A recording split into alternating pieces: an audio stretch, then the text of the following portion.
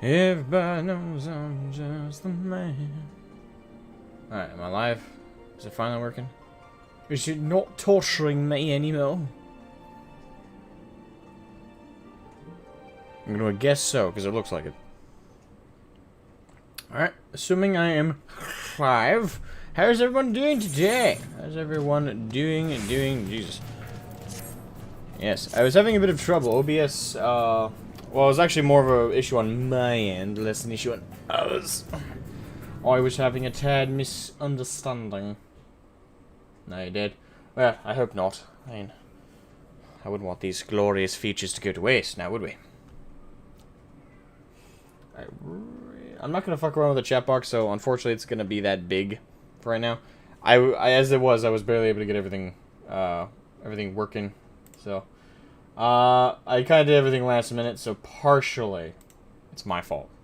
Only partially, though, as we all know. You know, I won't. It's not 100% mine. If it was 100% mine, I'd admit it totally. Chonkers. Yeah, it's just gonna be a big chat box today. Sorry, guys. Well, if anything, all your comments are gonna be super expressive because they're all gonna be right there. It's gonna be a poppin' chat box.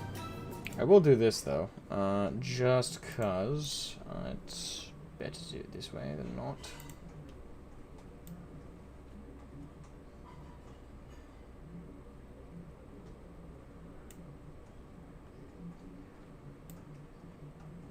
Alright, we are gonna shrink it down a little bit though, because it is a little bit big. Of course, when you shrink everything down, everything wants to pop back up to the way it was.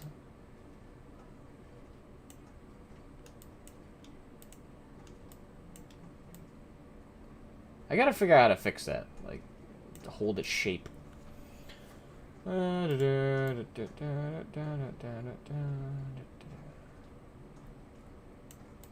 Hopefully that's fairly close to the way it looked originally. Nice samurai glam, by the way. Again, not a glam, just a Shire set.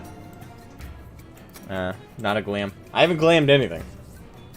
But, thanks for the compliment of the look. But, yeah, like I said, not a glam.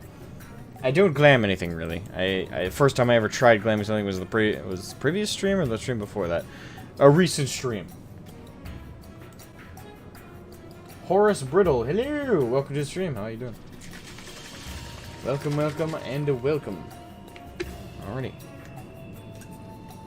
So last time we were able to get through patch 3.3, which is great. It was good for us to get that far.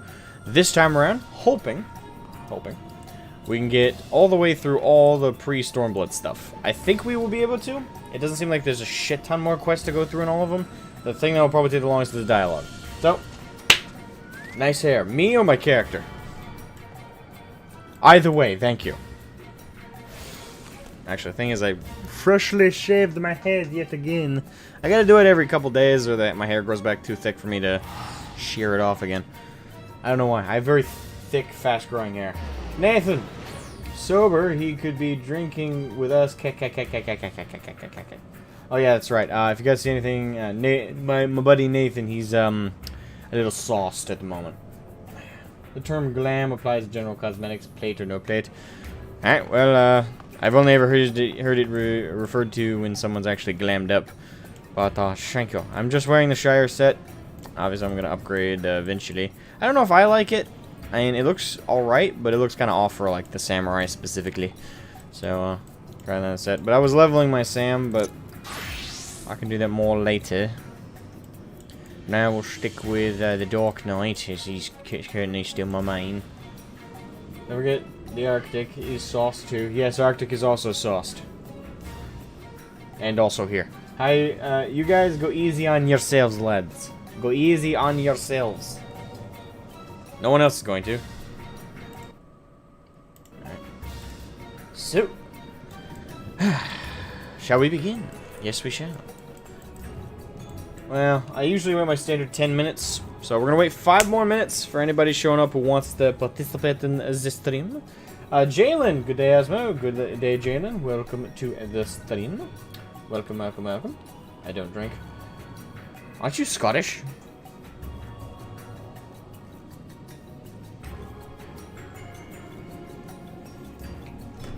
I drink all the time. I try to avoid doing so heavily, but you know, I get a drink now and again. Doesn't even necessarily need to be a special occasion. Technically, all I need is a very loose excuse. What's this you're about to do? Screen's blurry for me. Screen's blurry for you? Is it for everybody? Hope it's not for everybody. For me. Screen's blurry for you? Is it for everybody? Hope it's not for everybody. For me. Screen's blurry for you? I'm looking at the stream right now. It looks totally fine. Actually, it looks kind of better than usual. Usually it's a lot more pixelated for me when I use Streamlabs. Well, I say a lot more, but moderately more pixelated than that. I don't know, is this what everyone's experiencing right now? Might just be on my end. Well, just to be sure, is everybody seeing a pixelation or blurriness? Mine's crystal clear. Okay. Yeah, so it might be on your end, Jalen. I check your modem, check your internet, see if it's all working smooth for you. But yeah, it looks better than usual. This is it looks way better than usual, actually. Wow. We might have to stick with Streamlabs permanently. Sorry, we might have to stick with, normal OBS permanently, because Streamlabs never looks this good. When I actually use their damn... I might have a reason to finally ditch Streamlabs, because normal OBS I did not realize would look this good streaming. Normal OBS for the win. Elfie, seeing as everyone is drinking, I'll open another one. Yeah. Well, I'm not drinking, so all of y'all enjoy your drinking. Okay? Enjoy the sauce. Enjoy your sauciness. One thing I will do though. I think I see. Yeah, this is the downside with having everything just set up. So you're not sure if everything's set up correctly. There. Alright. Alrighty then, I believe we are goody, and good to go. Because I think it's been the 10-minute mark. Everybody who's probably showing up is here at this point, I'm assuming. So, tally ho. There we go, I'm down to join.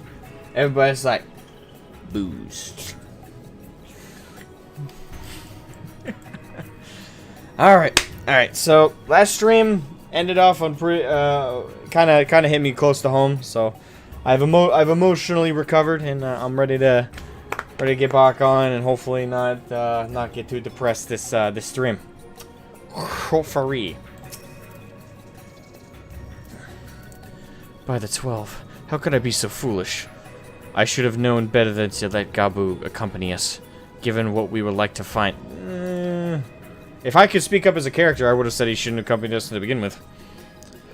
His anguish and despair have served to birth a primal, just as surely as would the supplications of the faithful. Worse, being born of such tumultuous emotion, this incarnation of Titan seems incapable of naught but violence. If we have one cause for optimism, it is that while many crystals were present, they represented but a fraction of the quantity intended for the summoning ritual. Meaning that Titan must be far weaker than planned. Be that as it may, yet he is yet a primal, and the longer we leave him to bleed the land of Ether, the stronger he will grow. And should Titan be permitted to leave Ogamora, more lives will be lost. The Maelstrom will rally their troops, and the cycle will continue. Shroud, you know what must be done. Will you face the Lord of Crags once more? I mean, yeah. Thank you, my friend. Alize and I will tend to Gabu. When you have finished with the primal, look for us at Camp Overlook. We will be expecting you. Aye, aye, my Capitan. Alright, so we're gonna do the naval hard. Try den it before.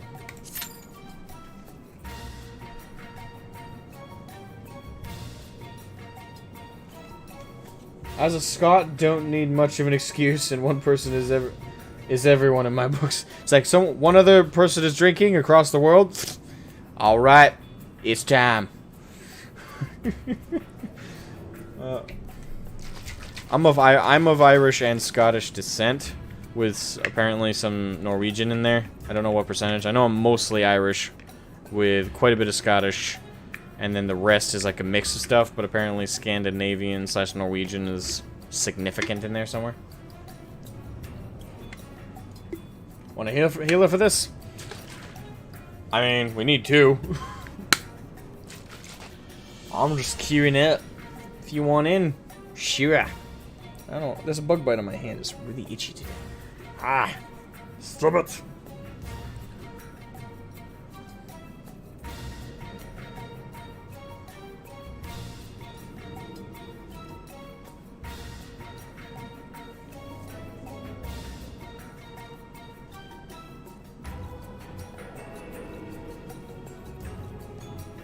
The one is fun. The one can be fun. Till you start saying some really dumb stuff. Then not so much.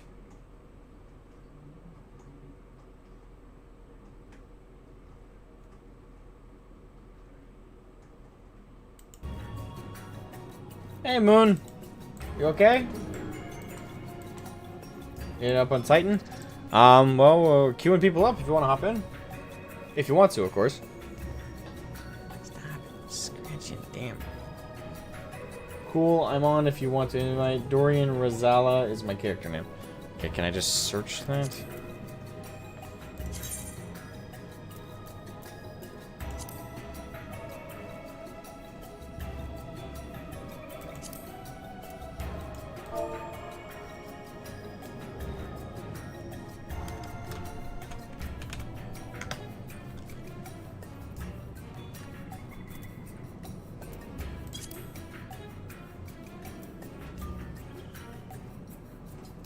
To be honest. Oh, okay. Yeah, there you are. Oh, hold on. Let me leave the duty search majigger. Okay. Withdraw. Social friends list.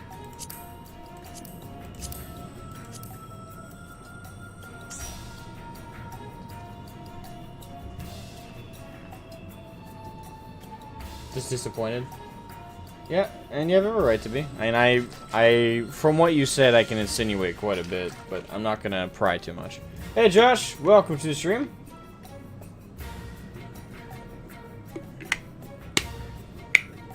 How's your day? Pretty good, pretty good. We're planning on getting through a lot of story today, so lots to do, lots of progress to be made. Right now, just gonna finish up doing Hard Naval.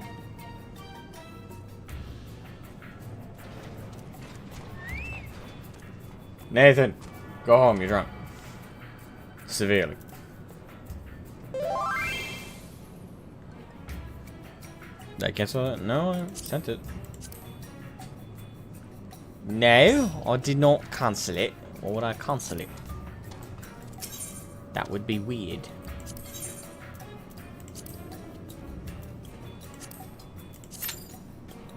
Tip number 2.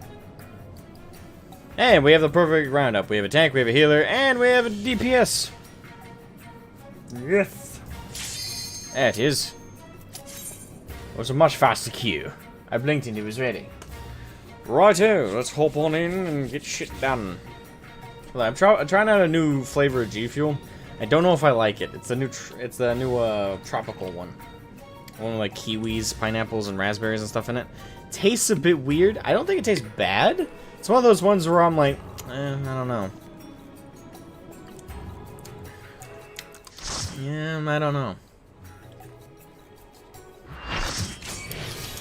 Yeah, I don't know. This is one of those ones. I'm just like, I don't know about this. Alright, so they're main tanking. Okay, well that was the first thing I was gonna check.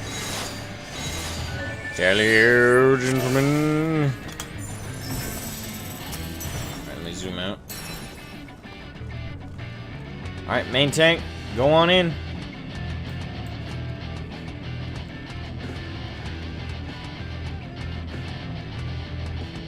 Blue collar comedy too. I just realized the name. They must like Bill Engvall and Jeff Foxworthy and Larry the Cable Guy, yeah. Ron White. Ron White's the other one, right? Is that everybody? I can't remember who was on that tour, like on the old school blue collar comedy tour. It's forever ago.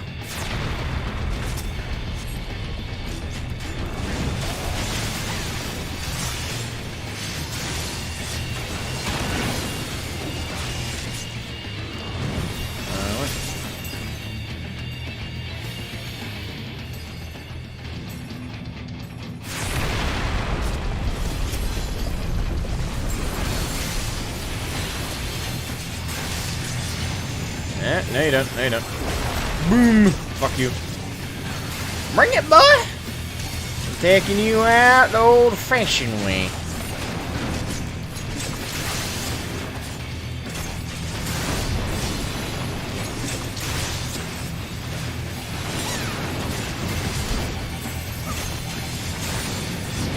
Stabbing him with my giant sword. Really wish I wasn't looking away from the screen at the last exact moment. Well, why would you do that? You're in the middle of a trial. Don't look away. That's just asking for trouble. Ah, here we go. Alright, take out his heart. Destroy it. Cast it into the fire. Oh, crap. Ah, of course. Come on, get me out of this thing. Thank you.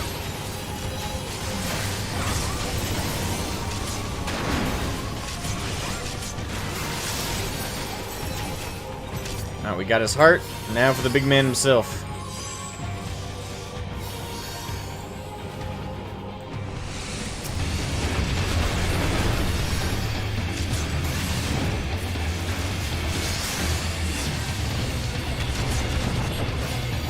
Alright, main tank's still alive. Good.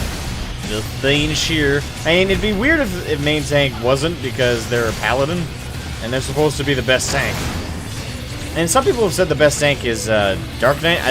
I can't say that. Like, I don't know. I've not played the other tanks. That'll be interesting when I eventually get that, though. Okay, hold on. Is it actually feasibly to destroy those, or...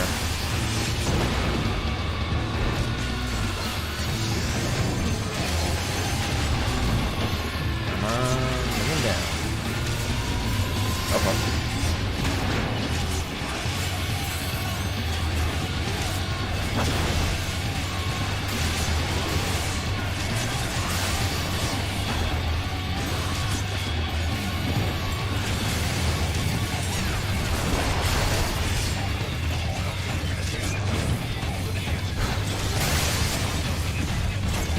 Come on, go down, Titan.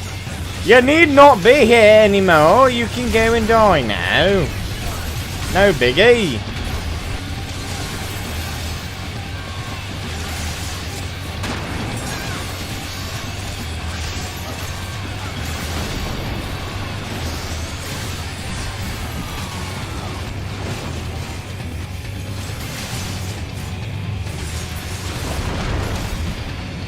Oh, we got him.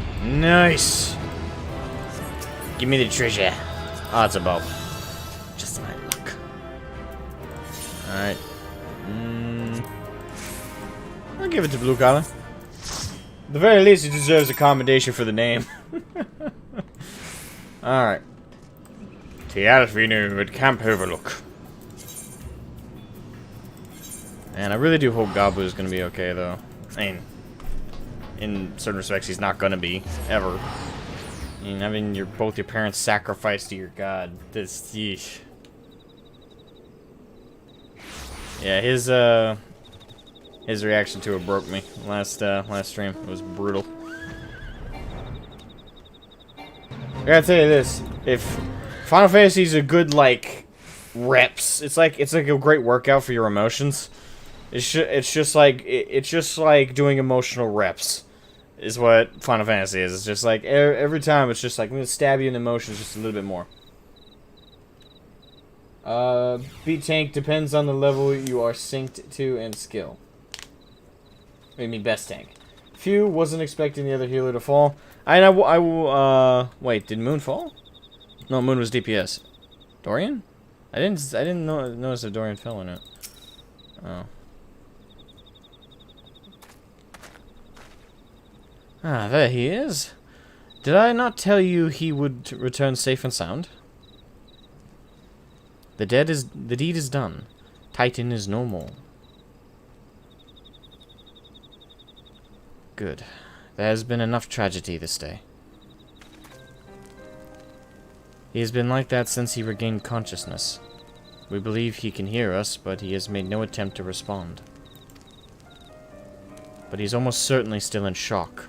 But we cannot discount the possibility he succumbed to the Primal's influence. Should that prove to be the case, he must be put to death. Dude, fucking hell. Like any other thrall, such as the Alliance's policy, yes? You have the right of it. But he must not rush to conclusions. After all, we once feared that Azael's followers were beyond reason, and many have since laid down their arms and accepted Ishgard's peace.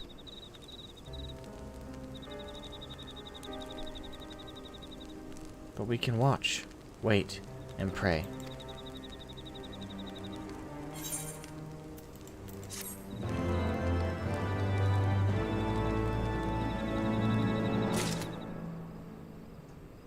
Now it's the only the other guy fell. Yeah, what happened to him anyway? All I saw in the chat was him mention that he died. Did he just... Like, how did he... that's the thing, I'm wondering how he died. Did I miss the Peck show? No, it's just there's nothing to show. If you ever get the chance, play FFIX.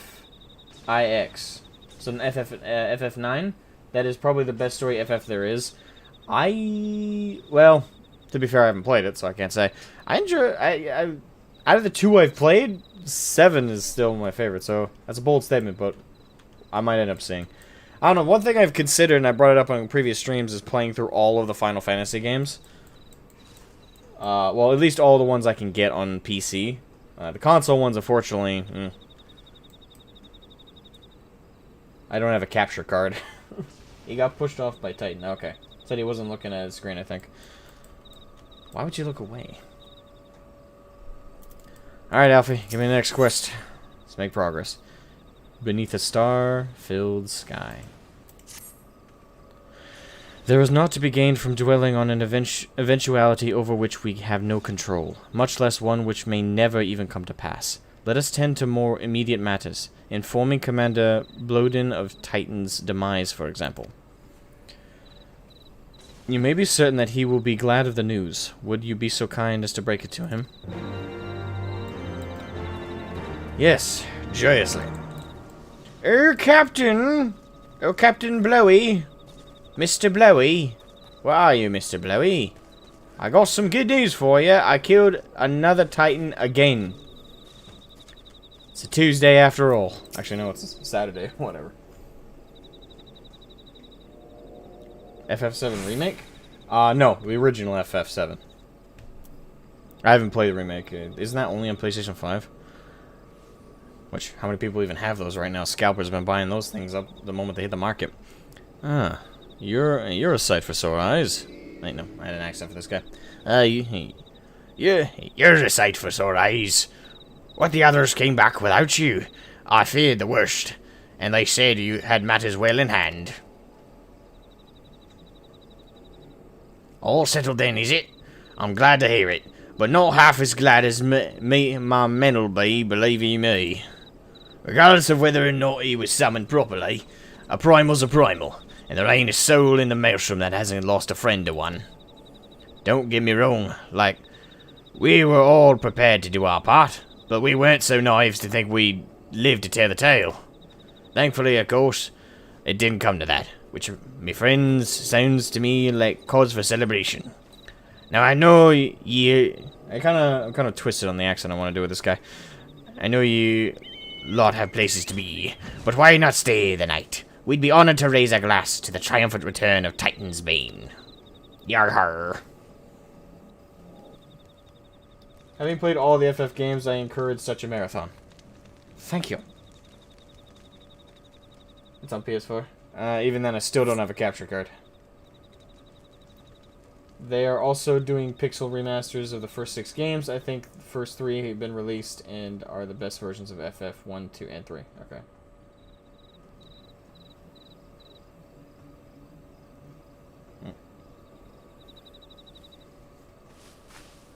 Who goes there? Just me. Assuming I don't have a you. clone. Forgive me for straying from the camp. He hasn't been feeling too welcome, to say the least. I thought a change of scenery might do him good. But, alas.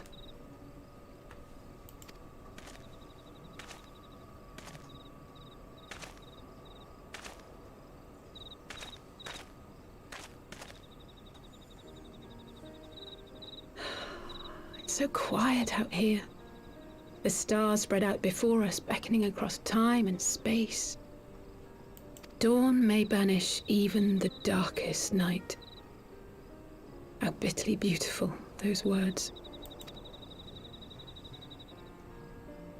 I should be stronger for all my experiences, yet my heart aches more than ever. I never understood why Grandfather gave his life that day. I thought that if I came here, I would find the answers I needed. But when I finally laid eyes on the land he sacrificed everything to save, saw firsthand the bickering, the pettiness, I was disappointed. I was angry. I could not fathom how these people were more deserving of his love than his family, than me. But when Grandfather revealed the whole truth of the calamity to us, I finally understood. And I resolved there and then to continue his legacy in my own way. My travels have been enlightening, but I cannot say that I have enjoyed them. I have lost count of the many petty crises that I was helpless to resolve and of the people whose actions I could not understand. There were others, of course. Good people. People with whom I felt a kinship, whose lives I could not save. I found myself asking what it was all for. Why try if I was doomed to fail in the end? But then I recalled Grandfather's words to my father, years ago, before he left Charlayan behind forever. To ignore the plight of those one might conceivably save is not wisdom, it is indolence. We must all protect that which we hold most dear in the manner of our own choosing.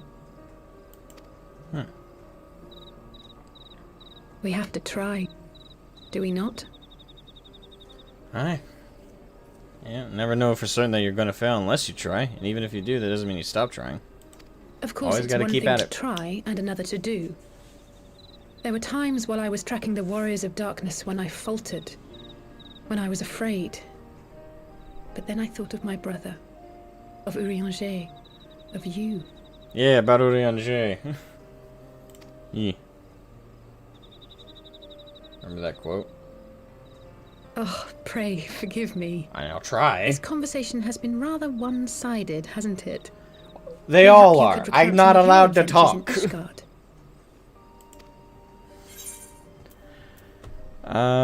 Okay, it actually is giving me dialogue options. I've traveled far and wide with 2 companions, Estinian and Azael, who were very, and I suppose it carries on with that.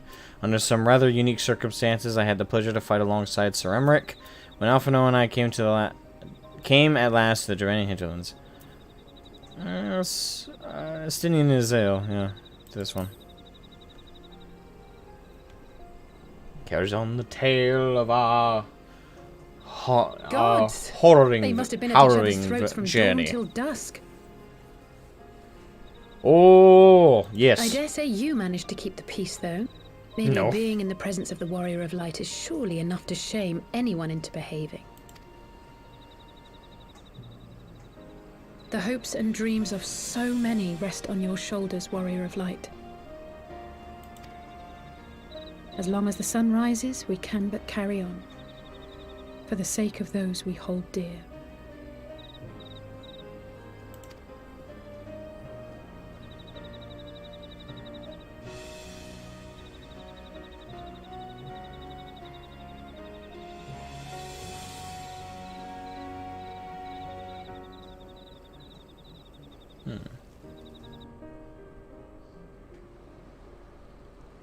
Invite you to the party when... Yeah, I'll invite you to the party when the next trial or dungeon comes around.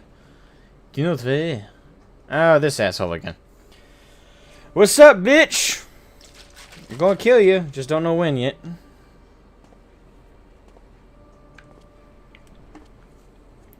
Ah, Urion J. How are you, my good man? To what end dost thou cling to the tainted gifts of the Mother? It's even the same voice actor. They're not even trying to hide it. Every tool has its purpose. Even this.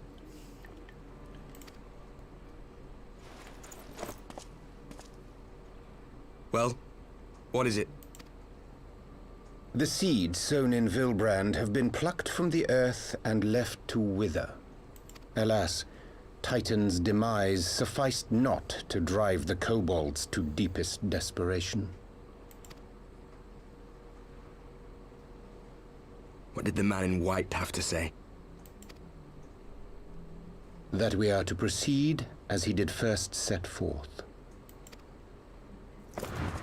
Well, that's easy for him to say! It's not his bloody world on the brink of destruction, is it? Oh, boy. Be thou well reminded that with an end to Ishgard's unrest, naught now remaineth to preoccupy the Scion's thoughts. And thus may they devote their every energy to thwarting thee and thine. I foresee only greater difficulties ahead. Foresee? Are you sure you don't welcome them? I'm starting to think you might hold a candle for your old friends after all. I would hope so. Pray do not mistake mine intent. I but look upon the path which lieth before us with due trepidation. Shouldst thou be of like mind, pray consider then another course. For the power to invoke the ardor belongeth not unto the Ascians alone. With thine own hand strike down thine enemy, the so-called hero who would see thy home lost to light. Do but this, and thou wouldst at a single stroke disrupt the all-too delicate balance of this realm, plunging her straightways into chaos. Wait. Fuck you. Fuck you, dudes. Such a... I hate this guy. He's straight up telling the bastard to go and kill us.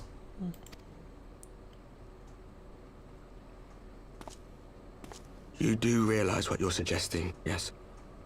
Yeah. Urion J wants us dead. It's great.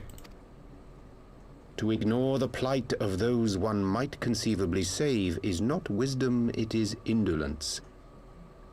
The words of my teacher, and a creed I hold close to my heart.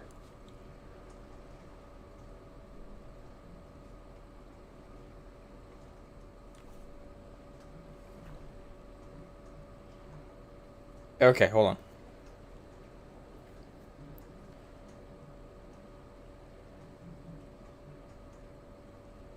Now, that's not the full quote we heard before, is it? That seems like a fraction of it.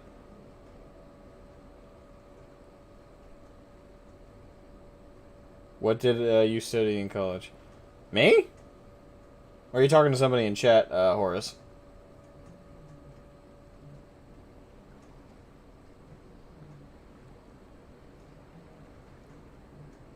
The bulk of it. Okay.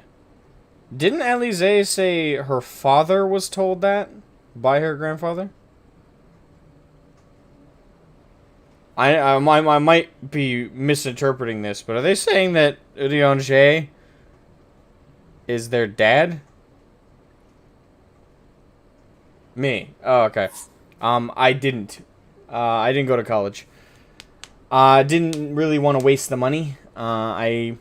I applied to a job working for the Navy. I got hired as a designer for a contracting company called Bath Iron Works, and I got hired as a designer. I spent the first 2 years of my adult life designing Arleigh Burke class destroyers for the United States Navy.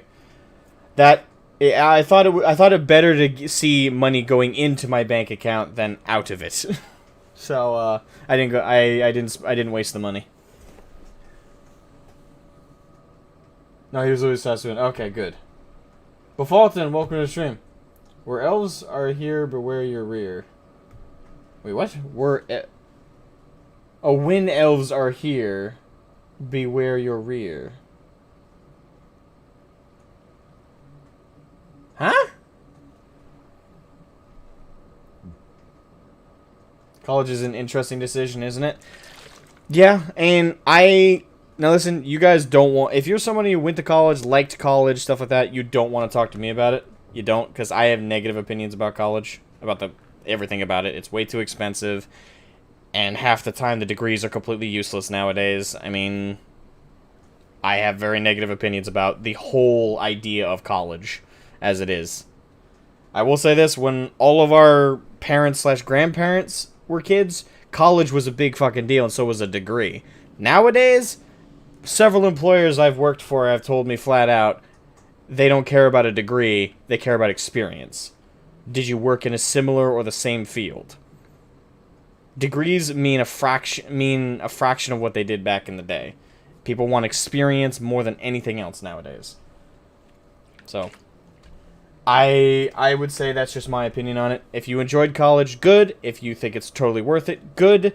And do I think all of college period is completely horrible, completely useless? No. I think there's certain things that are definitely worth getting educated on, like to be a doctor, be a physician. Absolutely. That no one's going to argue that one. But it's like other like stupid programs and majors out there that a lot of people take for some stupid reason that are a complete waste of money and have absolutely no benefit to not only to the individual, but to society as a whole. Colleges are just a shithole, really. But that's my opinion, and I stick to it. You're allowed yours. Call it a that. Elves always screw up everything. And they do in a lot of fantasy, don't they? USA college / uni sucks. I would say probably. I'd say the only college in the US that's worth it 100% is community colleges. Like small community colleges, not only are they super cheap, but they only offer like vocational degrees. So, you know, plumbing, computer science, stuff that is at 100% applicable to career jobs out there nowadays. Those are totally worth it. So are vocational schools. I went to a vocational school in high school, which is a college level training. I received hands-on training in a vocational field for 2 years, and that's how I got hired working for the Navy. And guess what? Didn't cost me an extra cent on top of my normal high school education. So in short, I have no college debt. In fact, I have no debt whatsoever. I don't owe anything. I've paid off. I've even paid off my first car. So yeah, as far as I'm concerned, college is just a money shredder. We're kind of falling down the hole I didn't want to fall down. Anyway.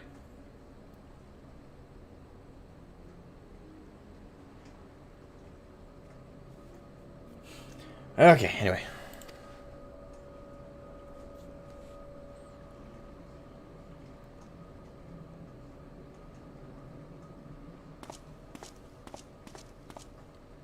Very well. Draw him out. We'll make it quick. Oh, you motherfucker. It shall be done. Fuck you, man.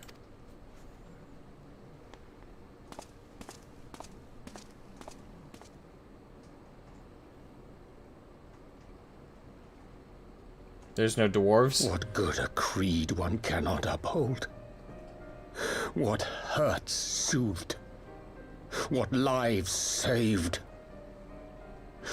Oh, hapless fool, what hast thou wrought by thine own hands? Are you talking to yourself or about me? Minfilia, my friends, I shall not now beg your forgiveness.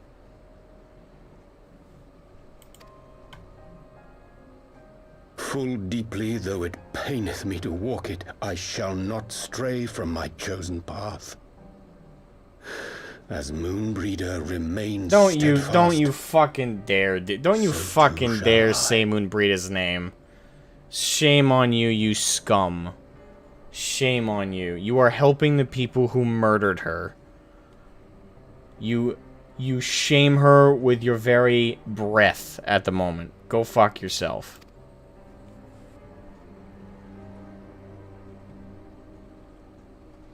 What good are your verbose words when all they come down to is you being a traitor? Betraying the very ideal you once swore to fight for. Don't be sanctimonious about it and don't act like you regret shit. Sorry.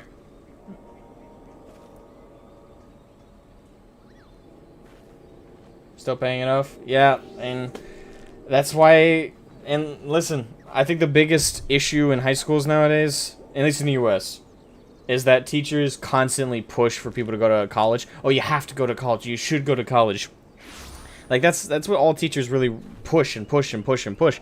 No teacher ever told me, hey, why don't you just attend a community college? It was always universities they were recommending. It's like, almost none of them recommended a vocational school, a trade school. None of them recommend anything short of, like, a full-blown university. I think teachers really gotta stop working. In fact, one time I mentioned not wanting to go to college to one of my middle school teachers, and she literally did a double take and stared at me with, like, a glare, like I was saying something completely dumb. If anything, it was prophetic, because it was the right decision. Oh, I really think teachers need to stop pushing it so hard. Recommend it, yes, and recommend a good one, but this culture of, like, oh, you have to go to college or you're going to work at McDonald's for the rest of your life, that's not how it works. You can get really far with just a high school diploma. You can get really fucking far with just a high school diploma. You just gotta be smart about it. You know, get a low-tier job in a field that you can then write on a resume that, you know, as you earn your way up in the ranks, you can get better jobs, get better degrees, and work your way up in a company. During the same amount of time you would be poring over homework and crunching for midterms and finals in college, you could be getting promoted in a company and getting a better position that you can write on your resume and then apply to a better job. By the time someone finishes college, they could have been a senior manager in a company. And all the while making money while doing so. I don't know, it's just weird how hard it's pushed. No debt at all? Exactly. I went to a trade school as well, man. And it's hands-on training and experience, right? That's super invaluable. Like, the stuff I learned when I went to my vocational trade school, it got me several really well-paying jobs. Very good training. You still design ships? No. I left the contracting company when I worked for the Navy. I left during the beginning of COVID. Lots of reasons. But the biggest one was the company was not being fair to me. They were asking me to do 2 full-time jobs at the same time, and then when I wasn't able to meet the standards of both of them, to people who were doing both jobs individually full-time, they then, you know, got on my ass, and it was too much. And I told them either let me focus on one or the other, or I'm leaving. And they ignored the leaving part, and they simply just continued to play tug-of-war with my time when I worked there, and give me shit when I didn't meet standards. So I just told them respectfully, I'm done here. I can't take it anymore. It's too much stress. It's good pay, but not enough. I'm not being paid the equivalent of 2 full-time jobs. I'm not being paid enough, so I have to respectfully take my leave. The thing is, I would go back to that company, and they actually wanted me back a little while ago. They weren't able to take me back for the position I wanted, so I decided to refuse it, but I could apply there again and get the job back. And this time, I would just simply refuse the offer if they asked me to do the second job they asked me to do the first time. I would just do the main one they'd hired me to do. But it's a job I held for 2 years, and it paid very well. I was making $22 an hour, $22 an hour plus second shift premium by the time I finished my first job. I finished working there. I was walking home with about about $700 before tax, $750 before taxes. Not the weekly. I'm not sure how much after taxes. I'd have to double check. But it was really good money, really good pay, and a really good job. If they hadn't been working me like a dog, doing 2 full-time jobs at the same time, I might have stayed. It was a very well-paying job. I would ask... Lalas are more gnomish than dwarvish. I think they're more goblinish than gnomish. Because they're pretty menacing and evil. They look more gnomish, I'll give you that. But they act and are culturally more goblinish.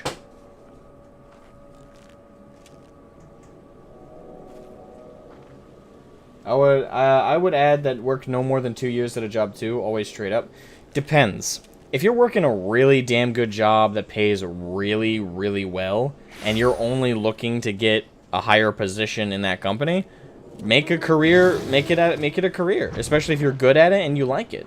If you're good at it and you like it and you're happy working there, or at least satisfied working there, stay. Stay more than 2 years. Stay more than 50. You know, when I worked where I worked, there were guys, you know, not in the same exact discipline. Like, there were people who worked out in the yard who were welders, who were metal workers, painters, people who worked on the actual construction of the ship. Meanwhile, you know, my job was to design the thing. But some of them worked there for 50 whole years and were looking at retiring with over $1 million in their payout. So, there is actually benefit to staying at a company for a significant amount of time. But if you're unhappy with a job, absolutely. If you're unhappy with a job, try and stay there as long as you can. It looks really bad on a resume and applications if you like, oh, I worked at this place, but it was only for like a week. If you can, try and stick it out for a minimum of 6 months. That's what I always recommend to people. If you can. Obviously, if it's detrimental to your mental health or your physical health or whatever the case may be, leave. But if you can stick it out, if it's just annoying you, try and stick it out for 6 months. You know, give it 6 months to really get comfortable with the job, get to know the people, get to understand the workflow, and actually, you know, understand the job.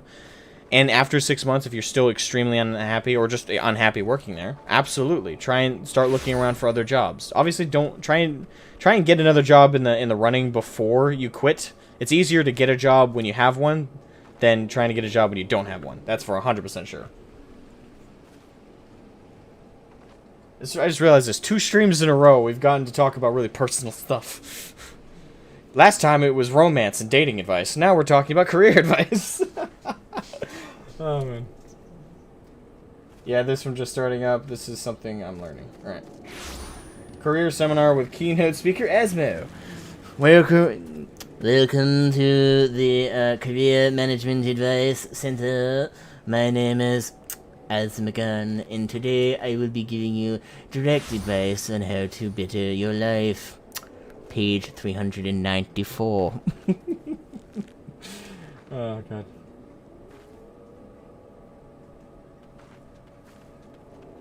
I would agree with that, Befalton. I would agree with that, actually.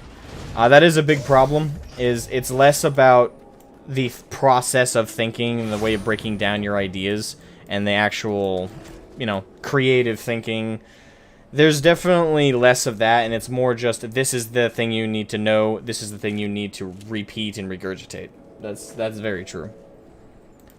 I'd say I'd say though the whole teaching system here in the West is completely horrid. 'Cause the thing is, I really think there should be pressure on kids to come up with a decision on what at least what general career idea they want to get through by the end of middle school. I really think that should be, and a lot of people say that's too much pressure on kids. I don't agree. I think we're not putting enough pressure on them to grow up faster. And listen, this is coming from someone who's, you know, struggled to grow up properly myself, you know. I've had a lot of growing up to do since I left school. But the thing is, I think the education system we have right now is definitely in need of an overhaul. Because the thing is, I think by the time you hit high school, you've learned all the basics of everything you need to know. I think high school should be when you start specializing, not college. College, it's way too late in life, in my opinion, to start specializing and to start organizing what you want to be. I think it should be high school. I think high school should be kind of set up like a trade school, where you sign up for what programs that you want to get into. Do you want to work in a vocation like construction, carpenter, plumbing, electrical? You want to work in anything like that? Okay, here's certain teachers, professors, and experienced workers we're going to set you up with, get some hands-on experience, and hopefully get you some networking possibilities for when you leave school. You know, my vocational school I attended during high school did that, so why can't the high school itself do that?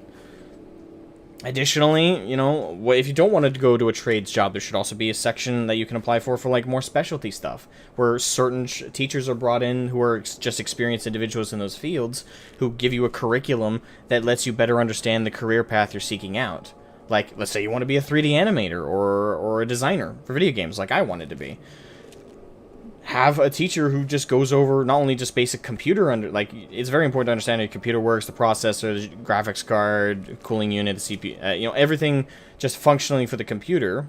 I think everybody should know that to a degree, but understand like computer science, and then also have them specialize and start learning the arts, the 3D, the applications necessary in the professional field to learn 3D sculpting, 3D modeling, texture work, rendering, rigging, all these things that they might directly gear to. And there are skill sets within that can be transferable to other careers. Like, I went to the vocational school I went to, I specialized in game design. However, I took the 3D modeling and sculpting experience, and I worded it correctly on my application to where I worked at Beth Ironworks, and they hired me as a 3D designer for warships.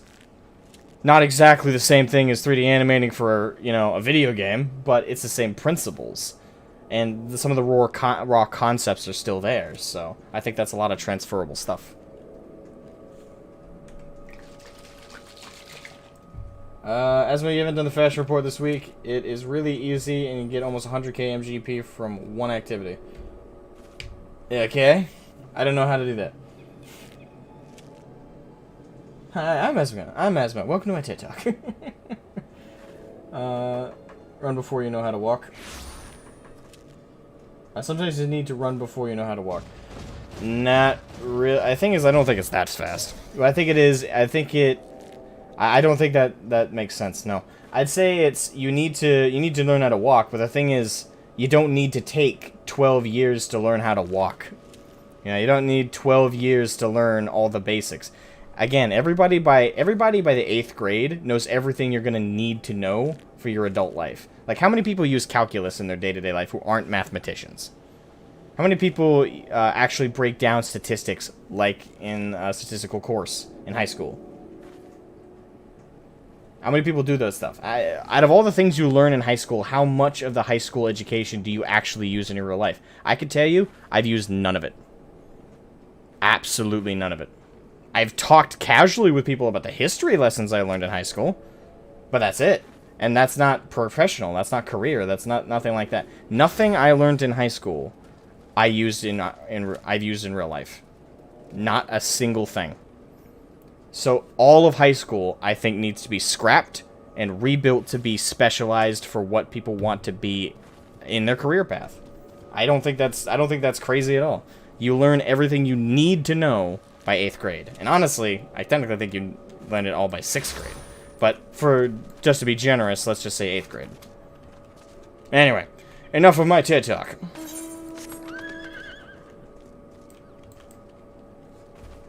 Yeah, but I don't know how to do the fashion report, so we'll keep going with this. What ho, Shroud? I trust you had a good night's rest. I was but this moment speaking with Thancred and Ishtola via link pearl. They had some interesting news to share. Apparently, during the course of their respective investigations, both came across crates which had once borne Ishgardian seals. It would seem that someone in the capital has been very busy indeed. Accordingly, the Temple Knights have launched a full-scale investigation. Sir Emmerich believes that it is only a matter of time before the culprits are found, but we shall have to wait and see. In the meantime, it seems only prudent to look into the recent activities of the other tribes. In case they are flush with Ishgardian crystals, and with that in mind, I suggest we pay Urianger another... Wait, where is Alize? She was here a moment ago with Gabu. Search for Alize.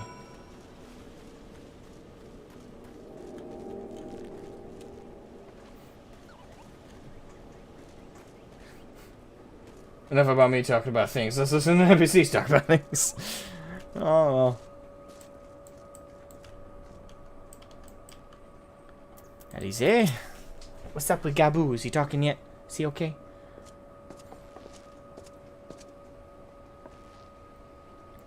Let me guess. It's time to leave, isn't it? My apologies for disappearing again. If it is any consolation, I have already packed my things. How is he?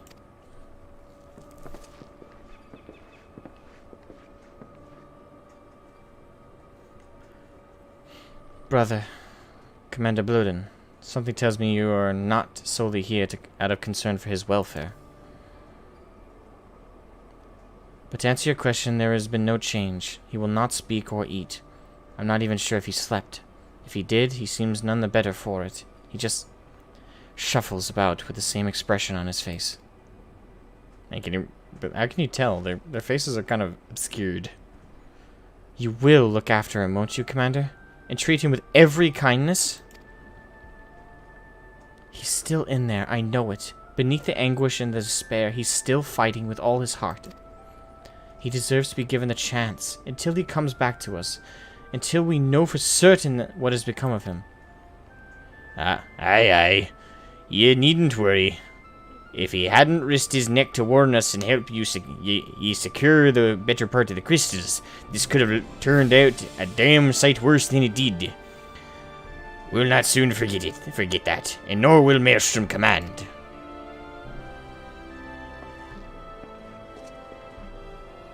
I'm so sorry, Gabu. I truly am. You should never have been made to... And I know I cannot possibly understand. Mayhap there is nothing I can do or say. The pain, the anger, the helplessness. Hold fast to the memories of better times. Remember them as they were.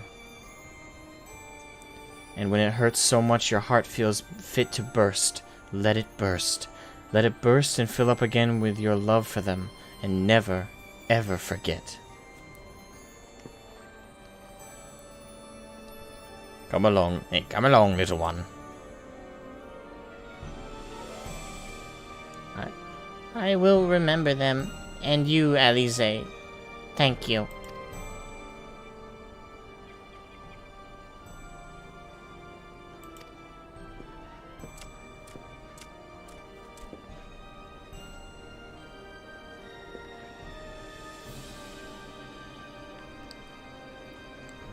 Have faith, sister. Your words have reached him. In time he will recover. And those who orchestrated these events will be made to answer for their crimes.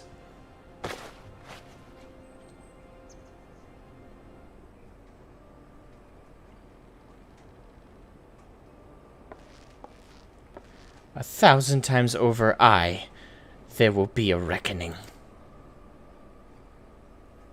Damn.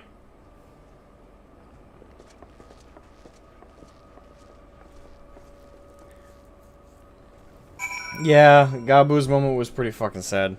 Hashraphant's is up there. I don't know if it's... Oh... It's hard to say. I don't know if I can compare the two. And they happen at different moments. I would say in core Heavensward, absolutely. And it depends on if you include... Personally, I consider 3.0 Heavensward. Everything in between 3.0 and 4.0 is its own kind of identity.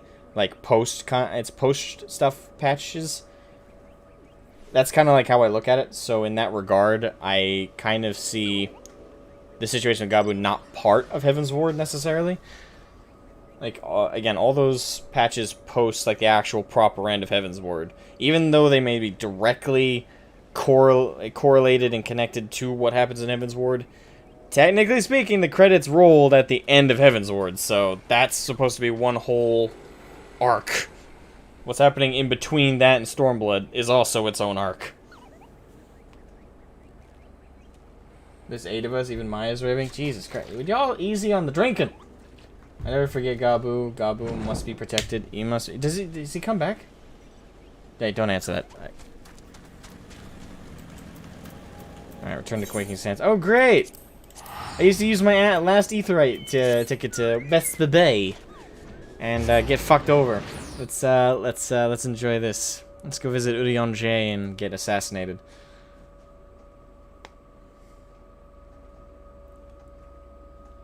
Fucking traitor.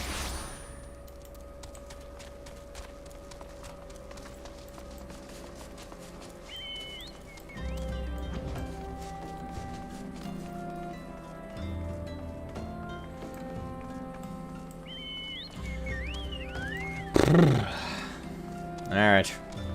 What's up, you traitor? We're home!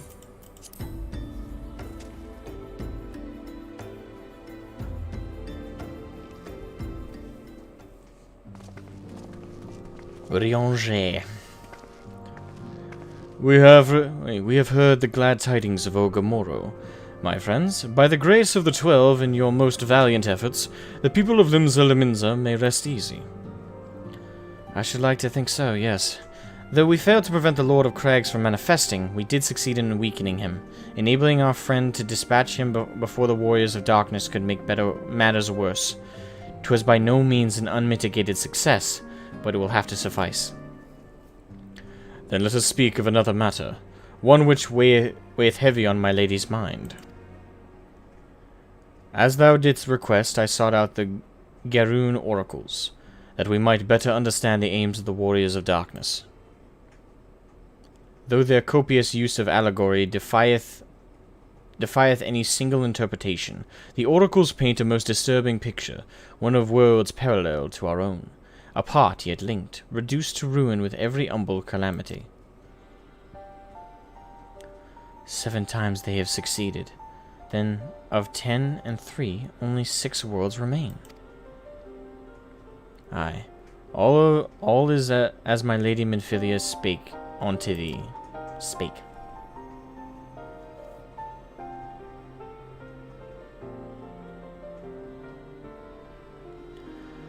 As for what becometh of those reflections, when they and the source are rejoined, frail flesh undone to umbral fires, each soul surrendereth to her call, to flow unto the endless sea, there to endure as one and none.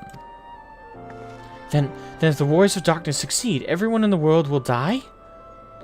In essence, aye. The verse speaketh of the renunciation of the flesh, and subsequent return to the life stream. However, this fate may yet be preferable to the alternative, for the first were to fall to transcendent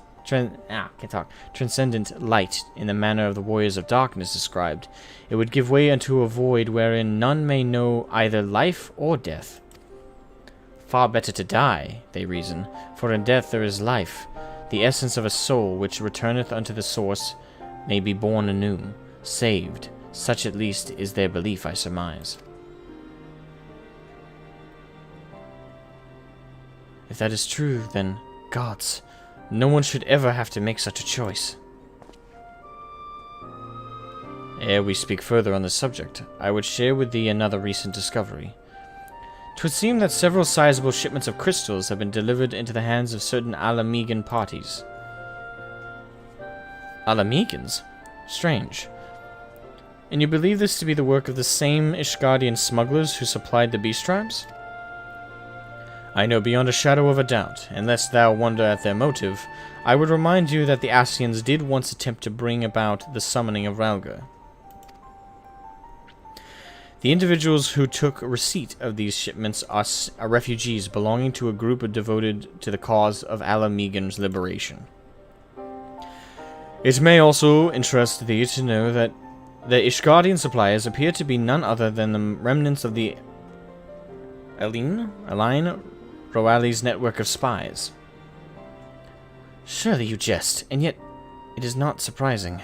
Bereft of the leadership and hunted by the Alliance, I can well imagine such villains being desperate enough to conspire with the Ascians, assuming they even know or care who their employers are. All of which is irrelevant. Forgive me. We must seek out the resistance group which received the crystals without delay. Shroud, Elise, will you come with me to Little Alamigo?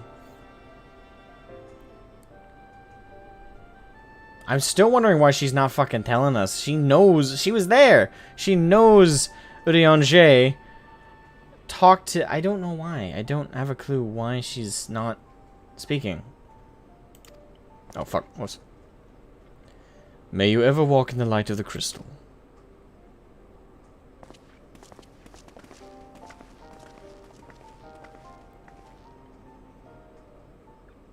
You're making me have to bite my tongue hard today, Ezra. Oh, bite it. Bite it with ferocity. Alphino, Alize, Shroud, are you three listening? Good, I have tidings. The Temple Knights raided the smuggler's warehouse less than an hour ago. A cursory interrogation of the prisoners yielded confirmation that they were in the employ of, and I hope you are sitting down, a man in black robes. Shocker. Then you have them, and the crystals too? What few remained, aye. Regrettably, it would seem they dispatched one final shipment in the hours before we struck. 'Twas bound for Little Alamigo, we are told, where it will be received by members of the local resistance group. Since Sir Emmerich's men no longer have need of my services, I have a mind to head that way. As do we. Be happy coincidence. We learned of the shipments but a few moments ago. Ha!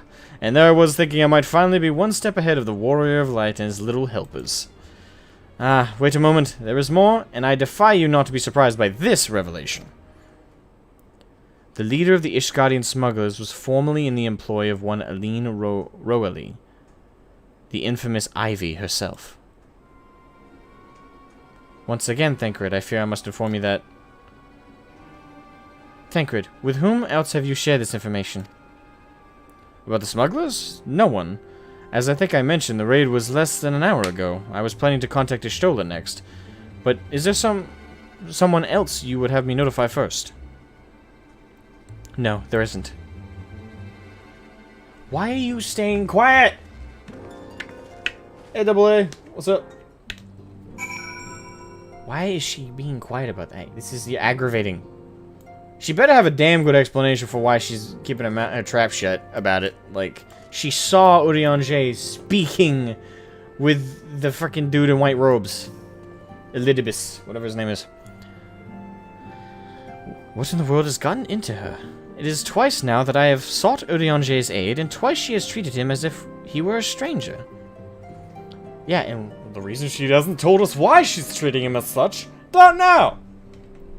The Archon was one of Grandfather's most dedicated pupils and spent as much time at the Levelier estate as we did. He's practically a member of the family. Truth be told, I struggle to recall a day from my childhood when I did not see the three of them laughing together. If this continues, I may have to raise the matter. Later, though. Little Alamigo awaits. Hey, Infinite Freedom, welcome. I guess she's not sure just what she saw.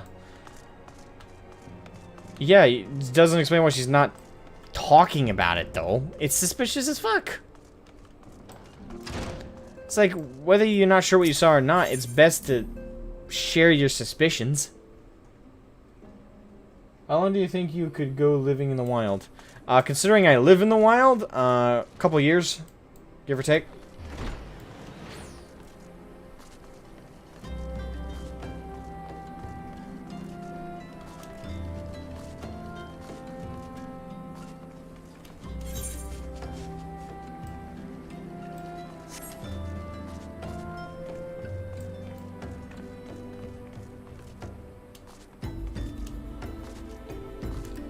So, Little Alamigo. Get here! Pause me!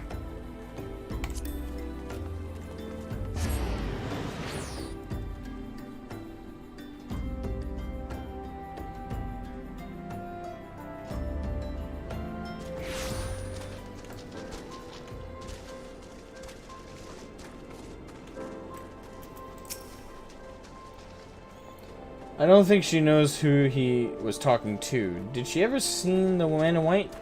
I don't know if she's seen him before, but I don't know if that works as an explanation because though his robes are white, they are of the same design and decor as the Asians.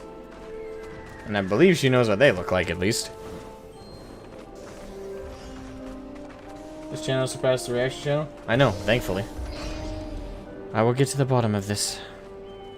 Oh, forgive me. It's been a long day. Did you have something to say? Urianger. Oh, I've always struggled to understand what's going on in his head, now more than ever. Listen, Shroud, if anything should happen, it should be me who... Just know that I am prepared to do what must be done.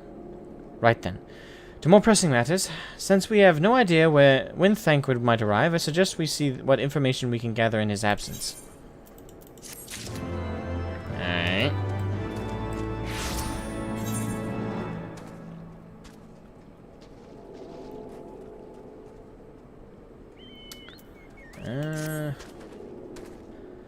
So, to review. We are reliably informed that members of the Asmogan resistance operating here have taken receipt of several large shipments of crystals, our task being to ascertain who and why. Given the size of the settlement, I find it hard to believe that anyone here could be wholly unaware of the resistance movements. The challenge, of course, will be finding individuals who are both able and willing... Okay, excuse me. Whew. The challenge, of course, will be finding individuals who are both able and willing to share such information with outsiders. It would seem sensible to divide our forces. Shroud, why don't you question the residents of the eastern half of town? Alize and I will do the same in the west, and afterwards we can rendezvous here and share our findings.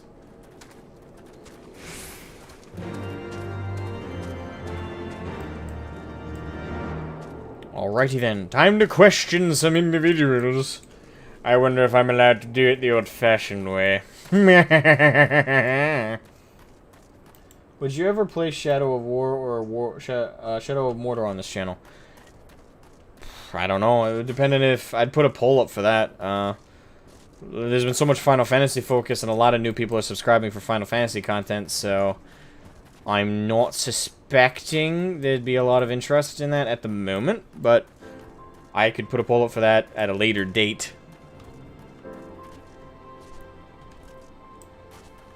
Otolin. Ah. Hey, the Resistance. Damned if I know. It's not as if I'd be any use to them. If you're set store by all of these tales of secret weapons, good luck to you. But I'm too old for the masks, bedtime stories. This is our lot, and it's time we got used to it. Well, that sucks. Alright, so I think that's everybody. Man, I don't know why. I always don't know why I randomly yawned throughout the day. I'm not even tired. Siegfried. Let me guess. Come to join the fight, have you? No need to deny it, friend. You're not the first to answer the Griffin's call. While he's lit a fire in every Asmogan's heart, he's also inspired more than a few old dons to pledge themselves to the cause. And little wonder, the Guardians won't stop until we're all under the yoke.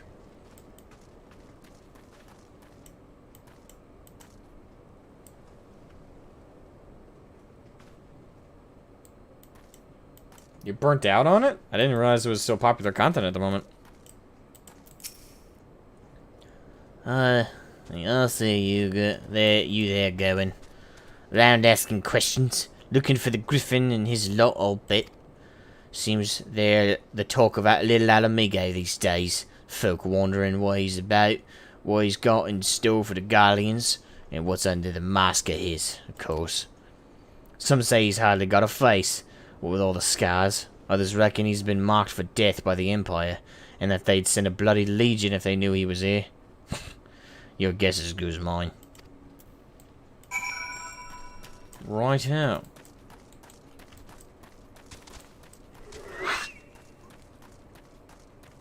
Why?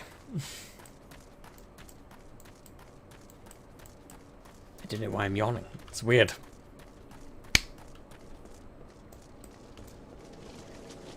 Where'd the music go? I just noticed that. It's kind of dead all of a sudden. Yoink. I suppose I should ask what you learned, but I think I already know. This Griffin seems to be the leader of a newly formed faction within the Resistance, the Masks. Yet despite their growing popularity, no one seems to know much about them. Oh, hey, hold on. I think we got previewed these guys in the shots we saw where Papalimo and Ida are. Yet despite their growing popularity, no one seems to know much about them, only that they're the most aggressively militant group to join the movement in recent memory. Indeed, many claim their commitment to the cause of Alamegan liberation is unrivaled, but we can but hope their revolutionary fervor is never channeled in the direction of a primal. Though I feel confident that this is the group which received the crystal shipments, we yet lack proof. I have a feeling that the masked leader of this group is actually Ilberd, because we haven't seen him since he bailed a while ago, and we know he's staunchly determined to take back Alamigo, and we know how much he hated Roban because of the perceived idleness that Roban was participating in. So I think it might be Ilberd. I'm making that prediction right now. Before taking any action, I would speak with the settlement's leader to confirm my suspicions, and mayhap enlist his help while I'm about it. Given that you and Gundebold are already acquainted, mayhap it would be best if you took the lead, shall we? Indeed. Gundebold!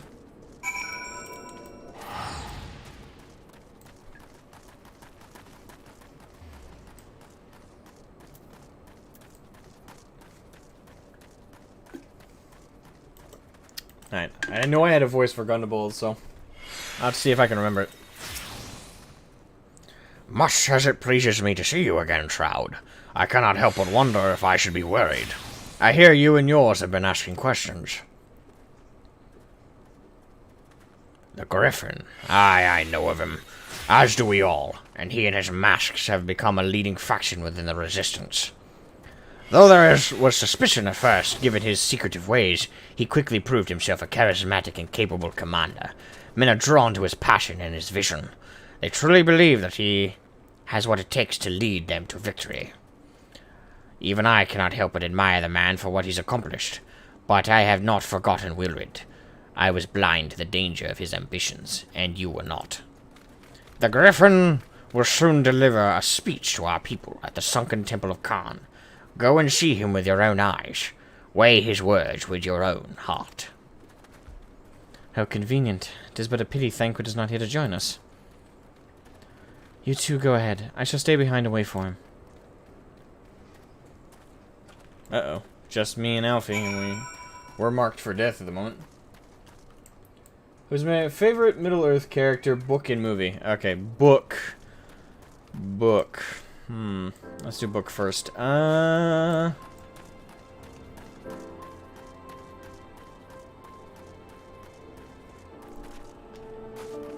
actually kind of a tie if I think about the book characters. Glorfindel was pretty fucking badass in the books. But there's another character kind of rivals him in, at least in interest.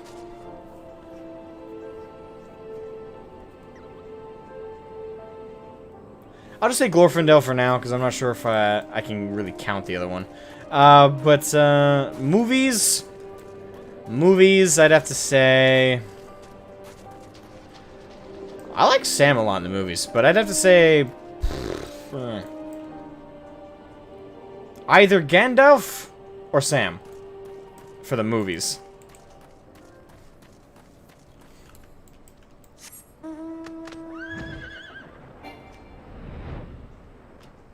Actually, that's the thing. Pyrrhus' favorite character from the books is Glorfindel, from what I could pick up.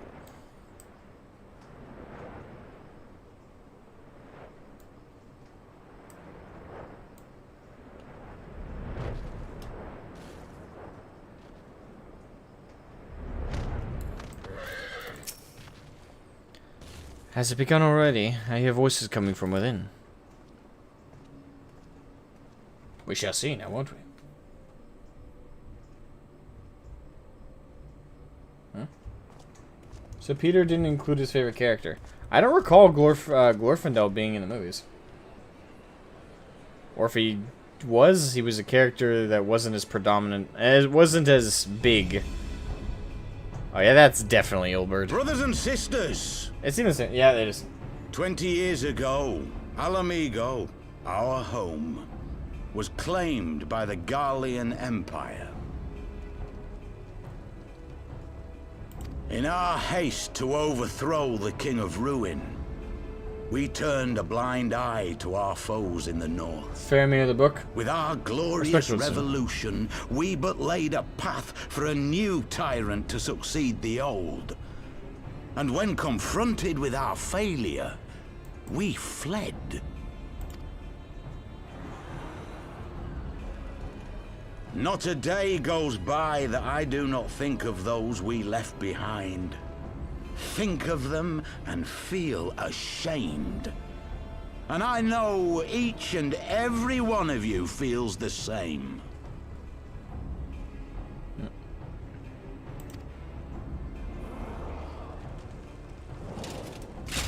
We abandoned them, our own flesh and blood, to labor till their backs gave in and their breath gave out, building the twisted steel ramparts which now mar our once majestic mountains. We abandoned them, the brave and true, to fight and die for their country, or worse, to be conscripted and sent off to rob another poor bastard of his home. We abandoned them, the meek and powerless, to bow and scrape when the Garleans pass, to sully themselves that they might live to see another day of misery. Actually, I'm not sure that is Ilberd's voice actor. The Black Wolf may be dead, but a new Imperial Viceroy reigns in Alamigo now. A beast, not a fraction as merciful. I'm pretty sure it's Ilberd still, though. It sounds... We only heard Ilberd's new voice actor a little bit, and it was forever ago now, so... I can't think of anyone else who it would be or make sense to be at the moment.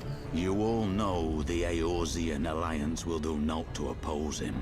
For all their promises and platitudes, they will not act if there's no profit in it. Only we can free our brothers and sisters from the Empire's tyranny, my friends.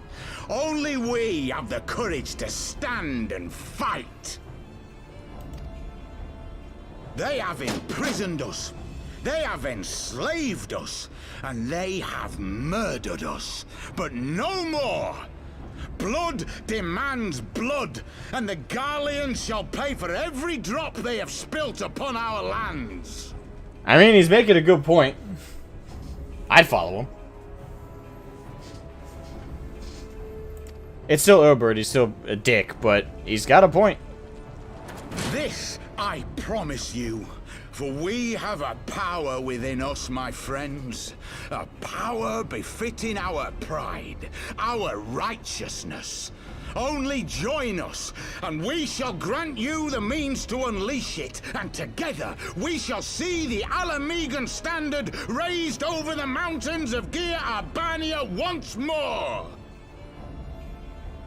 Would you be Numenorian or Rohirrim? Are you asking, like, what I would want to be, or what do you think I would, like, best fit in, like as a person and as an individual? What would I more likely be? Like, which question, I guess, are you asking? He's like, sounds like Craig Charles from Red Dwarf in Robot Wars? I'm not sure. Oh yeah, this guy. I don't think any other character has earned this much hatred from me.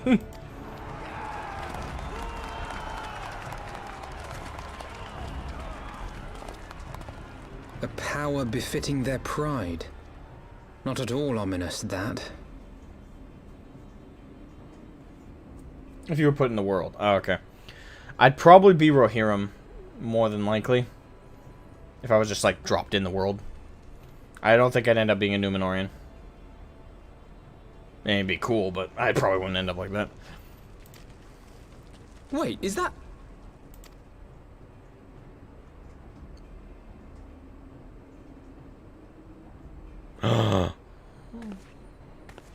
Our friends! What are you two doing here? I could ask you the same thing.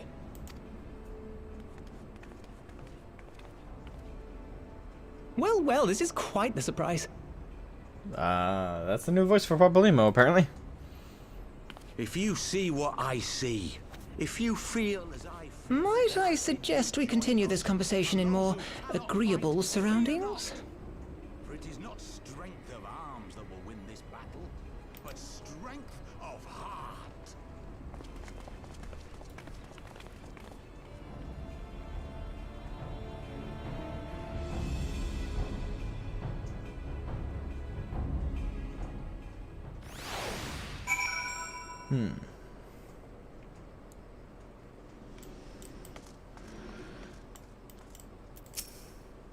It's good to see they're okay, though, and a weird way to reunite with them, but hey, I ain't complaining.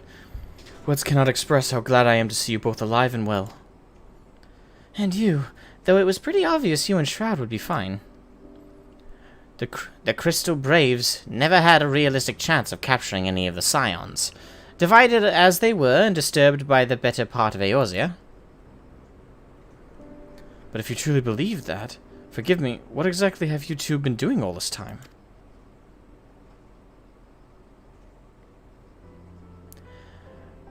Repaying a favor. After the banquet, we had no choice but to flee Ul'dah, and we would not have been able to do so without the aid of some old friends from the Resistance.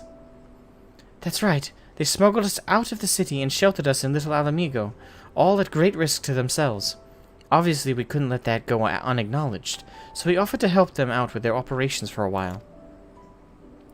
When we learned of the Scion's exoneration, that Lodorito had severed all ties with the Crystal Braves and that General Roban had been reinstated, we resolved to make contact, but having long since discarded our link pearls as a precautionary measure, our options were rather limited. To make matters more complicated, we were embroiled in a delicate operation at the time, leaving me with little choice but to entrust a letter to a courier. I gather from your puzzled expression, however, that you never received it. To be honest, we thought this might happen. While the masks are happy to let the refugees spread the word within the community, they're pretty strict about communicating with outsiders.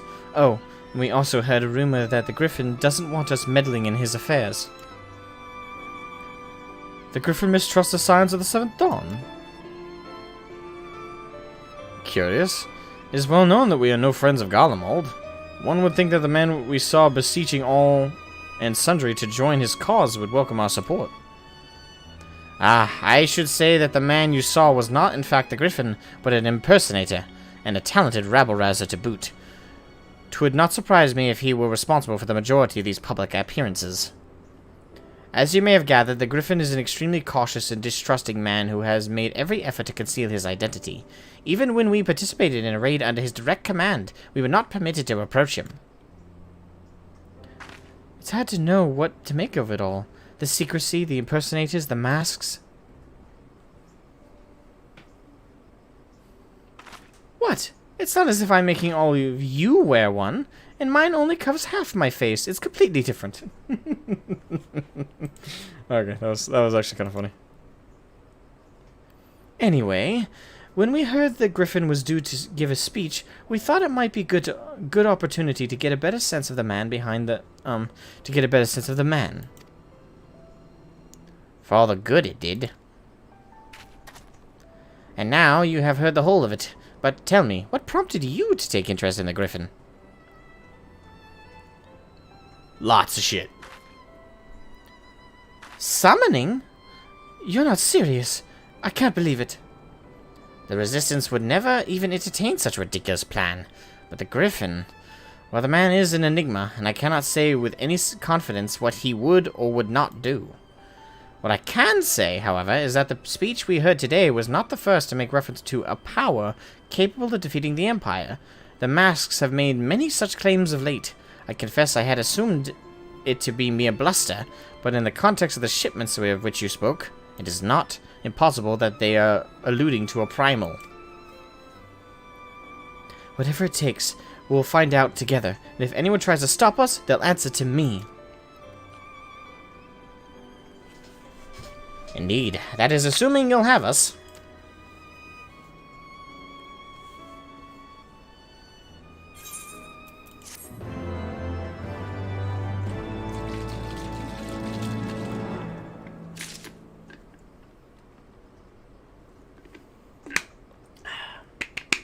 I kind of like this new voice.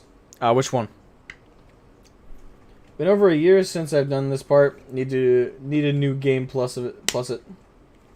Would you be Noldor Vinyar or Noldor Venyar Teleri.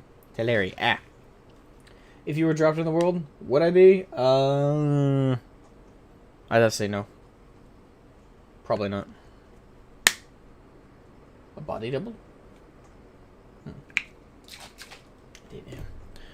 Alright, Papalymo, what is the next quest? Honorable Heroes. If, as you suspect, the Griffin is indeed plotting to summon a primal, we must needs obtain confirmation while there is yet time to act. To that end, I propose we question his double. Given his role as the group's de facto mouthpiece, I should not be surprised if he were in one of the Griffin's closest associates, and while he may not be aware of the most sensitive details, he can probably tell us the mask's plan in broad strokes. Like the man whom he impersonates, however, he is wary of outsiders. He will not expose himself without a suitable incentive. My plan is as follows. You and Alphinaud will pose as adventurers fallen on hard times, inspired by his word to take up arms for a noble cause. Ada and I, as members of the Resistance, will recount tales of your past achievements, and testify as to your usefulness in struggles ahead. With our enthusiastic assurances still ringing in his ears, he will decide to welcome you in person, and we will arrange a meeting. You will need to look the part that we might maintain the charade. Until we have him cornered at least, here, this should be enough to purchase suitable garments from Tailbot, and have him rub a respectable amount of dirt on them for good measure. Any questions?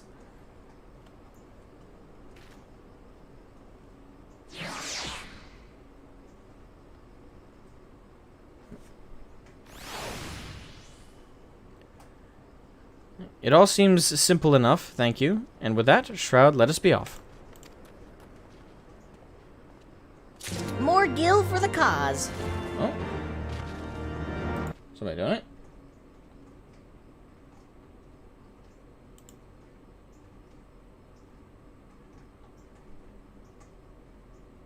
Thank you, Dragonus Wolford. Thank you, thank you, thank you, thank you. Mikate rules supreme. We hail the cat girls of FF14. I just got my Dragoon cat girl up to level 50. Hooray to the end of the main story and first part. Hope you're doing well, soldier. Pokes, don't forget my Warborn, please. Require lore. I am waiting on artwork from Pierce. He's going at his pace as usual, man. But thank you for the fiver, man. Thank you. Much appreciated. You seem unfamiliar with my use of Tolkien terminology. How so? I thought you were well versed with the source material. I am fairly well versed, more than I would say the average. But I've told you before. In fact, I told you yesterday. I'm not the most hardcore fan of hardcore fans. Yeah. In fact, I don't think I've ever told you I'm well versed. Where'd you get that? Like I said, I would say now. I would say I'm probably more versed than the average, but that's not saying a lot. Pierce? Yeah, he's not here right now, man.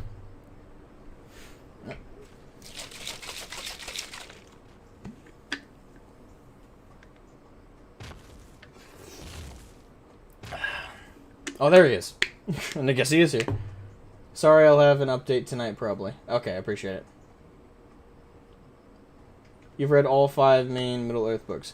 I've read The Hobbit, I've read The Fellowship of the Ring, I've read The Two Towers, and I've read Return of the King, and I've read the first part of the Silmarillion. I have not finished the Silmarillion. So, I've read 4 and part of the way into 5, and I haven't picked it back up in over a year or 2. But I'm not unfamiliar with the terminology you said.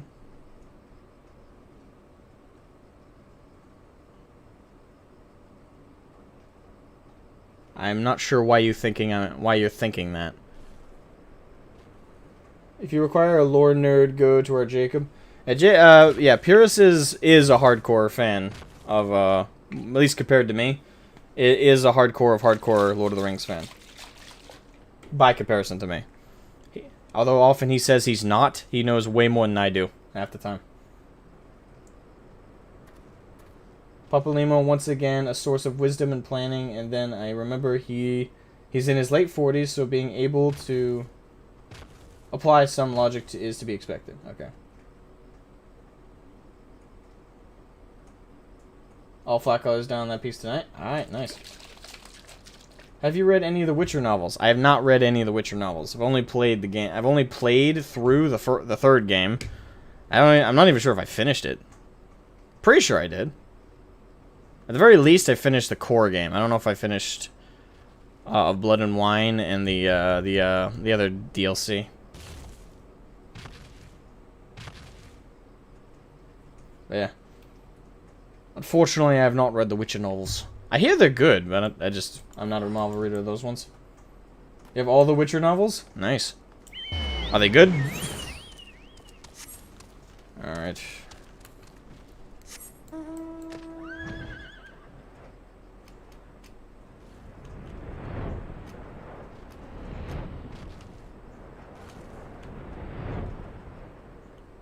You need to sharpen up on your lore?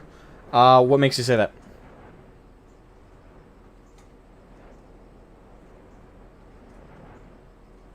And I've answered every one of your questions, so now I'm confused. You're acting like I've been unable to answer your questions.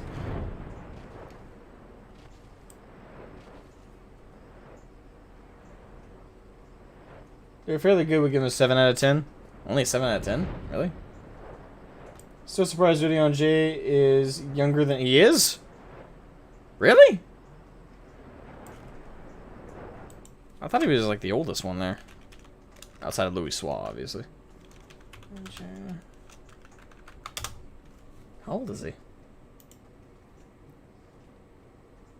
That's it? 29? The fuck? How old is Thancred?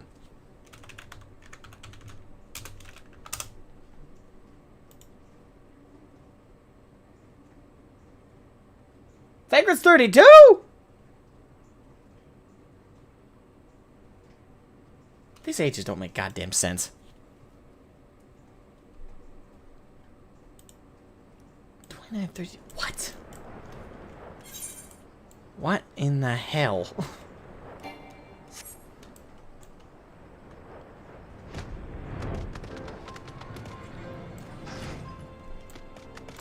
Fuck.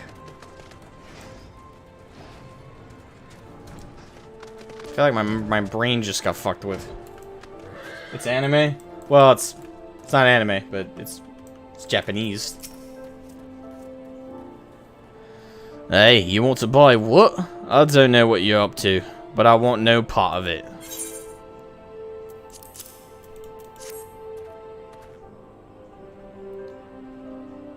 Well, you're the ones with the gill, and seeing as you're friends with Papa Limo. There, tunic and slops for the both of you. Tailored and treated to your tastes. Now off with you, before someone sees us together.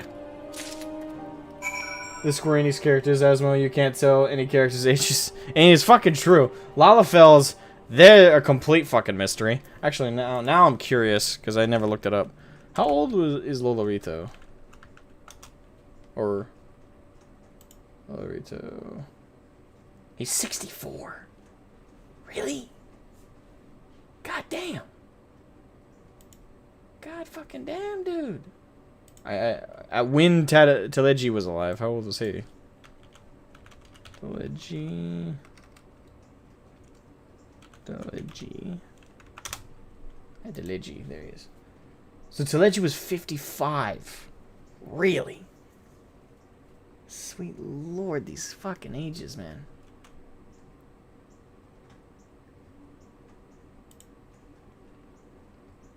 64, what the fuck? Okay, whatever. Which character do you see yourself in the most? Across all Middle-earth? That's... I have a lot to choose from. I'd say I have different aspects of several characters I can think of off the top of my head. But which character individually best represents me?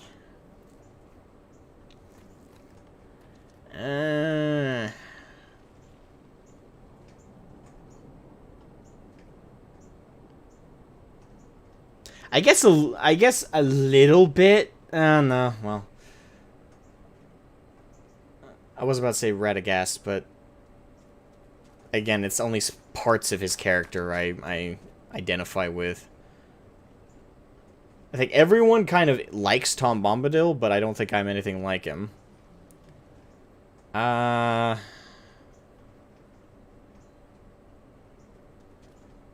like King Theoden, and there's parts... I think we have a lot of similarities as well, but yet again, only parts.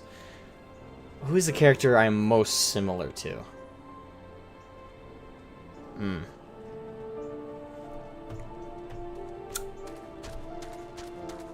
I don't know. It's a lot of individual characters that I have a lot of traits that I find similar to. But I can't think of one that, like, encompasses, like, similarities to me.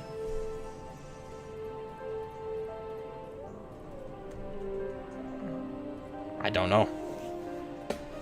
I don't know. There's a lot of different characters. I'd say the closest, the one that I think I have the most relatability to is probably Gimli. But even then, it is a lot of differences between us, as much as there are similarities.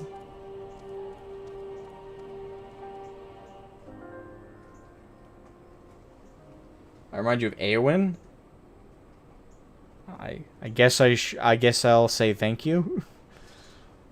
I do think I'm pretty.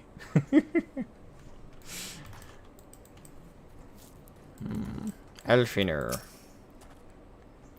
Clothes maketh the man, as they say. Right then, I will go and change to see you at the spot Papalima marked on our maps. Why all the Tolkien questions? Am I missing some context? Double A is a hardcore Tolkien fan, and I suspect may or may not be like me and has autism, so it's a hyperfixation on a topic. But that's just, you know, that's just contextual clues I think I might be picking up there. But not actually like saying I definitively know. That's personal information. Double A would choose to not or to share. But that would be my guess. Is it's one of those things like hyperfixation on a specific topic. That is a common thing that I do a lot of the time. Comes with being, you know, having autism. Is hyperfixation on certain topics. And for some people, it's hyperfixation for, like, their whole lives. Like, there's, like, one thing that they never stop being obsessed with. That's some people, of course. It's, like, not across the board. Yeah. Yeah. For me, I had hyperfixation on World of Warcraft for 16 years, so... That's an example. I have autism, too? Yeah. I assume you're high-functioning, and I have no way to determine that. That's all. That's entirely guess. There's ways to tell, there's ways to not. I'd have to actually talk to someone via, like, voice to hear them, how they talk and stuff like that, to determine that. And even then, I'm not, like, a professional. I just have it myself, so I know how to recognize certain traits. Alcoholism. Whatever the case may be. It's unimportant. Now, while wearing the weathered shepherd's tunic... Do I actually have to equip that shit? I do, don't I? Fuck.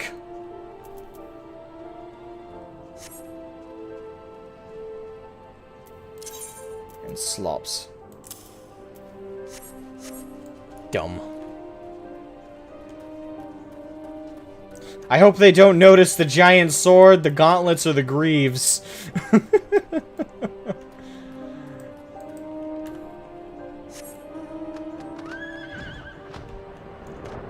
Oh geez, a bunch of people hopping in. Nerd people forward. Warning, alcoholics incoming, apparently. There's 10 of us straight raven. Hey Cody, welcome. Mild Asperger's. I don't know of the term mild. I don't really hear that much, but I'm assuming you by mild, I think you mean high functioning? I don't know if it's different over across the pond if you guys use mild as opposed to high functioning. Here, I've never heard it referred to as mild or severe. Usually I hear it as high functioning or low functioning. Me, obviously, if you couldn't tell, I'm high functioning. Extremely so. I put a lot of hard work into it though. It's not all natural. It's a lot of practice, socializing, and conversing. I also have the benefit of all of this is happening through a camera, so I'm not surrounded by all of you in a room. I would probably be a lot quieter if that were the case. Unless I was drinking, then I'd be even louder. Look at little Alfie. Aren't you spiffing, good boy? Well, look at us. A pair of down-at-heel adventurers seeking a chance to recapture past glories. Yes, this should suffice. And now we play the waiting game. Indeed we do. I'm having a tequila breakfast.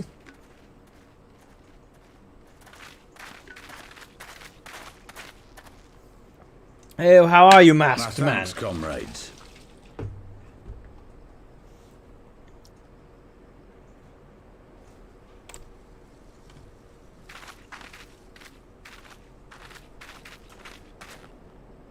Okay, if that is Ilberd. You must be the esteemed adventurers of whom I've heard so much. I understand you have taken an interest in our cause.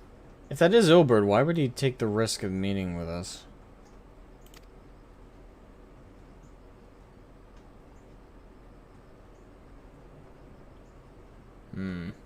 A great interest, you might say. Your words have certainly made quite an impression on my friend and I. The Resistance has long, and some would say wisely, avoided open engagements with the Garleans, but you and yours seem confident against the world in arms.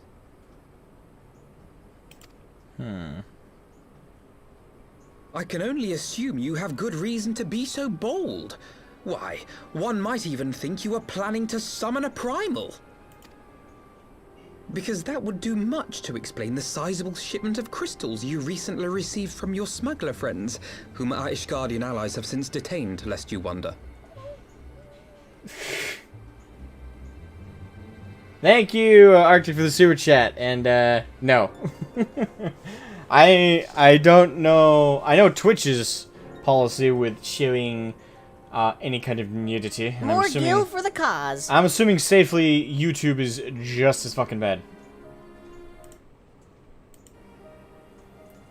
So, no.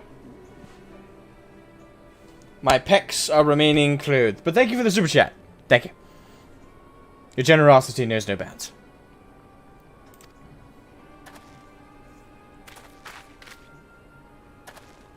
I'd like to hear more about the Griffin. The real Griffin. Your performance earlier didn't fool us.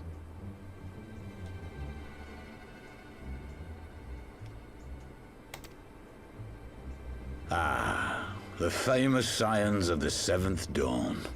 I should have known better than to think I could conceal the truth from you lot. You are right. I am not the Griffin, but I speak with his voice, and it was at his behest that we procured those crystals.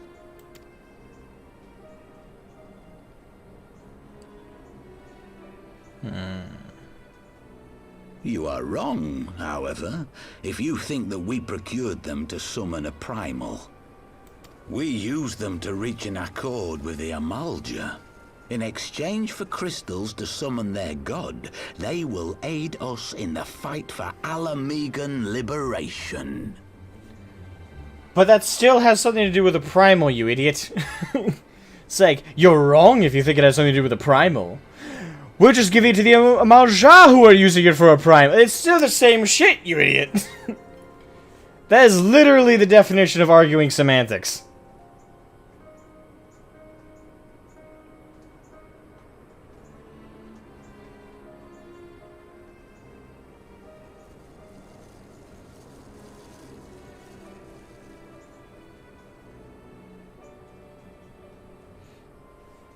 I'm feeling like I should ignore the chat for the next few minutes, wait for some people to sober up. I'm being sexually harassed. You've got to be joking. Have you gone completely mad? When people find out you helped the Lizardmen summon Ifrit, they'll turn on the Resistance. Alamigo will never be free. I mean, yeah. Everybody's jumping on board to try and give me strip. Tale, girl. We don't have the luxury to play at being honorable heroes. It's because the likes of you wouldn't sully your saintly hands that Alamigo's been under the yoke for the past 20 years. But the Griffin won't stand for it, and neither will we. We're ready to do whatever it takes.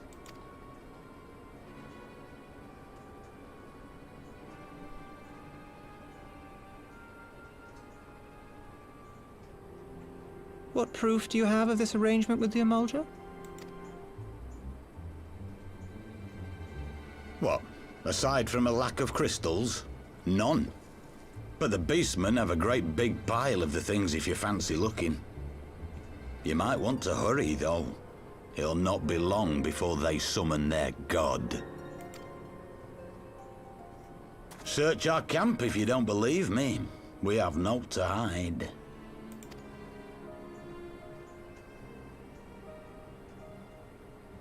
If there is a cache to be found, Ida and I will find it.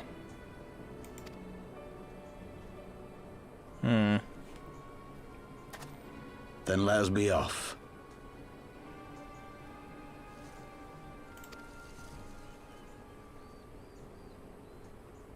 Are you perchance the Warrior of Light?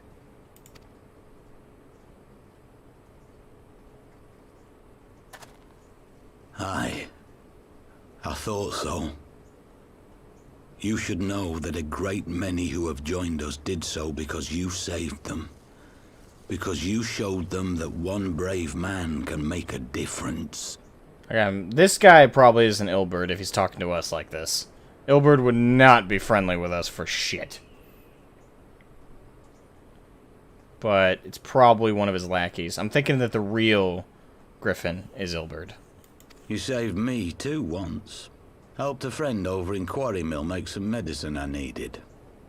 But that was a lifetime ago. Damn, I know what questline he's referring to, and yeah, that was a fucking while ago.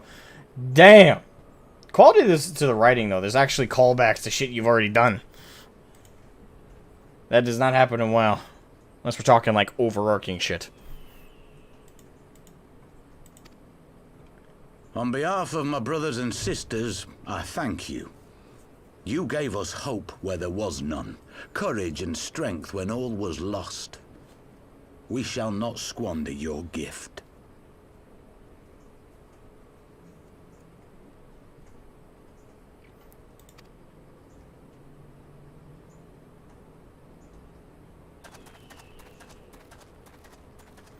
I mean, in all other than the... I know that look, Ida, and I do not like it.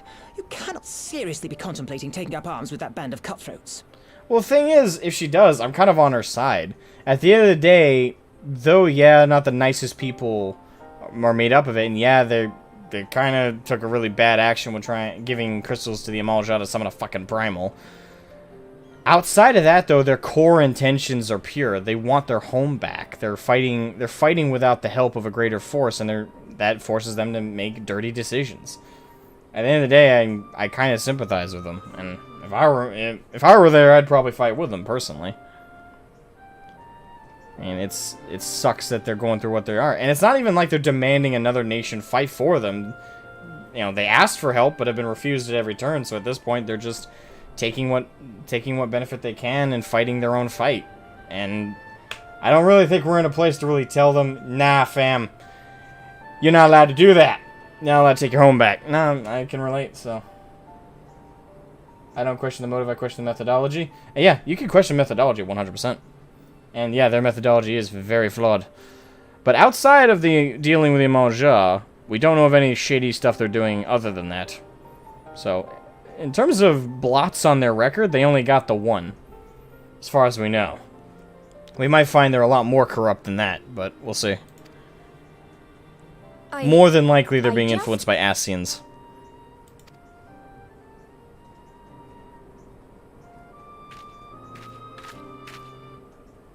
If the Griffin and his men have their way, it is only a matter of time before the situation in Alamigo comes to a head. Your homeland's future teeters on a knife edge, and any reckless also, action, welcome, however Aaron. small, I forgot to say that, have brother. Welcome, Aaron Shepard. consequences.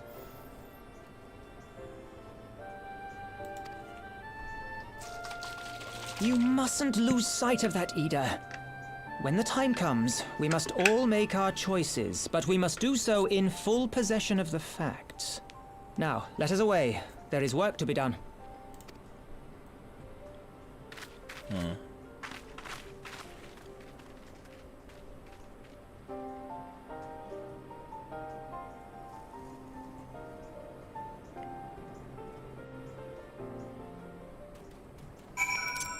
Alright, good. I can put it back on my normal armor.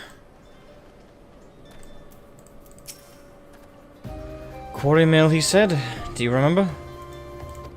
Forgive me. You cannot be expected to recall every name and face. And besides, it's not as if it matters. I have long admired how you lived in the present. How you focused on the problems at hand and always keep moving forward. So let us keep moving forward together, Shroud. We must find and secure those crystals. This is no time for looking back.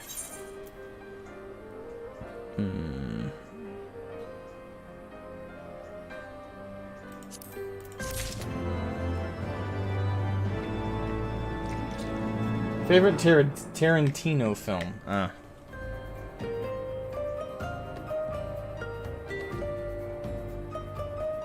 me double check the one. I'm gonna feel really dumb if I'm wrong about this.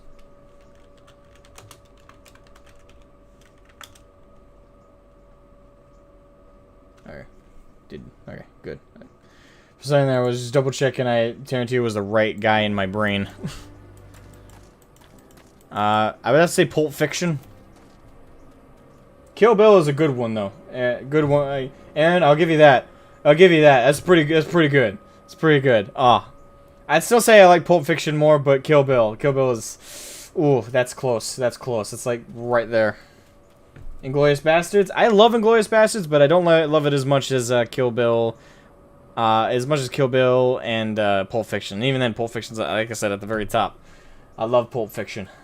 There's a reason many people consider that a classic, including myself. All right, Arthur Fenner. One life for one world. If we take the Griffin's double at his sword, at his word, then the crystals are now somewhere within I can't talk today. Zarak, ready to be put in use by the Al-Malja. We must apprise Alizé. I keep getting caught up. We must apprise Alizé of all we have learned. I will join you both in Little Alamigo after I have changed. Very well. Kelly here. Alizé, we cometh.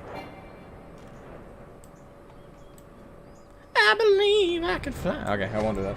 I won't deafen all y'all. Kill Bill, Pulp Fiction. I hate Kill Bill. I don't like female leads. I'm sorry. What? Why? Huh? Really? Like, why? You don't like female, like, period? You don't like Ripley? From Alien and Aliens? What about Red Sonja? And granted, not the best film ever, but Red Sonja. Hell, even some of the Resident Evil movies, as shitty as they are. Is this still fun? Really? Dude, Kill Bill was awesome. It was! I fucking love that film. Well, part 1 and part 2. It's all really one film.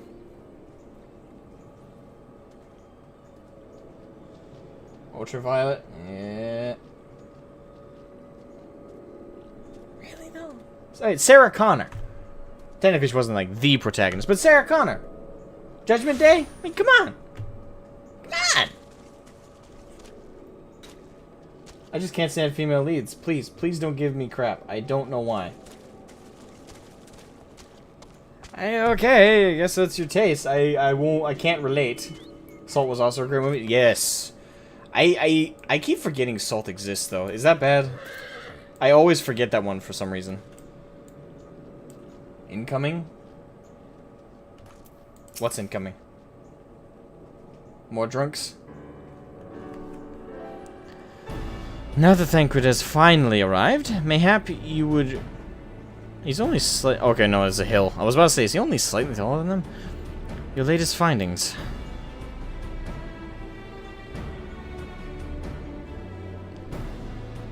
You mean to tell me that while we were worrying ourselves sick, Ida and Papalima were here all along? Well, Ishtola will be relieved, and also angry. Mainly angry, I should think. As for the crystals, what choice do we have? We cannot very well leave them in the hands of the Amal-Jah. For all we know, they could be preparing to summon Ifrit, even as we speak. for... We must make for... I keep getting stuck on this one. Zarak. Without delay. Agreed.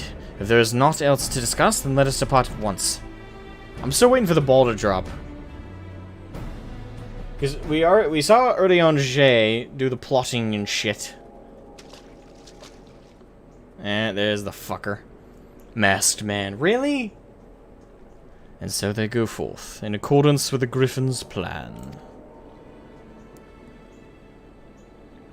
The Griffin's helping them. The players gather to assume their marks on stage wreathed in flame. Ere long, the curtain shall rise, and the drama of which I am author, gods forgive me, shall at last be performed. Oh, what a pity party for you. Aw. Naught else remaineth, save to stand at the ready and pray that the chance is seized, for never shall we know its like again.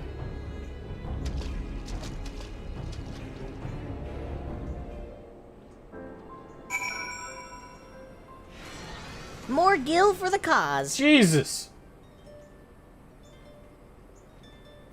Arctic, when you sober up, let me know if you want me to refund that. Jesus Christ.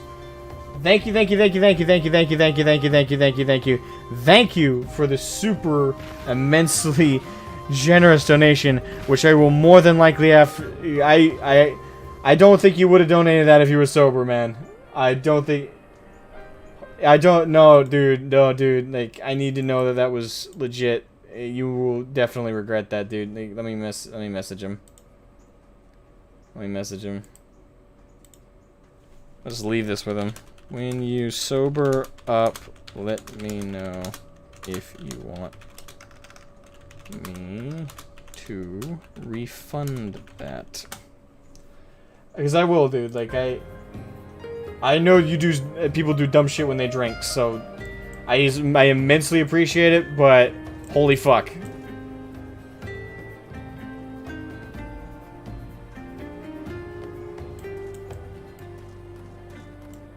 Yeah, but if that's legit and you stand by it when you sober up, I can only say thank you so many times. I appreciate that immensely.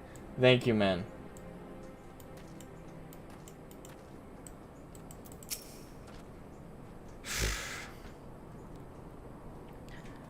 Man.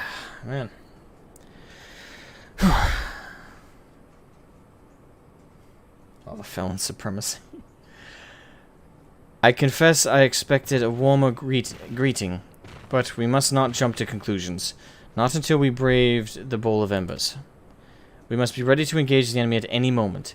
If you would make any final preparations, pray do so. I shall await your signal. That's $300, right? No, it's 200 if my math's not incorrect. And YouTube converts it, and it comes to about $200.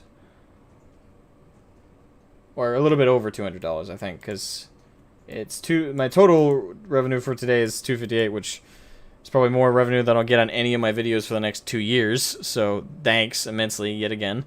Again, I'm prepared to. I read it though, didn't I? Okay, I'll read it again.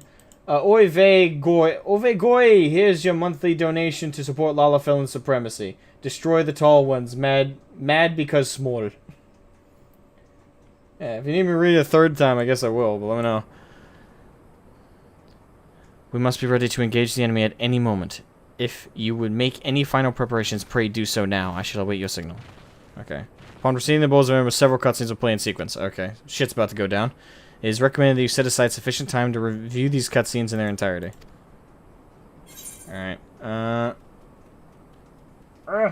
sweating. If he doesn't refund that, guess that means up to speed then. Time to thrash my sleep schedule a bit. Yes, whip. Whoosh. Where there's a whip, whoosh, there's a way. Whoosh. Where there's a whip, whoosh, there's a way. Hey, hey, Heber Night Parade, what's up? Alright, assuming no one else is gonna send me another super chat of the gods again. Yeah, but Arctic, when you sober up, let me know if you need that refunded, man. More gil for the cause.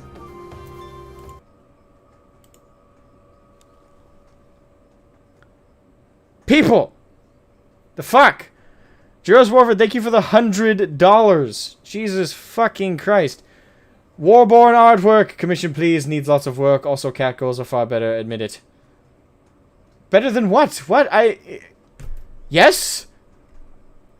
I don't have anything for the Warborn right now. They're still in work. I only got the sketch that Pierce has got up. If you want that, I could share that with you. But other than that, we only got the sketch. He's still got to get the rest of it done.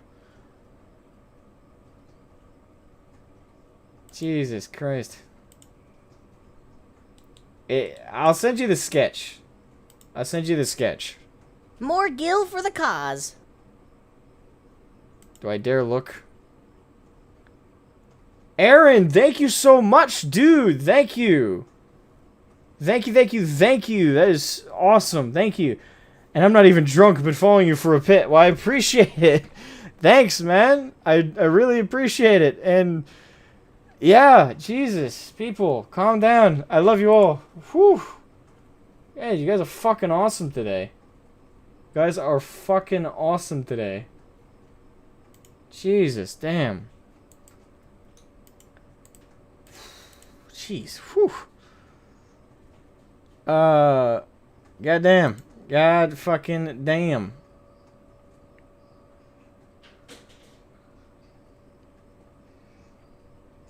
Man. Alright, hold on, let me see if I can find... There's Dragonis. He's deep in my messages. That's the sketch of what we've got so far, my man. Thank you. And thanks everybody who's been super upfront generous. Jesus. Y'all are fucking amazing. Been watching the VODs. Been watching the VODs at Marine. Okay. More Eureka grind as usual for me. How has Dragonsong MSQ been for you? Pretty fantastic. Very emotionally distraught, especially with Gabu. Lots of stuff has been happening. I'm trying to finish up patch 3.4 right now, and I'm gonna see if we can hopefully get through 3.5 and 3.56 tonight as well. And thankfully, if after that, I'll probably grind out on Sunday. I got D&D on Sunday with the boys, so I might stream earlier in the day. I'll try to. I got my sleep schedule is about to change massively. I've been going to bed at like 5 a.m. and waking up at like almost noon. And with my new job, I'm going to be working, hopefully, mornings, so I got to switch that up. But point is, on Sunday, I'm hoping to stream as much FF as I can fit in before the D&D game, which is at 3:30 Eastern Standard Time, which I also stream. But damn, before detail work. I'll have to send the flat codes to send you away to see the color is all good. Yeah. Yeah, I'll be looking out for that. Jesus Christ. Very cool one. Nice. God fucking damn. Y'all are trying to emotionally destroy. Don't worry, dude. I'm not super drunk. I stand by my decision. Alright. If that changes when you're completely sober, let me know. I will refund it. I'm just saying, like, it's a lot of money. It's very generous, and all of you have been super generous. I appreciate every bit of it. Immensely. You guys have no idea. Like, there's not enough words in the English language to convey my gratitude to all of you. That's super generous from all of you. From Dragonis to Aaron to Arctic. And you guys, that kind of generosity you don't see very often at all. And I'm lucky I've seen it multiple times in my lifetime so far.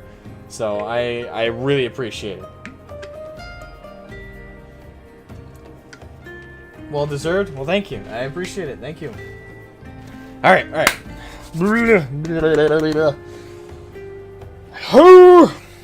right, let's go. Proceed. Wow. This isn't right. The Amalja would never leave this place so poorly guarded. Alright, here's where the drop happens. Warriors of Darkness are coming for... Uh-oh. Not willingly, no.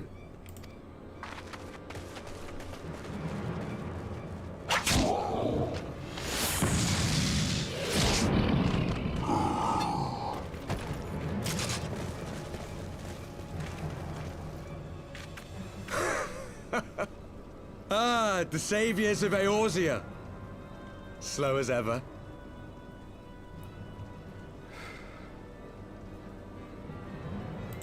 Alright. We about to fight all these guys? By the 12. Will you never learn? You know, you're right. Mayhap it is time for a change of tack. Killing primals, tormenting beastmen, hastening the birth of a new god. It's all a bit much, isn't it? And frankly, we don't have the leisure to do it. But killing the Warrior of Light, on the other hand, that would soon plunge Eorzea into chaos. One life for one world. A fair exchange! Wouldn't you agree?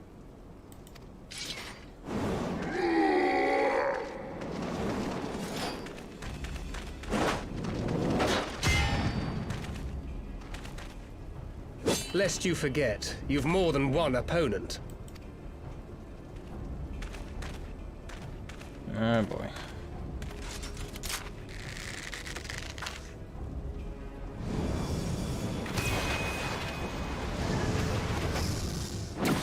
Oh shit. Carbuncle!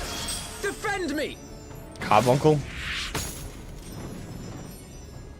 That's adorable and effective, I apparently. sense you will offer more than mere target practice, unlike your sister. Is this game Japanese? Yes, it is, actually. It's English translated, obviously. But yeah, Square Enix are a Japanese studio company thing. And Final Fantasy XIV is a Japanese-made game. Again, continuing with the theme of Far Eastern entertainment kind of outdoing Western entertainment at the moment. Oh, fuck. Alize!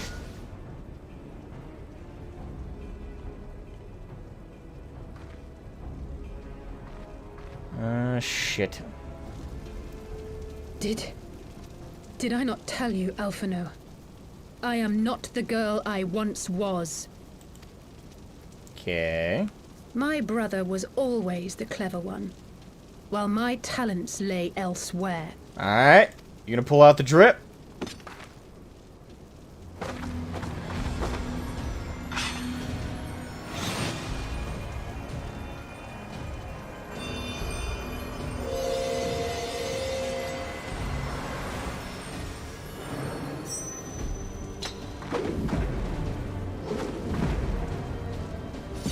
Alright. Alright, we got a glowy sword. Eorzea's blade of light once stood by my side. Now I shall stand at his and defend this realm with all my might. Hell yeah! Ah, she is bringing it. Let's finish this. Why do I still sense this is gonna end very badly? Alright, here we go. Time for you to go. When it loads, there it goes.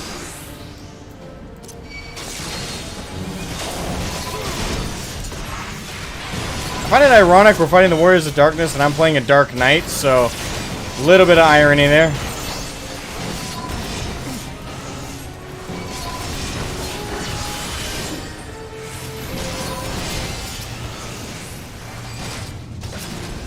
He's invulnerable. You shall fall soon enough.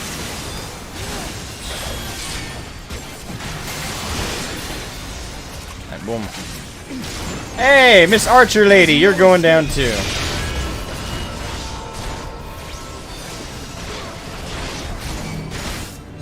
What the fuck?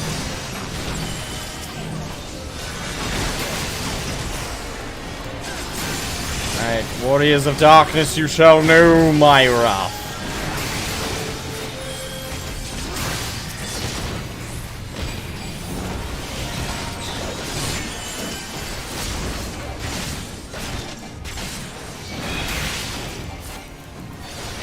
Come on, big boy. Over here. Come on. I'm gonna tear you down sevenfold, brother. Woo! Devout of Darkness.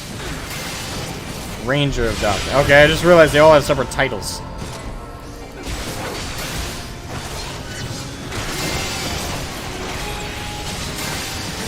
No more games. Oh, you're playing a game, are you?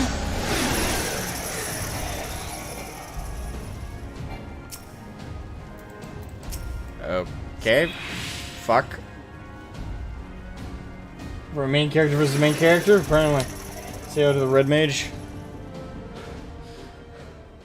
It ends now.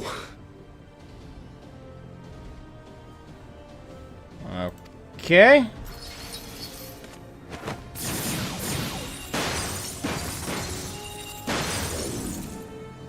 What? The chains!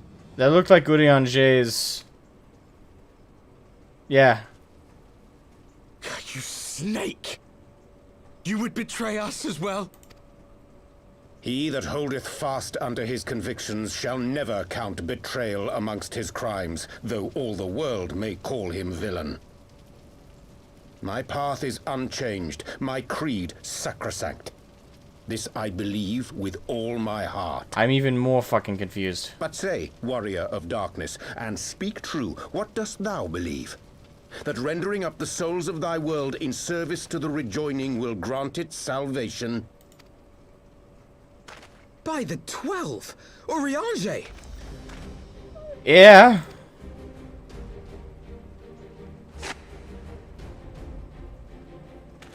Whose side are you on? Is Master Alphino, that the brightest light might shine, duty did compel me to walk in darkest shade.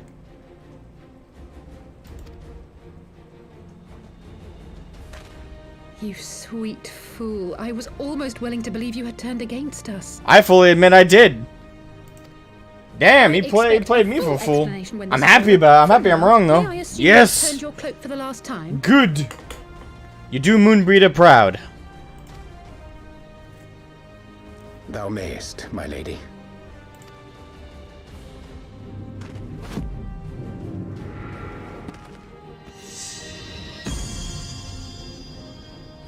By thy leave. Fancy. Even odds then. No matter. We'll crush the lot of you in one fell swoop.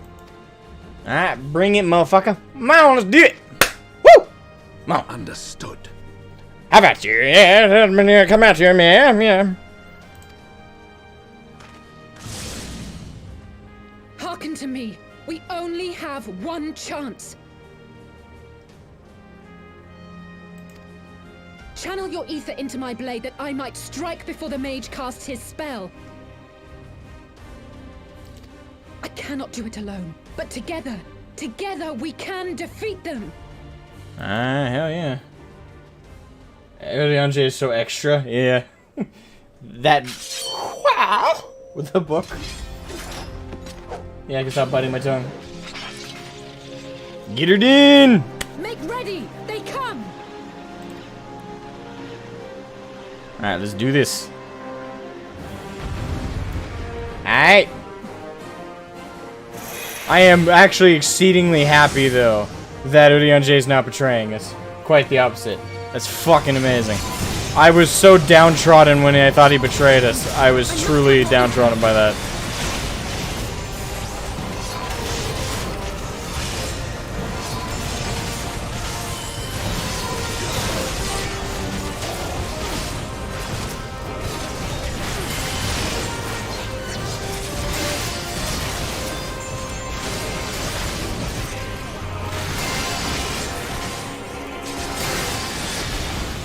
Come on, Warrior of Darkness. That the best you got? Come on. Yeah, that's right. Stay down, bitch. Alright. Knight of Darkness. You're next, motherfucker.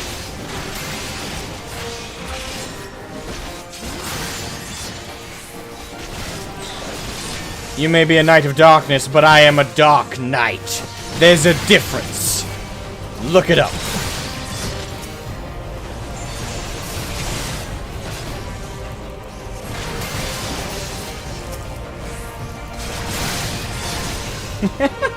And the mage went down like motherfucker. Woo! And they're all the fuck back up. Of course they are. Why would it be that easy?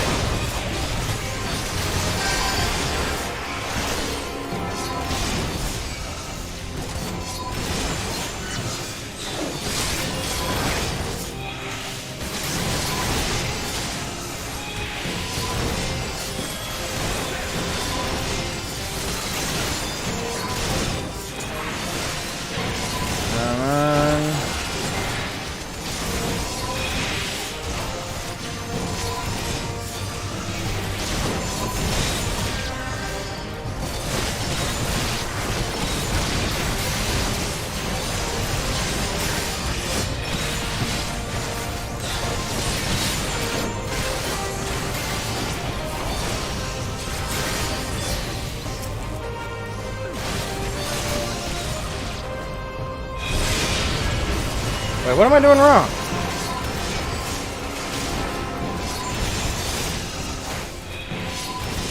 Give Alize your ether. Alright, how do I do that? I kinda can't.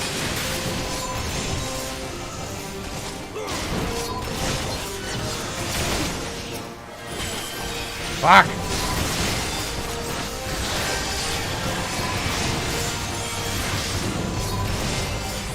Hold on, let me weaken them yet again, see if I can. I need to get them off me long enough that I can do that.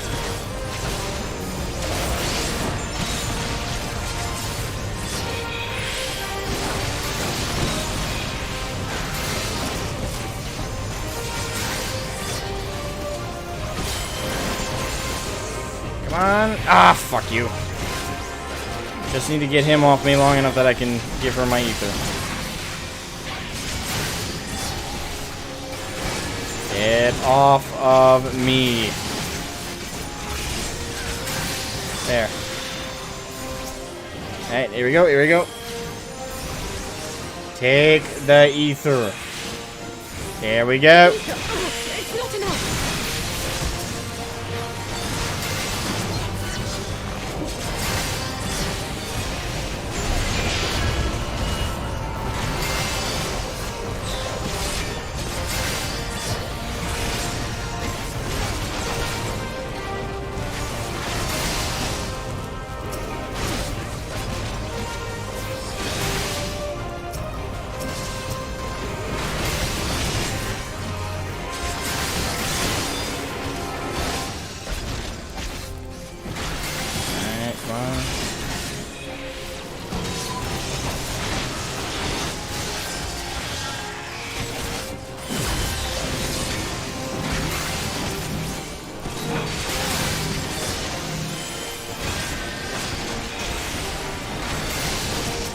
Alright.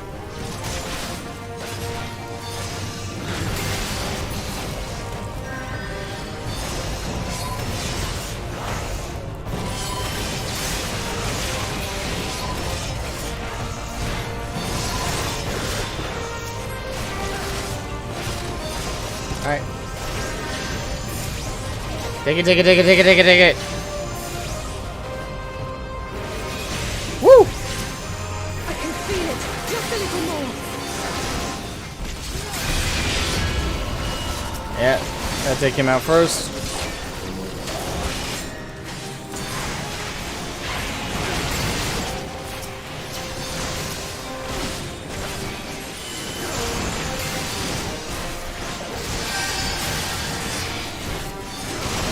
Hurry it up, neighbor!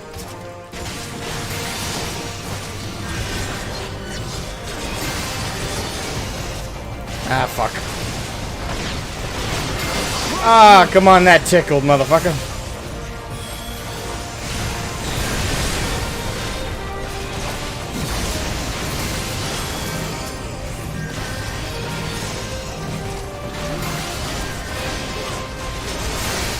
Woo! Don't mind me. Are you fucking...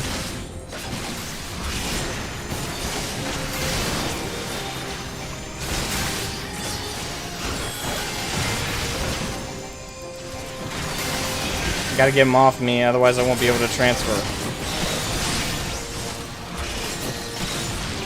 Alright, take it. Fuck!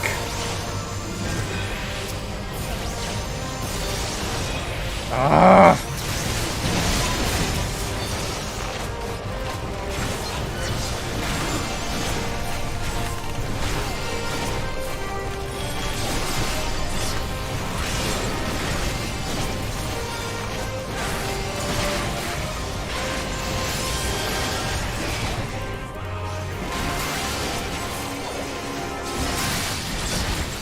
There, now stay the fuck off me. Come on. Take it. Yes! Woo! 'Tis done. With this blade, I banish the darkness. No. Not like this. Oh, that was tense.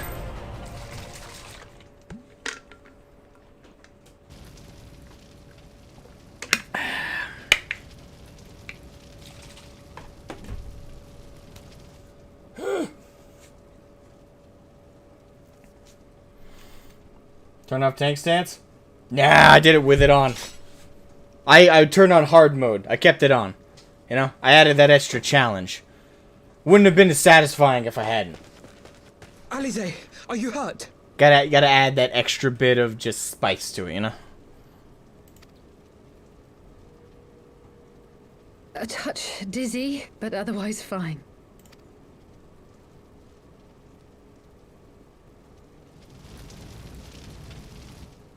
Alright, And there you have it. Our friend is too stubborn to die. That I am.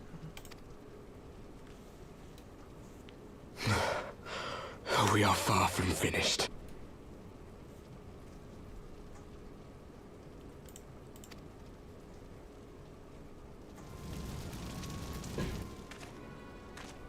Or have you never considered how we came to this world?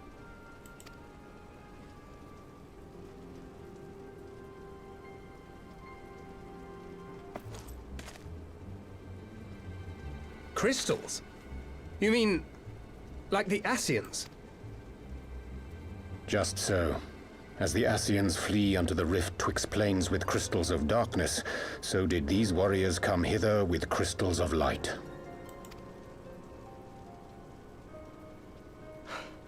Eloquent, as always. Aye, like the Ascians, we too are beyond death. You cannot defeat that which is eternal. Sorry to break to you, we've killed several Ascians. Wait!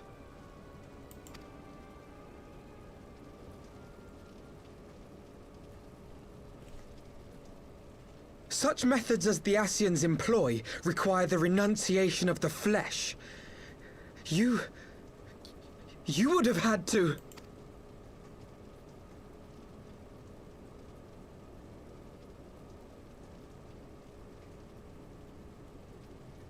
At long last, you see. To save our world, we gave our lives. Ah, shit.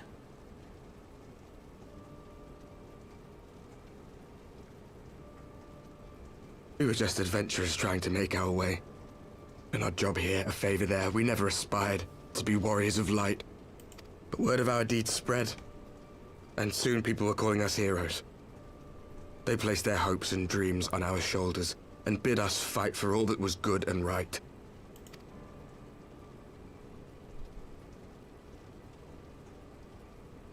We fought, and we fought, and we fought, until there was no one left to fight. We won! And now our world is being erased from existence.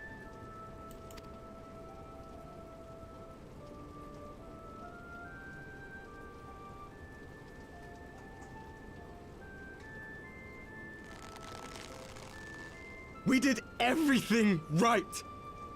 Everything that was asked of us, and still it came to this. You of all people should understand. We will not falter. We brought our world to the brink of destruction, and now we must save it. God damn it.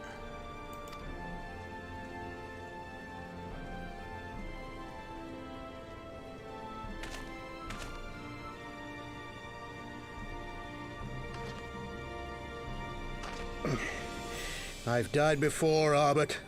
I'm not afraid to die again. What is it with these weird... I was expecting this guy to have a booming voice.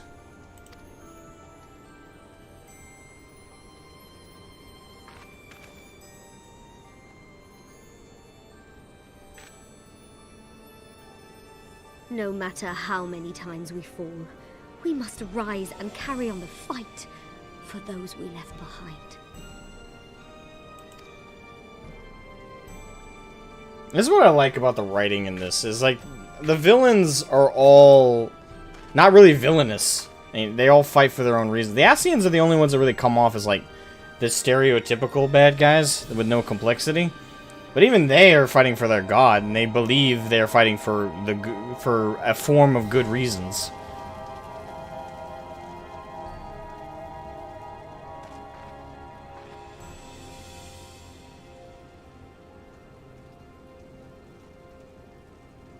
To have known the depths of sorrow and embraced the highest sacrifice. Nonetheless, Master Louis-Sois, guide my hand, I pray you, as fate's thread spinneth upon this most capricious spindle. Quickly! Thou must needs invoke the power of thy crystal.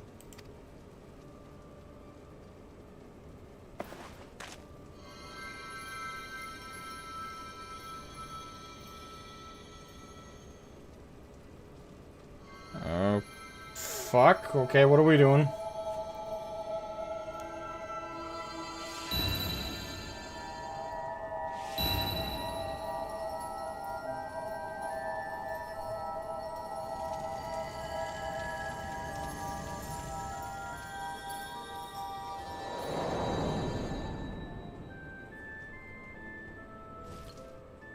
Okay.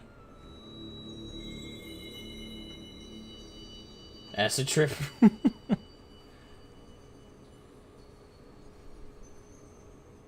Ascians, what is you this could argue, place? is a side branch for it. Yeah, they kinda, yeah. No, the thing is, you say you kid, but you're kind of right to a degree. Loosely. The thing is, the first thing I thought when I saw them, I think I even said it, but I can't remember this. That stream feels like it's forever ago. When we first encountered the Ascians, I think I commented about how they reminded me of Organization 13 from Kingdom Hearts. Because they do. The thing is, that's my frame of reference. I grew up... The thing is, I've played Kingdom Hearts 7, and I've played this, 14. That's it for Kingdom Hearts. Sorry, Final Fantasy. I played Final Fantasy 7, and I played Final Fantasy 14. I grew up playing Kingdom Hearts a lot, though, and there was a lot of Final Fantasy characters in that. And the thing is, when I eventually do play through all the other Final Fantasies, I'm going to go, oh fuck, I know that character from Kingdom Hearts. I know that character from Kingdom Hearts. I know that character from Kingdom Hearts. I have no idea where the fuck they were from back when I was a kid, though. Wait, how did Alfio get there? Such pain. Oh, I brought them all there. Such sorrow. Oh, my dear children. It can't be. Mother Heidelin, hearken unto your children's plea. From two worlds do we gather, and from two worlds do we offer a bounty of light. In this desperate hour we do beseech your intercession. We beg an audience with the word of the Mother, with your chosen Minfilia. Alright, things are coming to a head, Jesus. Your cries go not unheard, nor your sacrifices unnoticed. Though many are lost, there are those we can yet save, whom I can yet save.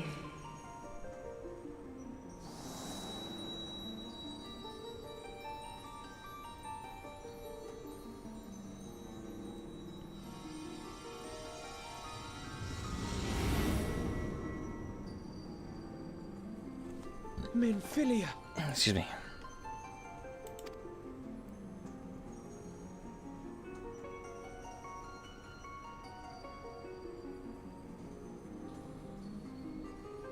Blessed children of the First, the light of your world hath grown blinding in its radiance, but it is not yet absolute. I will hie me to your world, and there take unto myself the light which riseth even now to drown it, as darkness once did drown another. Now you deign to answer our prayers? I will suffer this farce no longer!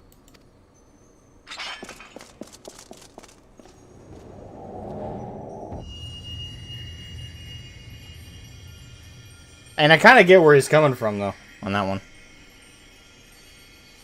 And after all the shit they've been through... As the Asmogan must serve as instruments of Zodiark's will, so too must others carry out the will of Hydaelyn. But for the boon you have granted her, she has grown strong enough to set me free, that I might serve as her emissary. Your suffering, your sacrifice, your supplications, she has heard all. We will not let the first fall to light.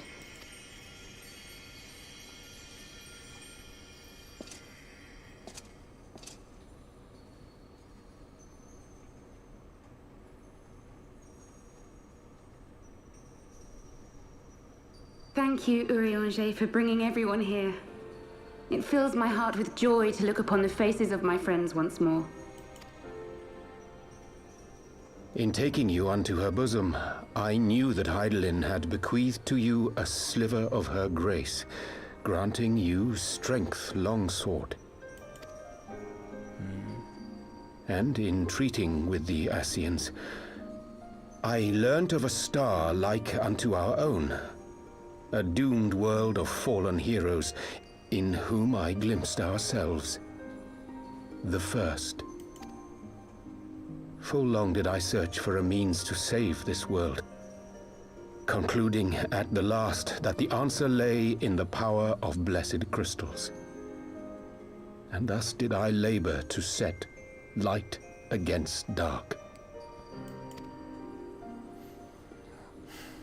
Yet I knew from the beginning that this salvation would not come without sacrifice. For the instrument of the First's deliverance would of necessity be required to journey thither, there to remain, mayhap forever. You orchestrated all of this, not to save her, but to send her away. I mean, for a good cause, though. And yeah, it sucks, but... One life for one world. Such was the bargain, and you the coin, though it were not mine to spend.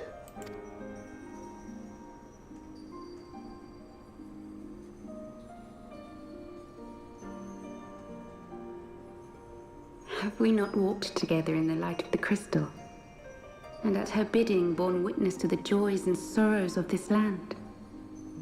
Each and every one of you knows my heart. If this be the price I must pay, I pay it gladly. That sucks, but you would go alone. There is a purpose being served with the sacrifice. My dearest Thancred, you who have ever watched over me, I am truly grateful for all you have done on my behalf, as would my father be. Your kindness, your compassion, your love. Welcome, Battle Fries, These to little the gifts stream. to me, Welcome, welcome. And our Good day, how's gifts it to going? them. And chat, how are you Form a doing? We're bond finding the stream. Story's been great. Transcends time and space. It's a lot of heavy shit, though. I haven't gone a stream yet without some kind of emotional savagery being done upon my soul. I forget you are not the child I once knew. Make me proud. That's weird to think he's the oldest out of the Scions. Long have I watched. Fuck. Crap. The dark recesses of the world hide untold secrets and dangers. Thus do I entrust to you, Tupsimati. I pray you, keep to the path that you may never have need of it.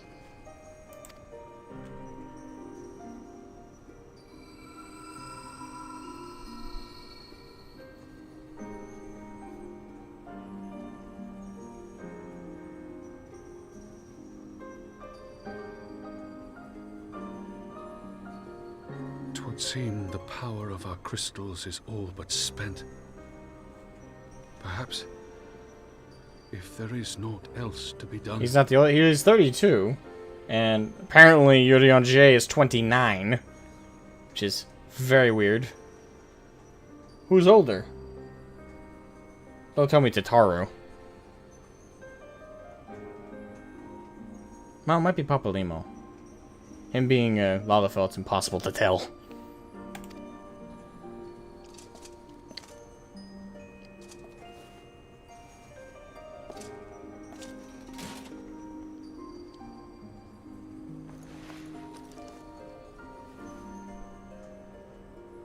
Shrug.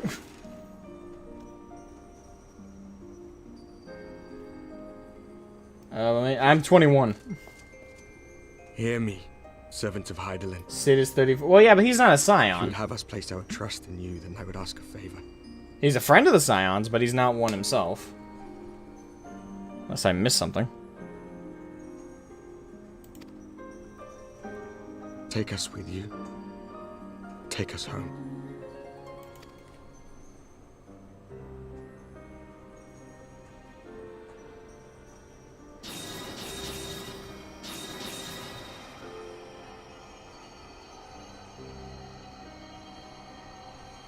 We were blind to the truth once, so I tell you this, as one fool to another.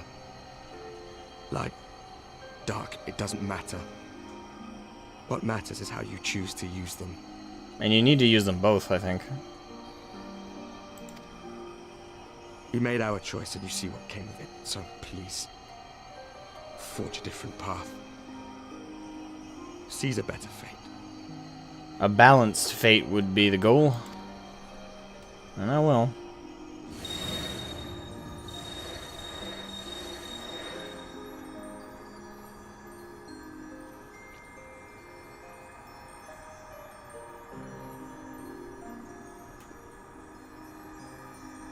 It is a strange feeling.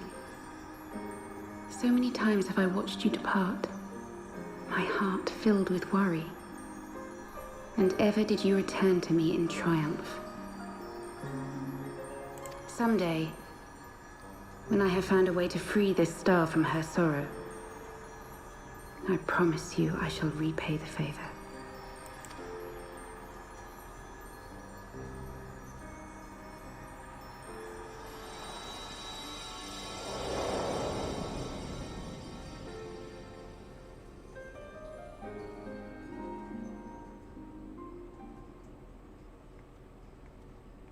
Still more, Jesus.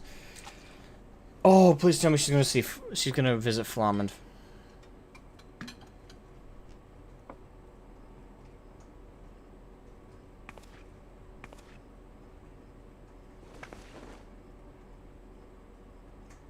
Thank you, Lemmy, for everything.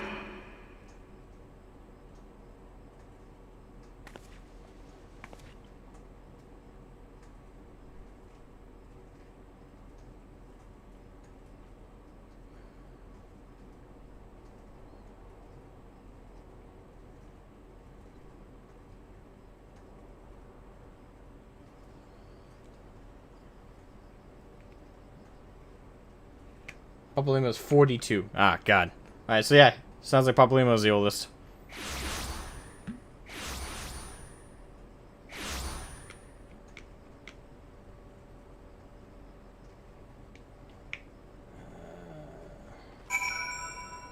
You were young as fuck? How old did you think I was? I'm only a year older than you are.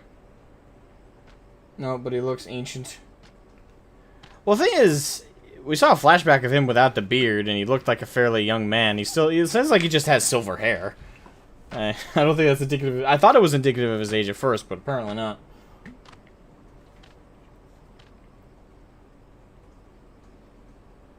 What, I guess 25? Oh yeah, I do look older than I am. Life does this thing called aging you.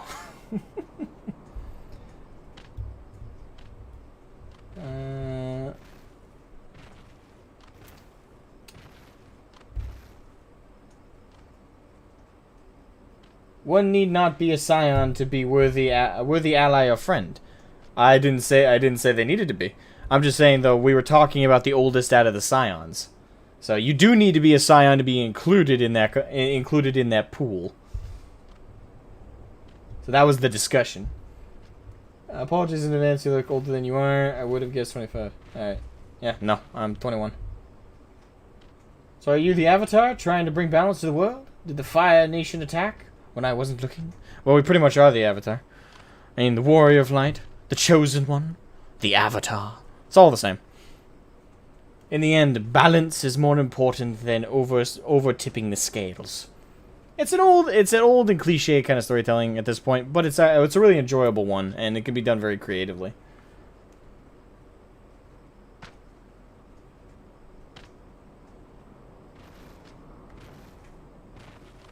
Papamo? I'm older than all of them. Yeah, I don't know if you're older than one of my older members of my community named Ball. He's basically 40. He's 39, but he's apparently very... He won't give me a date, and obviously for obvious reasons, but he's very close to 40.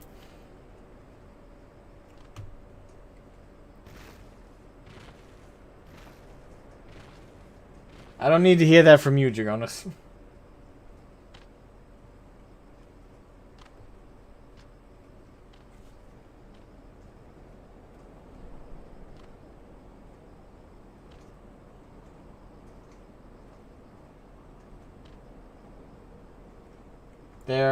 They are within about a year at most of each other. Okay.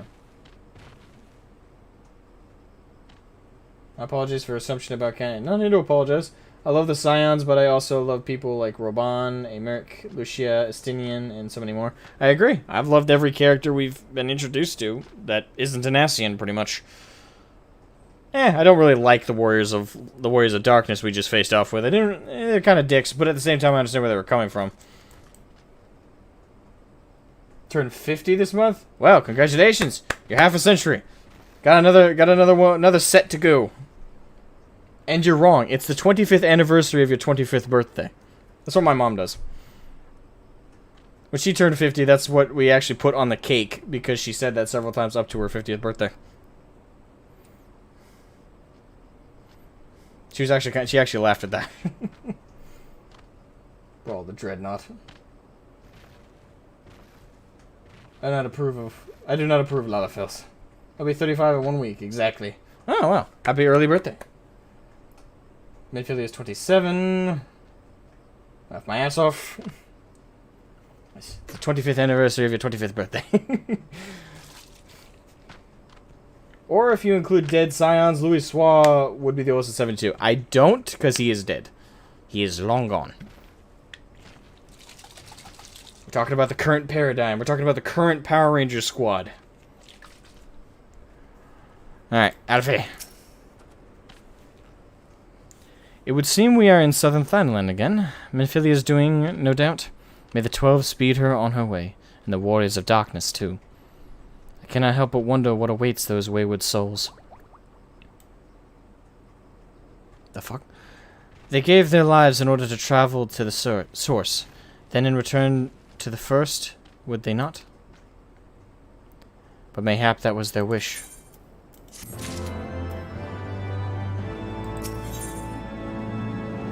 Blue Ranger is Scottish. Well, that's from RPM. That's Power Rangers RPM. That's the only Blue Power Ranger that is Scottish, as far as I'm aware. They've all been kind of different.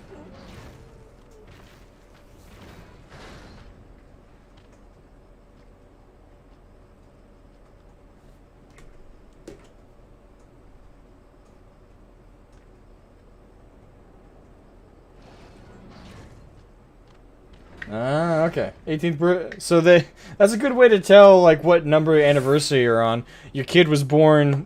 Was born around your first one, or before when you first got together. So just keep track of his age. That's also the number of anniversary you're on. Hey, how old are you, son? I'm 22, Dad. Honey, we're gonna celebrate in a couple weeks our 22nd anniversary.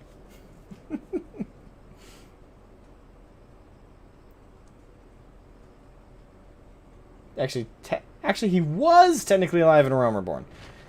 I don't know if you'd count him being a primal resurrected alive, like ethereal, spiritual, but alive is a stretch. All right, so an ending to mark a new beginning. Good. I'm happy Urianger is not someone I have to curse his name anymore. Forgive me, my thoughts were elsewhere. And this when I know full well there is yet work to be done. The crystals. Leave them to me. I will go back to Zarek to secure them. I still can't say it. The Amalja will still be in disarray after the thrashing of the Warriors of Darkness gave them. They are not like to notice a lone bard skulking about. But Thancred, you don't have to do this, I know. But I want to. I will see you at the Rising Stones. Yeah, I think he needs some time to himself.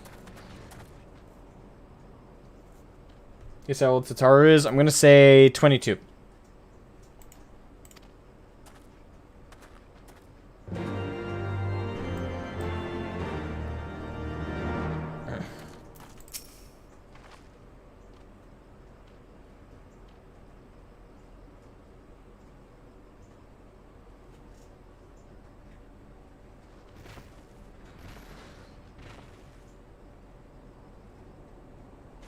Oh yeah, careful about using people's names without their permission. But I won't read it out loud just to be safe. And unfortunately it's on screen, but I can't remove that. Oh yeah, but Peters are... Oh, fuck, I said it. Oh well. Well, that name is very common. Close, 21. What do you know? Same age as me. You must be tired, Shroud. I know I am. If thou wilt permit me, my lady, I would ask a question. When didst thou become aware of mine independent pursuits? When I saw you meeting with the Warrior of Darkness and the Ascian in white at the Great Library. I tried not to think the worst. You never been one to confide in others, so I knew that even were your intentions pure, you would not share your plans with us until you felt the time was right. But I cannot deny that a part of me feared you had simply betrayed us. That's what I thought. Would that there had been another way. Know that I took no pleasure in deceiving thee, and that these sins will forever weigh heavy on my heart. I understand why... Oh, fuck, that was him reading. I understand why you did what you did. But you sought to achieve the greatest good while inflicting the least harm. Not many would have the courage to make that choice. But even knowing what came of your actions, I find that I cannot condone them. I'm sorry.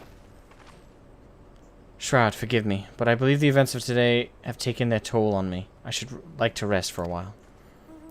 If thou wilt grant me leave, I would gladly escort thee unto a refuge of thine own choosing. Once my lady hath regained her strength, we shall join thee at the Rising Stones. Until then, Warrior of Light.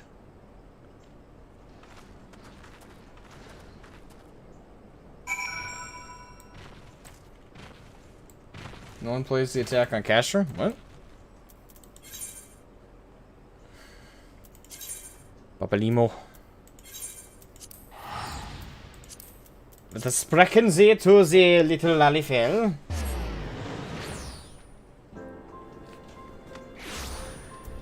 Alright. Carry to his position.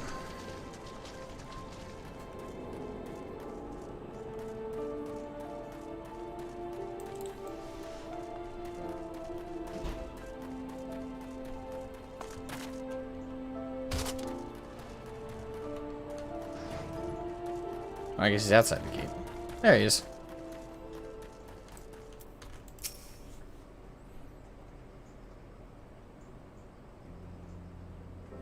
Didn't find a group. Ah, that sucks. Well met, Shroud. Alphino said you would be joining us. 'Twould seem the Griffin's double was telling the truth. Insofar as we found nothing resembling a sizable cache of crystals in the Mask's camp. Did you perchance find one in Zarak? Ooh, boy, do we have much to catch you up on. Actually... Shit.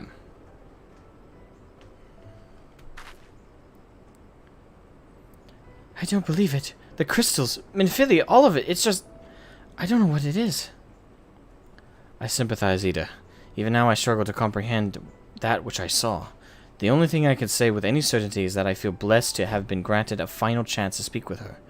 'Twas bittersweet, aye, but also affirming.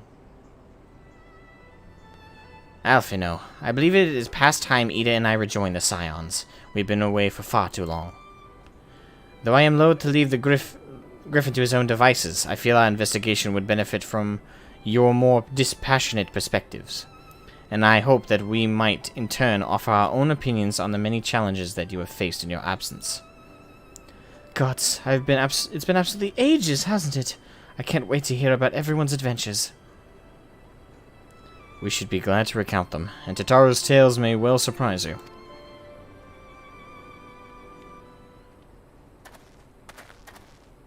Gundabald! Ida? Ida! God be praised, it is you! Ida. Oh shit, we getting some revelations here. Alive, and standing before me, in the flesh. I can hardly believe my eyes. Oh, come now. Has it really been so long you don't remember me? It's Gundabald. I fought beside your father in the Revolution. Oh boy.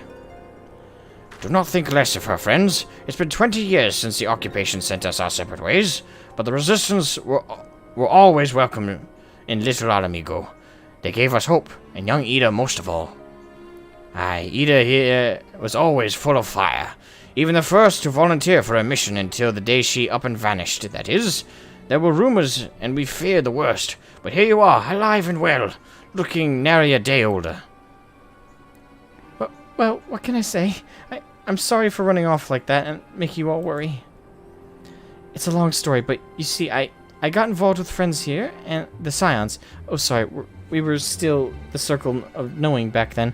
Right, anyway, I wanted to come back and tell you, but it was all very sensitive stuff at the end, and as you can see, I'm completely fine. I know we've got a lot to talk about, and we will. But right now, I've got to hurry back to our headquarters. My friends are expecting me.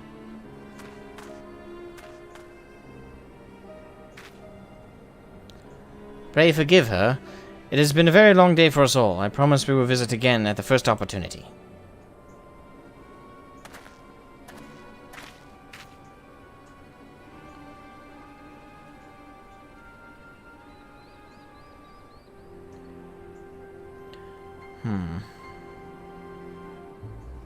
Let us return to the Rising Stones. Alright, I have 1,000,001 questions at the current moment. Hells take me for giving you that mask.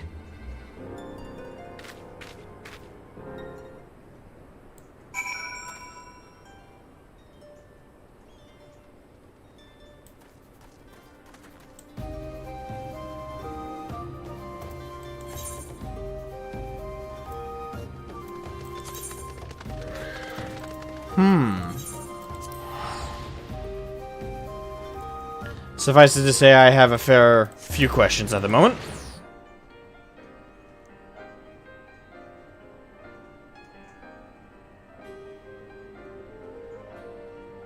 Papa Limo, you said it wrong. You're supposed to say, pray return to the Rising Stone. Silly.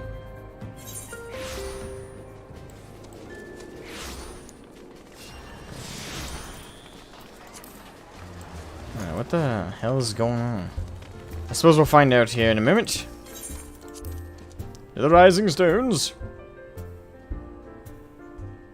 Who would you say is the prettiest character in Middle-earth?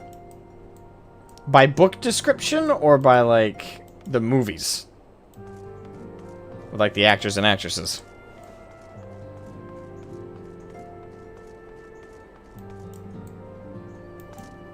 Alright, real quick. Hold on. Let me double check something here.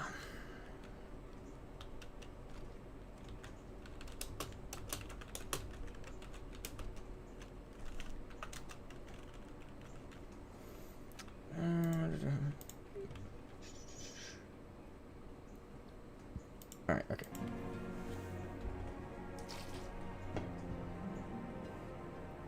Both. Oh, okay. For book description in Galadriel, I don't know, I always pictured her looking like drop dead gorgeous. But aside from Galadriel, for the movies, for the movies.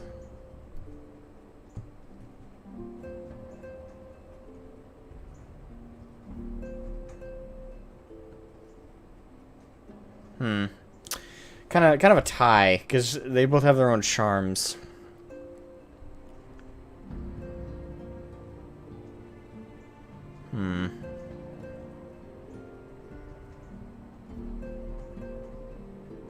It's between Arwen and Eowyn. Eowyn, because she's more of like she's got a lot of charm to her. I think she's very nice.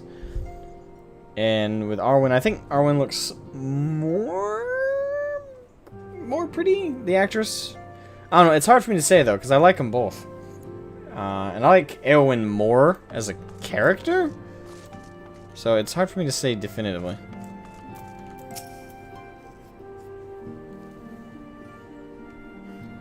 Welcome home, Shroud. I trust your journey was uneventful? You will be pleased to hear that Thancred has secured the crystals. He sent word a short while ago. Once he has delivered them safely into the Temple Knight's care, he will rejoin us here and we can declare this matter officially resolved. Pippin is clearly the prettiest character. No. The joke should be, we all know who it is. It's Legolas. Liv Tyler's very pretty. I do believe that she came... I don't know what her dad looks like off the top of my head. I find Eowyn beautiful in some ways, some scenes, and not beautiful in others. Does that make me a douche? No, lighting does affect one's appearance. Lighting and I guess the makeup applied at that particular moment. Would make you a douche if you said well, I don't need to go there, but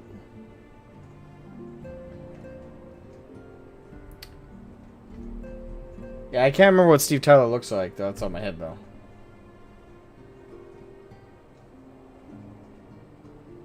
When it comes to inner beauty of personality, Samwise Gamgee is the most beautiful of all, no question. I mean, in certain ways. He's probably one of the better characters in terms of his heartfulness and his willingness to stand by his friends. While awaiting your arrival, I took the opportunity to contact Ishtola and Kryl and brief them on all that has occurred. I also requested that they return to the Rising Stones at their earliest convenience. Now that our lost friends have been found, it would seem meet to discuss the future.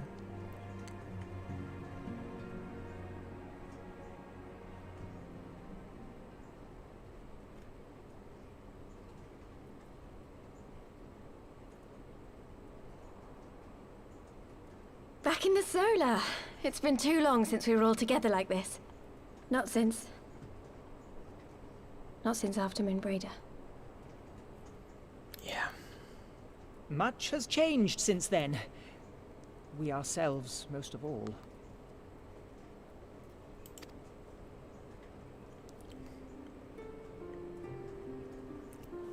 Though not all who were lost could be gathered here today, we may take comfort in the knowledge that those who are not are carrying on the fight.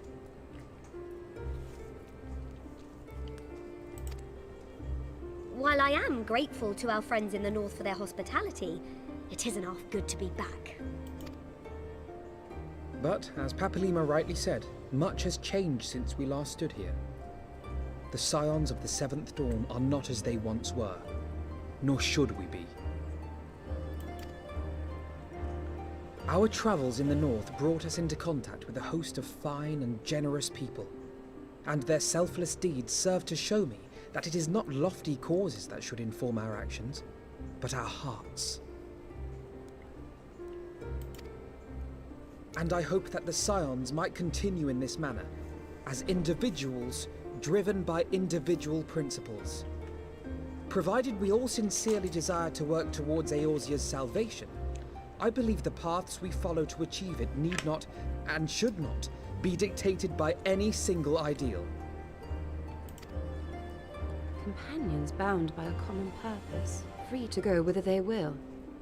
The idea is not without merit. I agree. Very well. It's more of a shall club resume at that my point. search of the primals and the elder gods of Eorzea.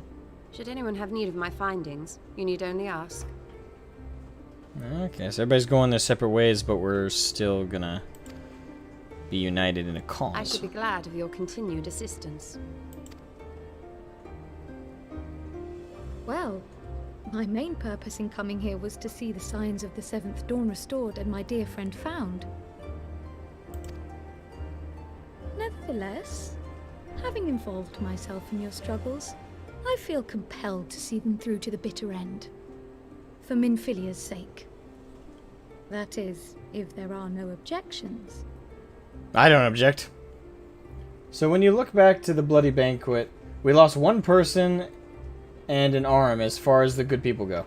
Yeah, I know. I commented about that when when me and Drawl, who was also known as Hyper Knight Parade and Hyper Nightshade, when I did my sit-down discussion, Sprout discusses Heavensward with a veteran. When I sat down and had that convo with him, I brought that up, that was like the one story flaw I had with Heavensward. Like, is the fact that basically that plotline got wrapped up and more or less abandoned very quickly. The repercussions of which are still effective, so I'm happy that they didn't completely like close the case on it, but they more or less wrapped up the struggle that it set up. Like Ul'dah, one of the main faction cities we'd come familiar with, and the Immortal Flames are set up, and all this, the potential civil war arc that could have gone on there, all that definitely got put to the wayside and wrapped up very quickly, which is unfortunate. And a lot of the consequences that occurred from it also kind of got reversed, which I don't mind. Like, it wasn't all done lazily or too hastily. I think they wrapped it up. I think it's one of those cases where they had a story they preferred to focus on and didn't really want to they really didn't want to overinflate the story more with yet another major struggle like a civil war in Ul'dah, so they just wanted to wrap that up real quick. I don't know if they intended to really reverse the stakes or the sacrifices of it, but they did definitely reverse that nonetheless. Which they did it in I think they did it in the best way you can to like back up and undo a storyline you set up. They did it. The writers did it in the best possible way they could have. Are you a sucker for blue eyes? Not really. I have hazel eyes, so depending on the lighting, my eyes are blue or they're green. But in terms of like lighter eye color, darker eye color, I've never really been too hung up about that. I think eye color can enhance beauty, but I don't think it's a definer of beauty by any stance.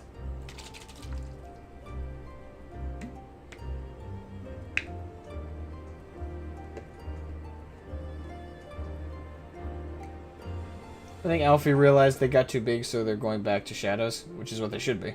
At this point, where you're at in the game, yes, I would agree with you. Okay.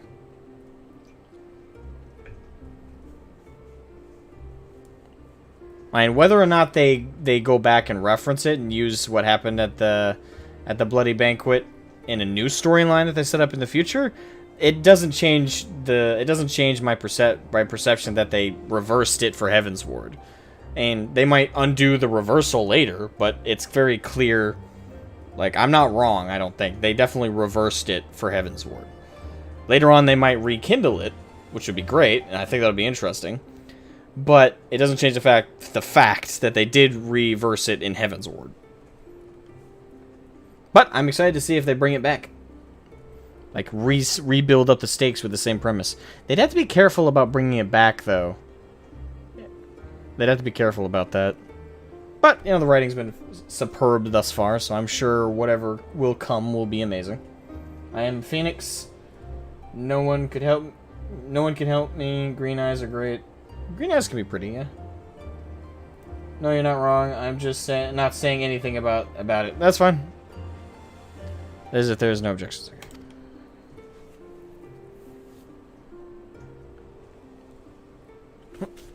Sit up here. You will always be welcome here, Kryl.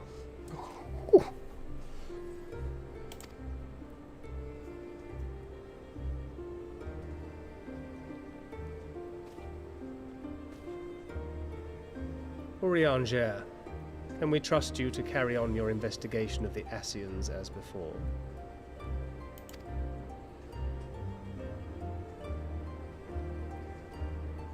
A new recruit has Regardless of blessed mine our own company. desires, I am undeserving of your trust. Thank you, Evil Monkey, for subscribing. Now, I'll hear no more of that. It would be disrespectful of Minfilia's wishes.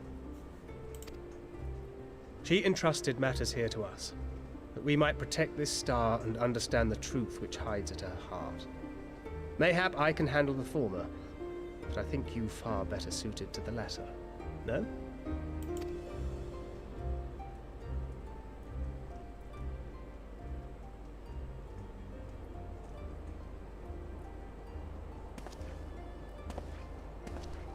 Very well. Then out of love for my Lady Minfilia and Moonbreeder both, this shall be my solemn charge. Papalimo and I should probably return to Thanalan to keep an eye on the Resistance. There's still the matter of the Griffin and the Amalja, not to mention the new Imperial Viceroy. That little lot must be worthy of our attention, right? Something shady's going on with her.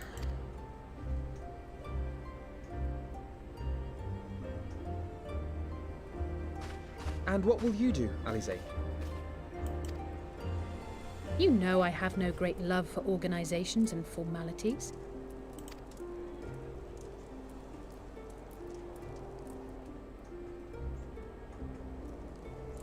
That being said, this new approach you propose is not wholly objectionable. And we've always got him to keep us from bickering. It's my job. I keep the peace in multiple tiers. I am not here for House Leveilleur, nor to walk in Grandfather's shadow. Upon that point, we see eye to eye. If it please you, you may think of me as but another comrade in arms. Aye. Well then, Alfie, I for my part shall see to the paperwork and the finances with my characteristic aplomb. Fantastic. I would not have it any other way, Tataru. And we mustn't forget you. What now for the Warrior of Light? Whatever you tell me to do. I can't make decisions on my own. That would be nice, but no. I'm a narrative plot point. I kind of want to write a backstory for my character though. I don't know. Might make a video just writing that up, like a narrative, like readout of a book, maybe. That could be fun. A new adventure. What else? The road goes ever on to strive for those we have lost, for those that we can yet save. I go with that one. I think that best suits like my mindset at the moment. Indeed. Epic response. The path behind us was fraught with hardship, and the path before us will be no less unforgiving. But a new dawn shall break over the realm, and I see before me the faces of those who will deliver it.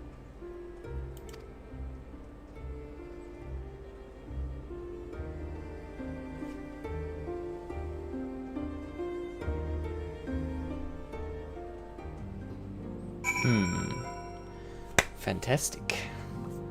So I believe that this is the ending of Mark of a New Beginning. This is the end of patch 3.4, correct?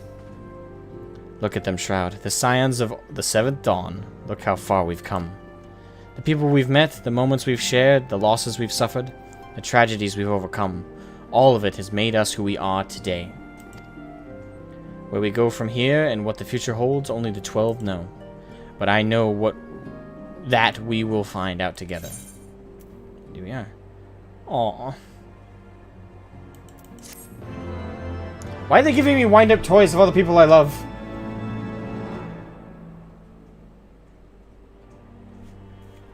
God damn it! Well, if assuming this is the end of patch 3.4, one patch. We got 2 more to go, but the next 2 patches only have 4 quests each, from what I saw. One world's heroes are another world's villains. One world's loss, another world's gain. Oh boy. Where men go as one, there is life. And where there is life...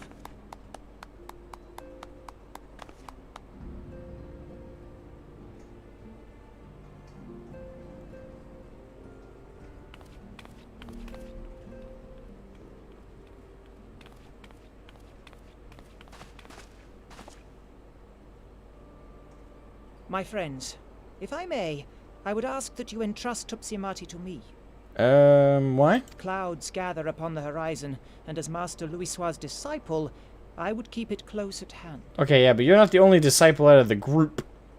You know, Urianger was a disciple. Technically, Thancred was by extension.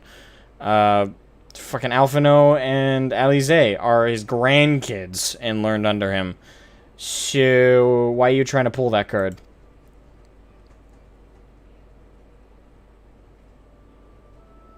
I don't know, I just got a really shady feeling. I know it's we should trust him, but still.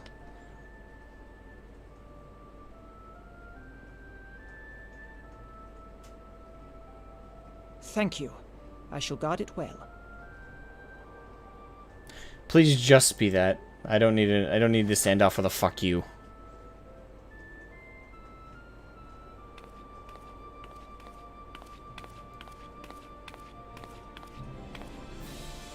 There is cause to hope.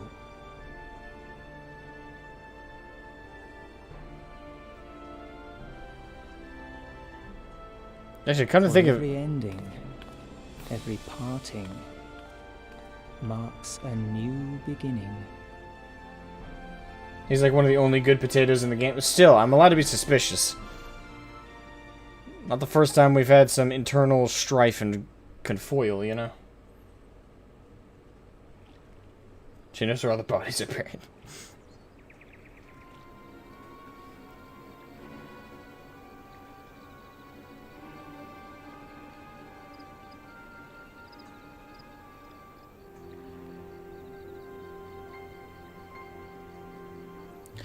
Well done, brother. You may resume your normal duties and rejoin the others. The coming battle shall be our greatest yet, and I intend to stand with you all on that glorious day.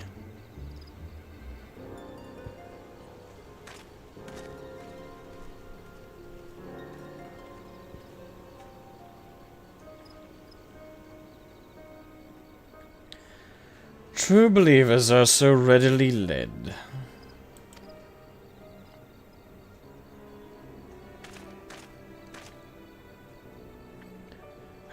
I have given them everything they desired, all for which they have prayed. I doubt you can say the same for your pawns. Get what you wanted then? Was it all worth it in the end? There were some unexpected developments, but they were ultimately to our advantage. Be it host to a surfeit of light or dark, a world bereft of equilibrium is but a void in waiting. And a void is of no use to my master. I shall follow her emissary with great interest. As for the pawns whom you so pity, they have delivered unto me a gift, which I do now present to you.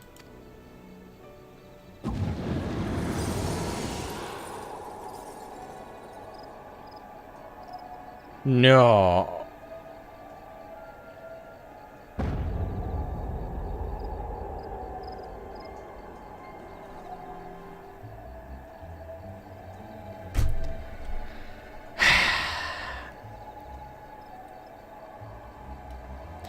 The eyes of Nidhogg. Many were the candidates considered, but by your deeds you have proven yourself the most deserving.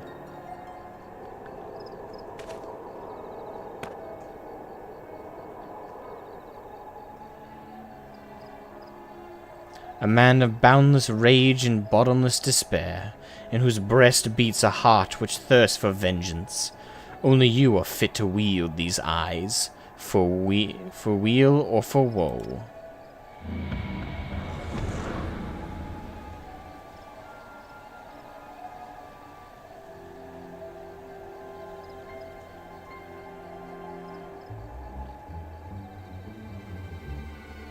You gotta be fucking kidding me.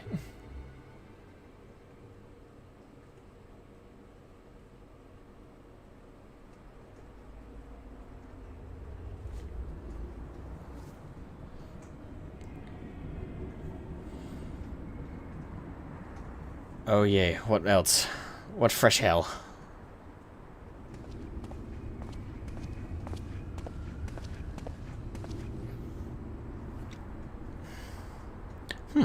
So it was here all along. Ah, this guy. Nero. Grin. Oh, just you wait, my pretty.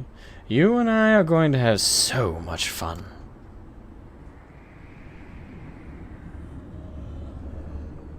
Can nobody get a leash on this guy?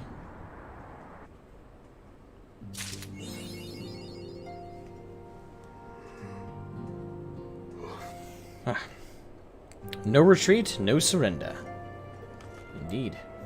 Alright, real quick, I'm gonna go to the bathroom, and then we'll hop back on for 3.5. Everyone take a $5. Everyone take a $5. I'm actually gonna grab a drink while I'm at it, so I might be like 2 minutes. 2 minutes time.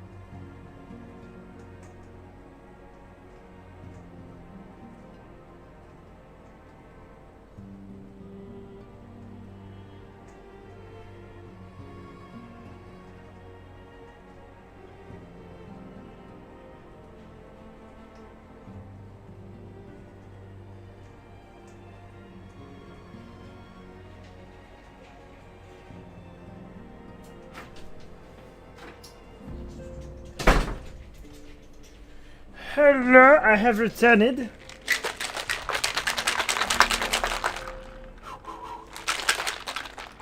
Alright. Nope, it's explaining that the magics in the abyss tear apart and kill anything living that goes in there. But it doesn't do much for a nigh immortal Ascian. Well, thing is, y'all fucking lied to me, okay? Y'all, well, you didn't lie to me. You insinuated that there was no need for me. I was tricked. In short, I was tricked. Not lied to, but I was tricked. Because I was told, oh, don't worry about it. Because I even called it out. I said, why would you just throw it over the side? You don't know definitively they're destroyed. And everyone in the chat was like, don't worry about it. You know, nothing living can survive down there. Implying, you know, that was wrapped up. I was lied to. I had no... Well, again, I wasn't lied to. I was pushed in the wrong direction of belief. I feel scorned. Okay? I do feel lied to. I feel deceived. At the very least, I feel deceived. I was told one thing, and that one thing was not the truth.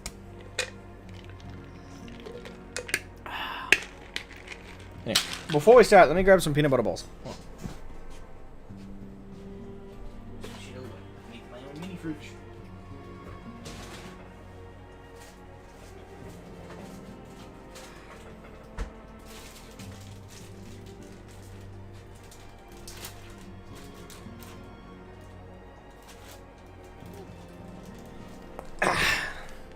Peanut butter truffles with a family recipe.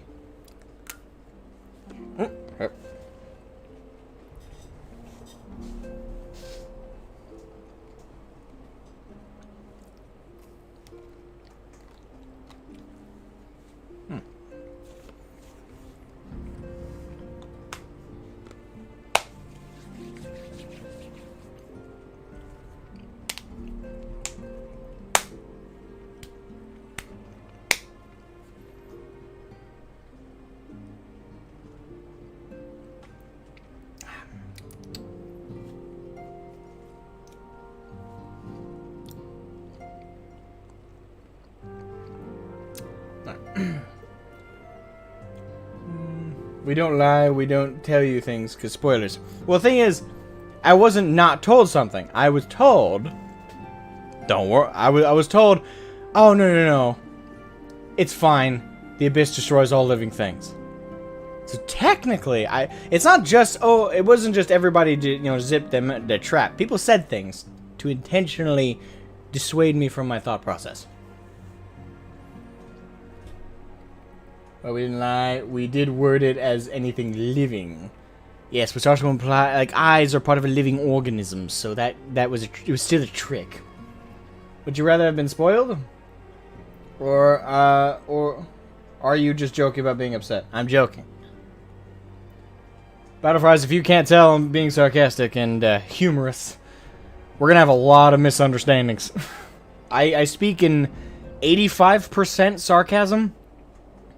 85% sarcasm, 10% joking, and then like last 5% seriousness.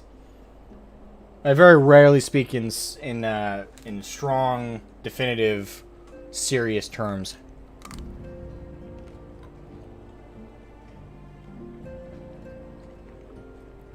Eyes are part of a living thing. It's still a trick, though. And the thing is, it's not like it was either tell others. And the thing is, I do want to count on that present though. It wasn't a matter of people could have just said nothing. Like people could have just said, chat could have been silent about it. But no, they intentionally dissuaded me. There's a difference between spoiling something and directly trying to make someone think the opposite. So it's still deception.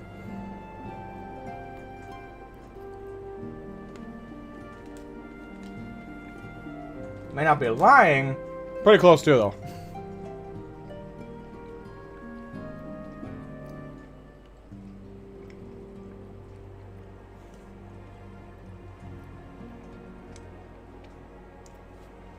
One second. Damn, do I do good making good peanut butter balls. I'm gonna praise my own damn cooking. Or baking, I should say. I did good. I did damn good. Those taste great. It is the family recipe, though, so can't take credit for the invention of it.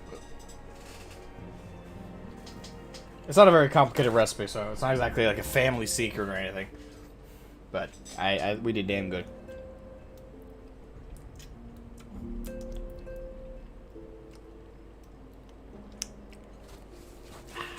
Yummy. Running your family for making tasty food? Yeah, oh, yeah. My family's got much of food, but I'm the one who made these, and they are delicious. I did good. I'm gonna praise my own work. I did damn good. The part of my family that came up with the recipe though was my aunt. My aunt's the one who came up with this particular peanut butter to confectious sugar ratio.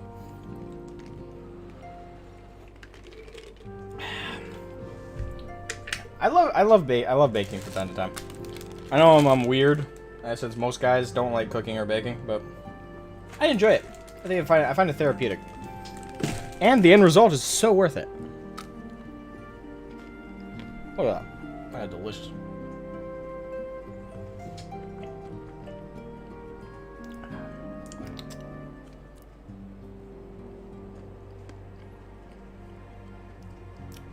I would marry me. I would totally marry me. My cooking is great. So is my baking, obviously.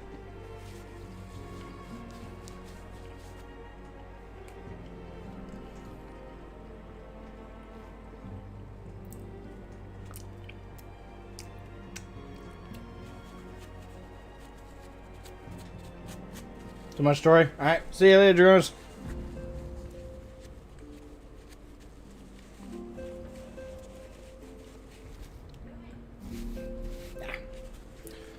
Alright. Let me put those away. If I keep them out, I'm gonna eat more of them, and the chocolate's gonna melt a little bit, so.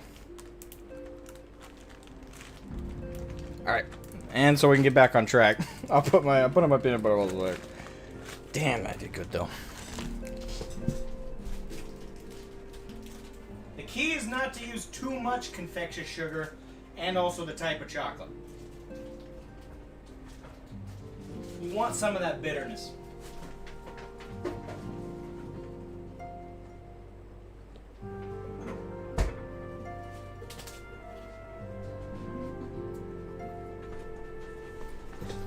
You definitely want some of that bitterness. It counteracts the sweet of the sugar, the confected sugar mixed with the mixed in with the graham cracker crumbs and the peanut butter to a delicious crunch.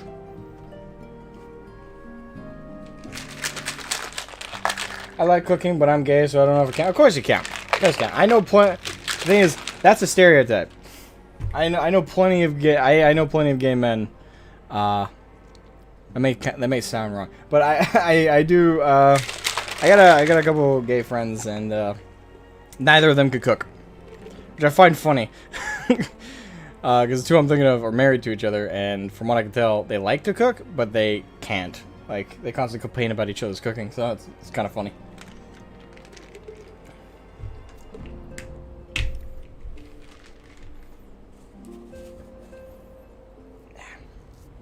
Yeah, and I'm straight as hell, so, and I enjoy baking. I enjoy cooking. Lots of people might say like, "Oh, that's not, that's kind of weird for a normal straight guy." But truth is, I don't care what people think. I get delicious food. Ha! Any woman who marries me is one lucky lady. I'm saying it right now. I'm gonna give myself the pat on the shoulder. All right, to Tataru to continue up. Let me pull something up real quick, just so I knew.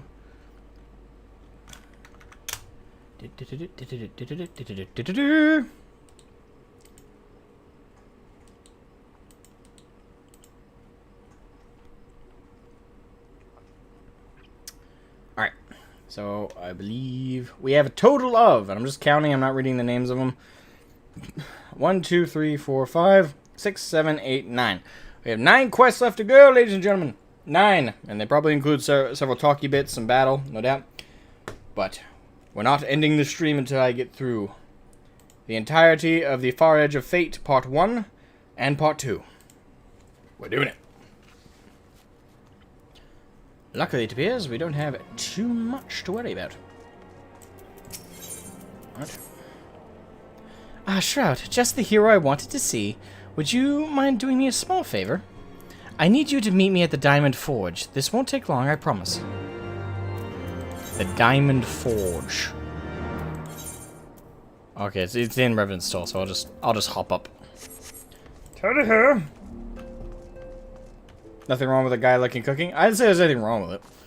It's just it's not one of the more it's not considered anyway one of the more masculine hobbies.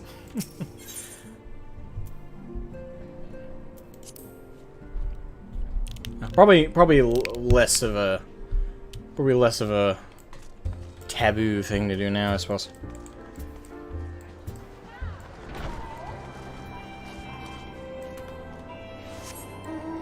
Wait, hold on. I am single, and I am very good at cooking. The trick is to press buttons on a phone. Tell the person on the effective cooking skill right there. Well done. 10 out of 10. Alright, hold on. Gotta go down here.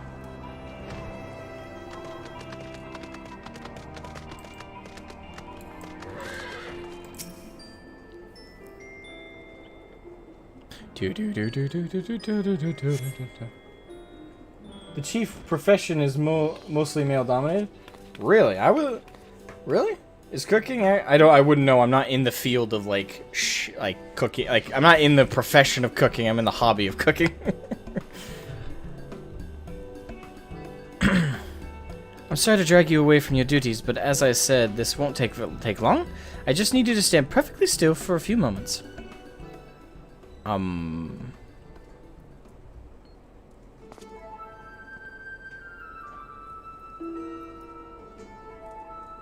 Oh no. They're going to tailor me. Right, everyone, ready to get to work? Now, no squirming now. Oh, and you might want to close your eyes. Help! They're manhandling me! Hey, don't you smirk.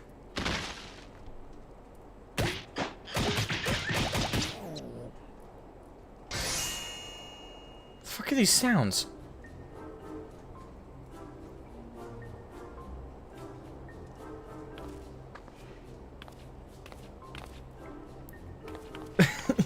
There, all finished. The Warrior of Light's every measurement, from heroic head to intrepid toe. The fuck?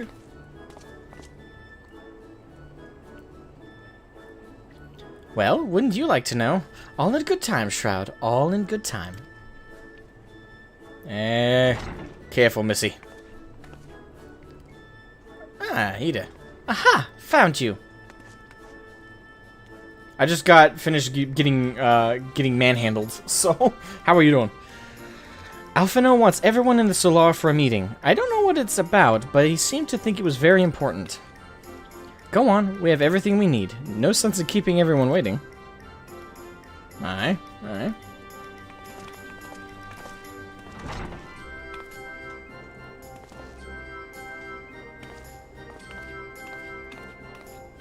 Are they making me a suit? Honey, where's my super suit? I'll put it... I can't remember what she said. I put it in the laundry or something like that. We're here. Did we miss anything? I gotta watch that movie again. It's been forever since I watched the first Incredibles. We would not presume to begin without you, Ida. Urianger has returned to the Waking Sands, but everyone else is now present. Urianger, Yes, ever the but for recluse. what exactly? We all have duties to attend to, Alphino, so you may dispense with the preamble. Thank you, Elysée. It is the very subject of those duties which compelled me to call this gathering. Though the Warriors of Darkness no longer pose a threat, Eorzea's many troubles demand no less of our attention. And while I stand by the decision to approach each task as we see fit, I fear our effectiveness will ultimately be diminished should we continue to act in ignorance of each other's efforts. Thus, I propose we elect a successor to Minfilia. Not to serve as a fully fledged antecedent, perhaps, but as a coordinator of operations. Is that all? Oh, then the decision seems clear. No one else has shown any enthusiasm for the role, and judging by your performance at our previous meeting, you would seem the perfect candidate. You always did have a flair for politics.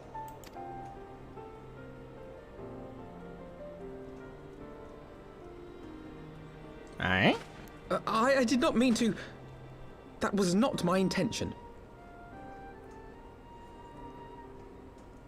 As my tenure as commander of the Crystal Braves comprehensively demonstrated, I lack the qualities required for such an office.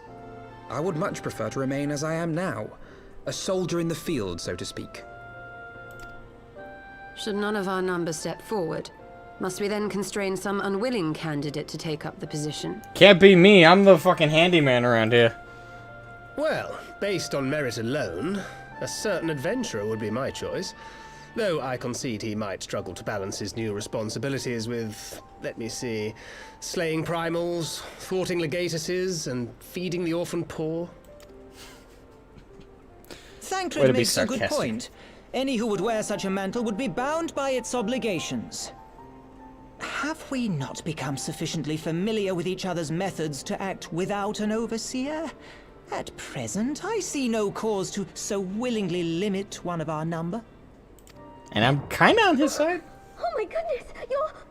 Help! I need some help here! Pulling sword out. Time to go kill a bitch. Tataru, are you all right?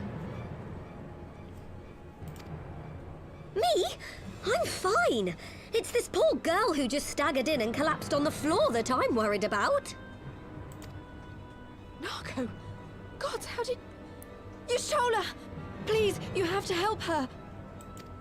What's happening? Kral, a hand if you would. Let us see about closing these wounds.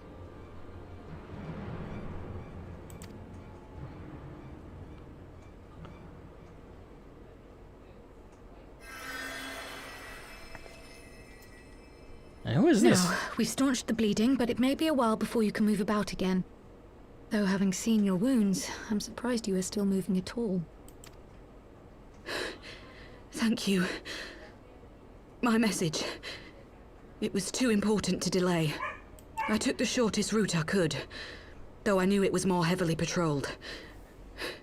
As you can see, my efforts at evasion were not entirely successful. Honestly, you're too brave for your own good.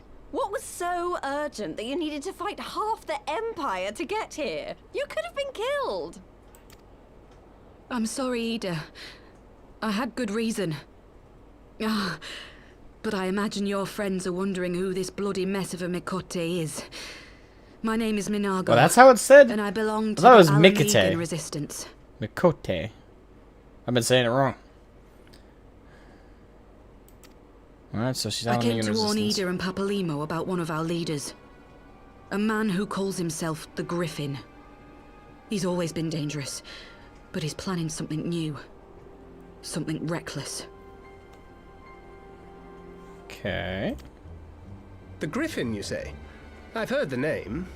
Rumor has it your man is eager to test his claws. Aye, and on no easy target. He means to assault Belsar's wall from the Alamegan side. But what does the Griffin possibly hope to gain from such an attack? From what I understand, he wants the fires of war to spread to Eorzea. And for that, he needs to control the border with Gridania. So, he means to spark a conflict between the Alliance and the Imperial forces stationed in Alamigo, to have Eorzea's armies aid in the liberation effort, whether they will it or no. Alright, fuck this guy.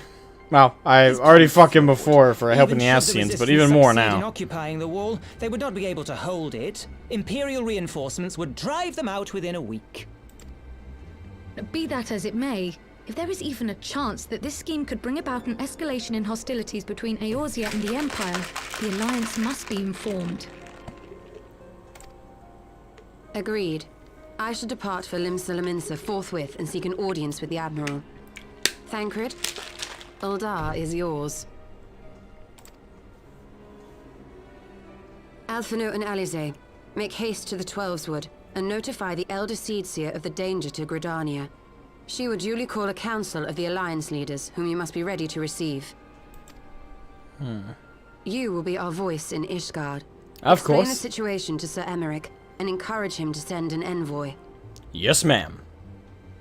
Aye, aye, my Capitan. Tataru, Kryl, I leave the care of our injured messenger to you. See that she remains quiescent and her wounds closed. Quiescent. I love the vocab in this fucking game. It's fantastic. I believe that covers everything. Let us be about our tasks. Go force! Wait, wrong thing. I suspect the ill tidings from Girabania will be held as a turning point. The beginning to a bloody end. The business of war was ever conducted with the coin of self-sacrifice.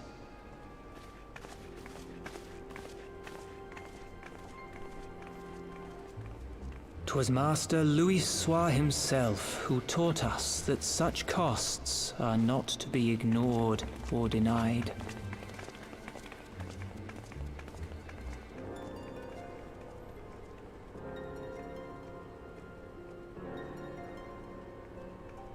And so, I shall embrace them. When the time comes, I will make my choice, as you will yours. A lot of foreboding shit here.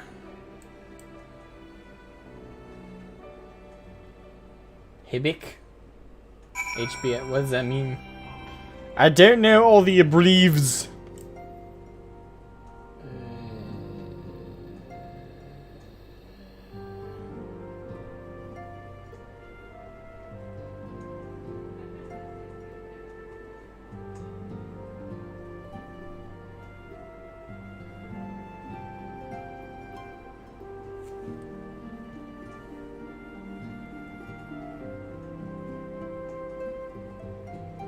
What are the basics of cooking in the wild?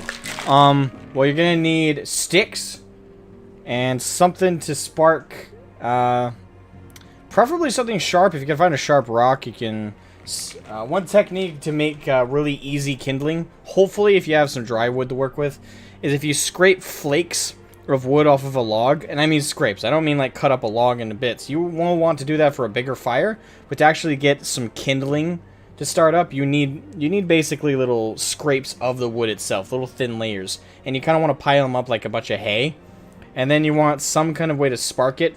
You could do that with flint. You can do, if you have a lighter, if you have matches. There's lots of ways to create fires. There's also the old tradition of friction on the wood. There are ways to make fire that way, but no matter what the case, no matter what your method, you got to get, the intention is to get those flakes of scraped wood all lit up, all those shavings lit up, and then you want larger sticks on top of those to hopefully catch. Now keep in mind, the colder the temperature is, it doesn't matter if the logs are dry or not, because the temperature itself outside is super cold. Thus, there's no thermal energy in the wood. It's actively got its normal heat drained completely out of it. So lighting up thicker logs is much harder in colder temperatures, because in warmer temperatures, the logs outside are already, well, room temperature, if you will, of like the outside, so it's easier for them to catch. Unfortunately, the colder the temperature, whether they're dry or not, you need to heat up the log to the point where it's room temperature with the fire you got going, and then on top of that, once it finally reaches a temperature where it can actually start to catch, where it's not actively draining the flames of their heat, finally it will eventually catch. And once you actually get a good flame going, I would say gradually put slightly thicker and thicker logs on the fire as you go. Keep in mind, before all of this, you want some place to securely put the fire. You can't just have it anywhere and out in the woods. You can very easily light everything around you on fire the drier things are. So preferably you want a colder temperature to work with as it is, because that minimizes, if you're out in the woods, this is what I'm talking about. If you're out in the woods, it minimizes the likelihood that other things around you will catch, especially if there's snow. But whether it's warm temperature or not, it's a good idea to dig a ditch, like basically a hole. And I would recommend the hole to be around 2 feet, 2 to 3 feet deep. A 2 to 3 feet deep hole, and that's where you're going to set up your kindling. That's where you're going to create the fire. And make sure you chop up any roots in the area you dug, because if those roots catch on fire, the trees connected to them might catch on fire. So be absolutely certain that the hole you dig is A, deep enough that you can find all the roots that could potentially catch, and chop them away and make sure that they don't light, because you can create a forest fire very easily that way. So, but assuming you've done all the necessary precautions, the temperature's at a good place, it's not super dry out, that's the other thing. If you can, don't make a fire if it's super dry. Ever. That will result, like, it sparks at that point from your fire. If they just hit the right leaf, they hit the right foliage, you're looking at a massive forest fire that will burn and rage out of control before you can stop it. So, just as a precaution, if things are super dry out, just don't make a fire. If it's an emergency situation, be very careful where and how you make that fire. Super secure. All of that, outside of that, making and curing meat out in the wild, you're going to want to set up a trap or something. If you want to do old school and want to make a spear out of a stick and hunt a boar, good luck with that. You need to know what wildlife you're going to be around you. Is it more common to come across a wild boar, rabbit, squirrel, chipmunk? What is the available meat around you to cook? Also, what's the available fruits and vegetables that might just grow in the wild? Are there certain edible weeds? There are, in fact, edible weeds that you can find. That they don't look like mushrooms or anything. I mean like weeds. They look like leaves. But you can eat them like a salad. It's really hard to stomach them down, but they can be digested.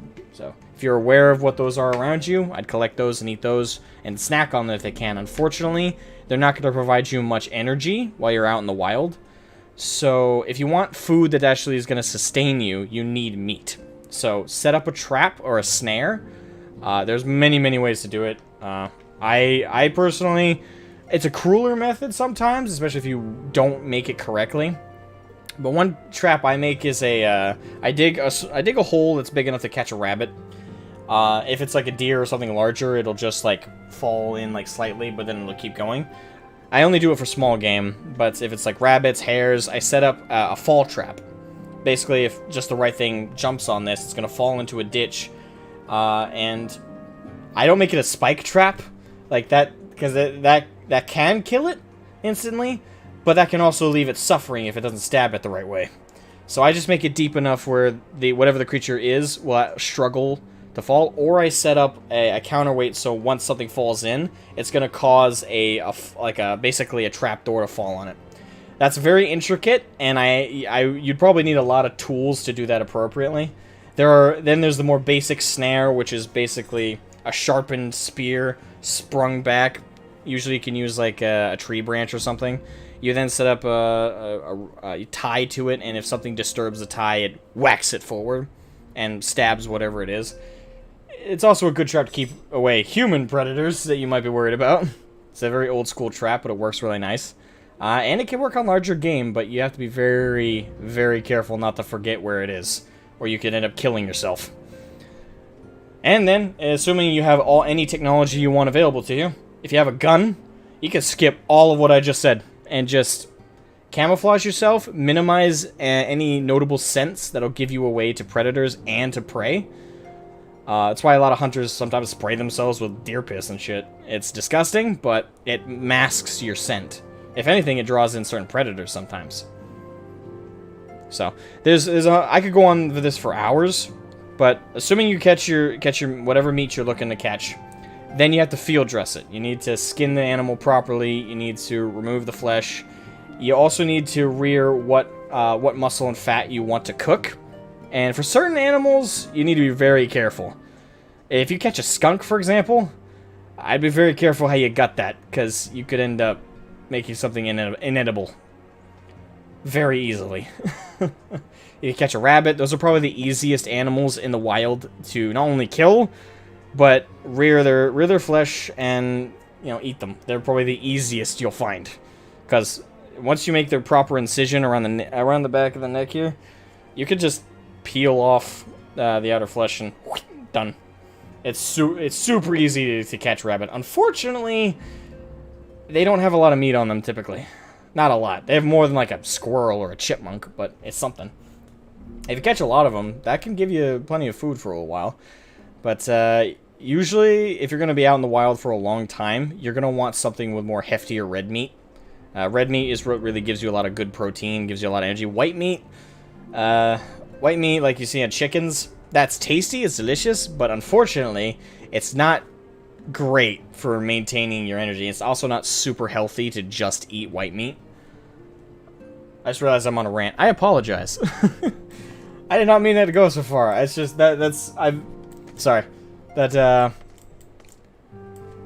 apologize. I just realized I apologize. Went on a little bit of a tangent there, unnecessarily. It's a very loaded question, and it's one I do engage in a lot.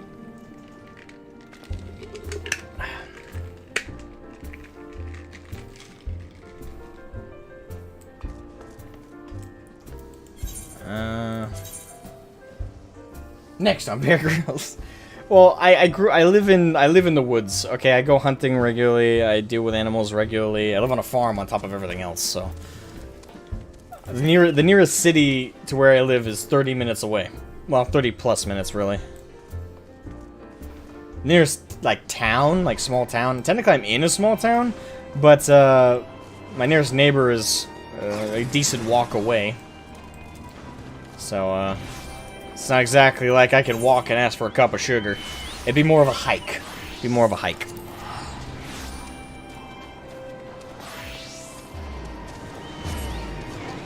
know what I'm talking about? Okay. Yeah, I live out in the sticks. I like it out here, though.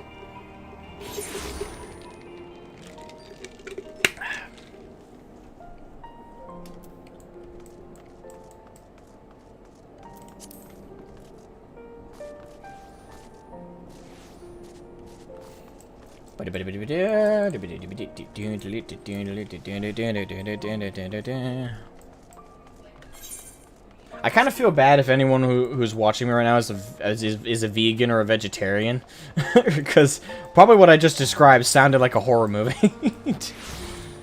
To me, that's a Tuesday. Like, that's just how you live out here. Me too. Alright, Lucia. Greetings, warrior of light. What business brings you to Ishgard? Stuff and some things.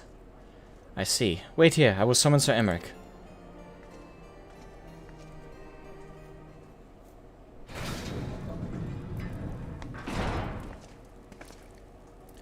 It is good to see you, my friend. 'Tis but a pity it must be under such circumstances. Had Lucia informed me of the urgency of your suit, I would certainly have sent for some wine. I'm good on the wine. But to business. I thank you for bringing these developments to Alamigo, to our attention. Ishgard will of course send an envoy to attend the council in Gridania. I cannot say who will represent us, however, as the choice is not mine to make, not mine alone at any rate. Given the immediacy of the threat, we may forego the formalities of a full assembly, but I will still need to consult with my counterpart in the House of Commons prior to proceeding. Will you permit me some time to make the necessary arrangements? Absolutely. Go ahead, my friend.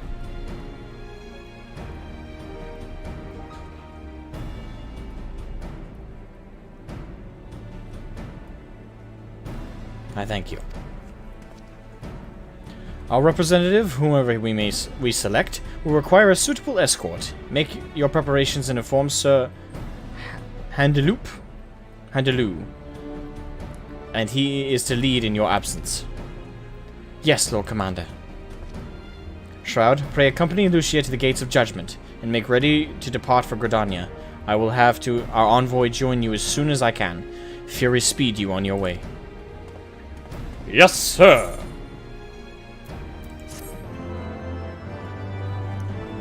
All right. Alright. We must tarry forth, my friends. An envoy for Ishgard. If you have no other business in the city, join me at the gates of judgment. We must be ready to depart the instant the envoy arrives. Yes, ma'am. You heard him. Let's go. Right at the gates of judgment. I'm a Judgy McJudgeton.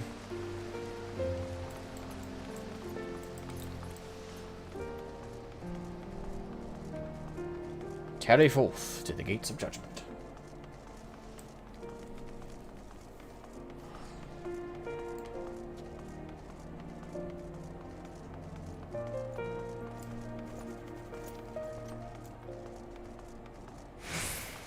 Ah, so close.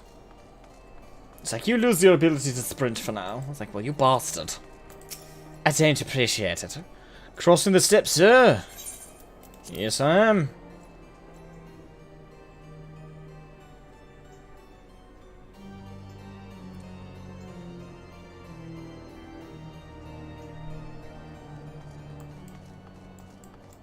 And now we wait for the envoy. Is it gonna be Hilda? Wait, no. That doesn't make sense. Yes, Sir Emmerich. We meet again. As it happens, my counterpart in the House of Commons agreed, and I should act as Ishgard's envoy. Nope, Sir Emmerich. Not, I concede, that there was ever any real doubt. As Lord Commander of the Temple Knights, it is my duty to sanction any military cooperation. Be that as it may, I could not in good conscience make the decision alone, not with the ink scarce dry in the Republic's book of status. I trust you understand, my friend. Alas, I must test your patience still further by making a brief stop at Camp Dragonhead. Given the trouble brewing in the Black Shroud, I would see that the garrison is ready to defend the border. Alright.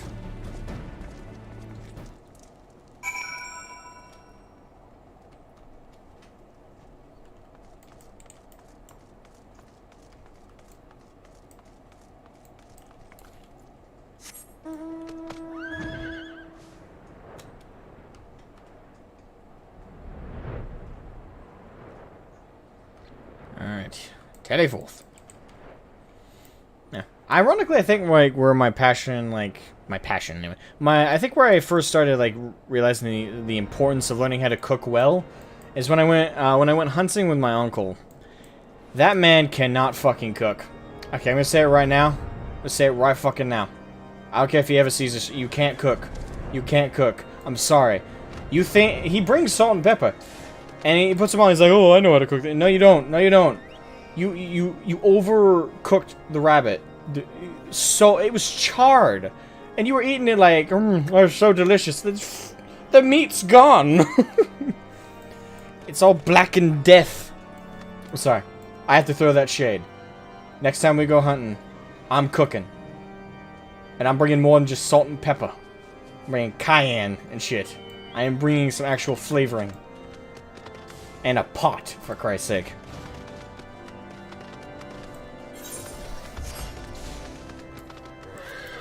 I don't think he actually watches these, but on the off chance. The garrison commander waits within. Why not accompany me, Shroud? You may see a familiar face. The lights.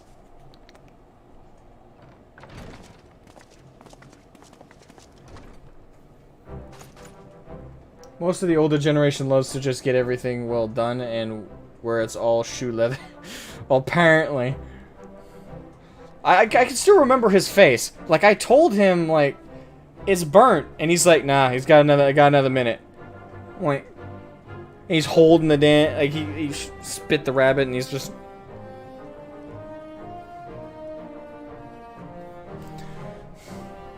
Damn thing nearly lit on fire by the end. It was so disgusting, though. It was gross. I ended up having to eat some of the jerky I packed, and he was offended. He's like, "Why don't you eat the rest of the rabbit?" It's like, "'Cause it ain't edible." Shroud, oh boy. Wait, why is the mental in here? How wonderful to see you. And Sir Emmerich, too. To what do I owe these unexpected pleasures? I will have some mulled wine brought up from the kitchens at once, if you will excuse... No, nay, do not trouble yourself, Honoroi. We shall soon be on our way. Lucia, a brief summary, if you will. Yes, Lord Commander.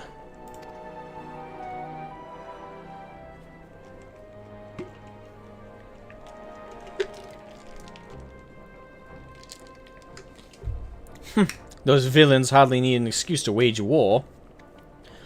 Bloodletting comes as naturally as breathing to a Garl. I mean, to an Imperial. Thus we shall strengthen our patrols as you suggest. We shall also be sure to communicate with these developments to Lord Francel at the Observatorium. I see you have everything in hand. Carry on, Commander. I hope Amenelain takes to this position well. He's got quite the shoes to fill. Surprised to see yours truly at the helm? Yeah, a little bit, yeah. You and me both, old boy. I doubt I'll ever feel worthy to sit where he sat. Oh, they even put the portrait there.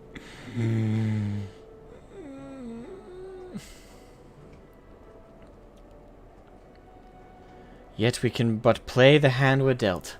And with a little help from the veterans, and Honoroy's ceaseless chiding, I'm sure I'll muddle through. So worry not, old boy. Off to Gridana with you. Aye.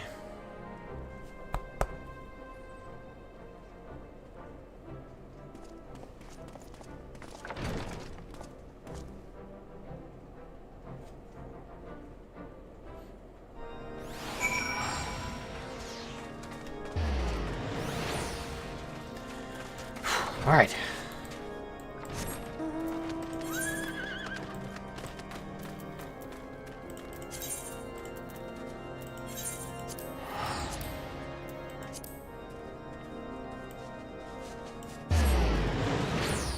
Shoink. Teleportation. Instant transmission.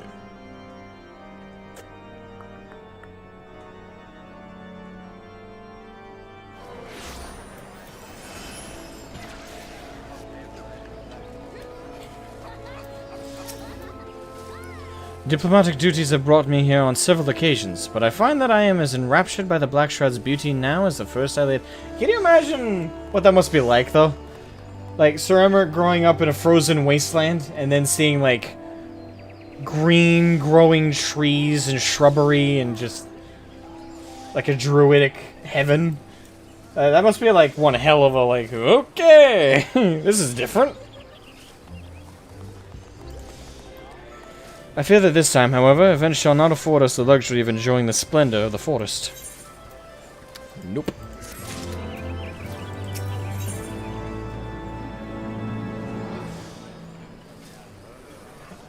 I have no idea how to answer. I don't know. I'm not French. Where did that come from? Hey, draw. He's stalking me. That looks epic, though. It seems we are to have an escort to the Lotus Stand. A pleasant place to discuss unpleasant matters, is it not?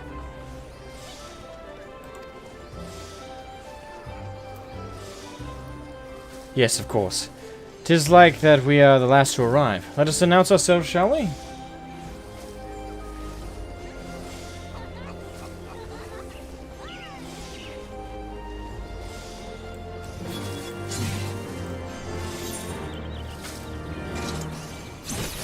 Alright. Speak with Silent Conjurer Nofika's Ultra. Just passing by, actually. Okay. That's okay. But thank you for stopping by. It's good to see you. Yeah, here we go.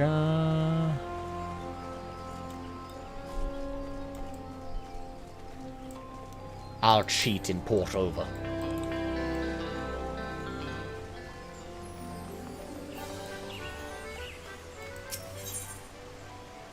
You go to the Conjurer's Guild so goddamn much, it's kind of crazy.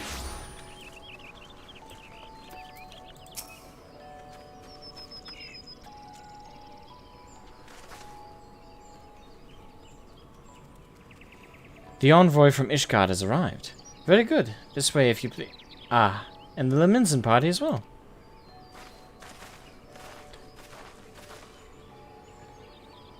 Mama Myrtlewib, I mean Admiral Myrtlewib, welcome, my lady.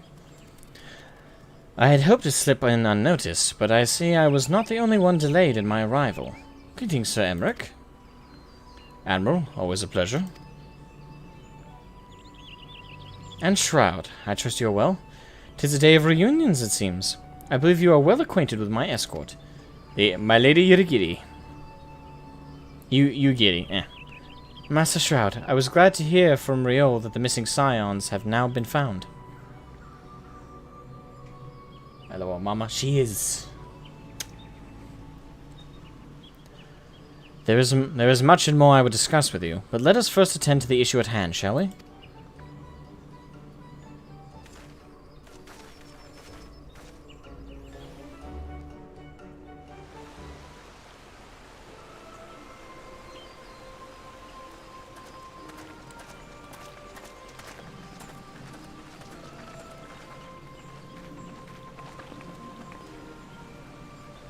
I bid you welcome, my friends. As you will by now be aware, the Scions of the Seventh Dawn have come into possession of certain intelligence concerning recent developments in the region of Gir Abanya.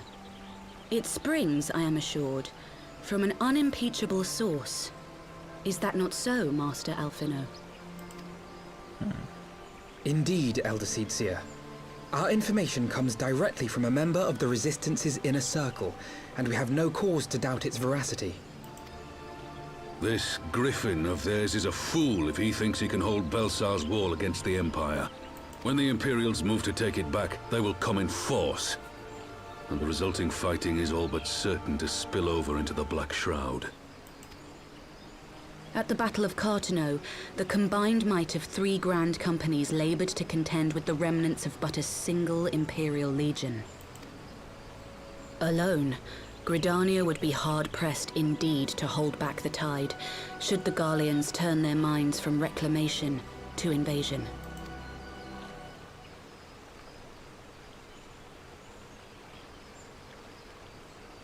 May I once more convey my nation's deepest regrets for our inaction in the days prior to the calamity.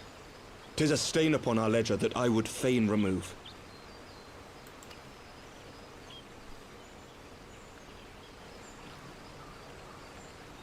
Elder Seedseer, I do hereby request leave to deploy a defensive force within the borders of Gridania.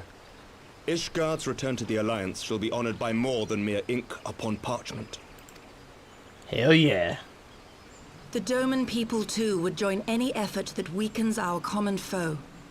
We are few, but our most seasoned shinobi are at your disposal. Hell yeah, bring in the assassins! Let's start executing their commanders.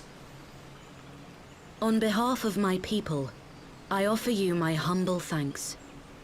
Gridania welcomes your assistance. It is time we set our contingency plans in motion. Is the Alliance agreed? Aye. Then let us make ready for war. Victory favors the swift. There is much to be done. Aye. Aye, indeed.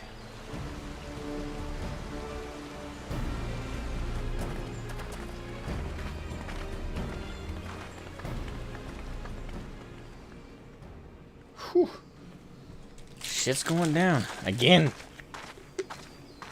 The Council knows that Alamigo will not soon be wrested from the Empire, and its decision to bolster the border's defenses seems eminently practical. Why then, brother, do you scowl so? I agree that they have chosen the wisest course available. Indeed, the only reasonable one. And? Or but? Yet something feels awry. In making ready for war, is the Alliance not granting the Griffin the very thing he desired? Any attempt to hold the wall is doomed to failure, aye. But I wonder if we have misjudged the prize for which he plays.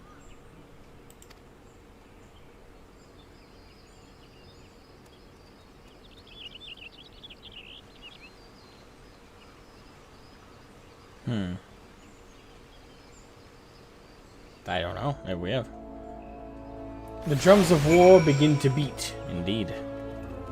Can I hear them in my heartbeat? Boom, boom, boom, boom, boom, boom, boom, boom, boom, boom, boom, boom, boom, boom, boom,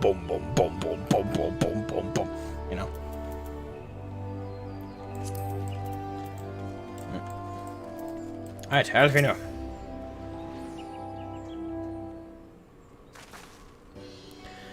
That the council was able to reach an accord so swiftly is heartening. Is a heartening development in itself. I only hope my misgivings, prove unfounded. Good. You have yet to depart. I feared I had missed you. Sir Emmerich! Alfino! Why are you surprised? We're all fucking here. Master Alfino, a pleasure as always, and Mistress Alize. How wonderful to see you thus recovered. Pardon the interruption, I had hoped to thank Shroud for serving as our escort before the other duties called him away. That's just high blood pressure. I also wish to thank our Doman ally. Damn! She's sneaky as fuck! Forgive me, my lord. I was but waiting an opportune moment to join the conversation, and force of habit made me keep to the shadows. It's okay. You're good. Just don't kill me. No apologies are necessary, Mistress Yidgiti. I was most grateful for your interjection when I offered Ishgard support. My nation's historic failure to heed the Alliance's pleas for aid is a matter of record. Even so, the Alliance leaders were plainly unprepared for my impromptu apology. The resulting air of awkwardness might have lingered longer were it not for your timely offer of cooperation, which allowed the Elder Seedseer to accept us both. I very much appreciate the gesture. I only did my duty, Sir Emmerich. The Empire is an enemy to us all, and we are grateful for the opportunity to fight at your side. And full glad are we to have you. Pray convey my regards to the Scions, my friends. We must return to Ishgard. Whatever is wrong with a simple sorry or thank you? Must these politicians always make a speech out of everything? That is how we adults speak. Tone down the arrogance. Tone it down, Alphino. Mayhap the ones who like the sound of their own voice. In any case, our business here is concluded. We should be on our way as well. I'm on her side. Will you accompany us to Revenant's Toll, Yugiri? Actually, I think I shall first pay a brief visit to the East Shroud. I'm curious to know how Papalimo and Ida fared in their talks with the Sylphs. Not to mention that what was going on at Belsar's Wall. I will join you at the Rising Stones anon.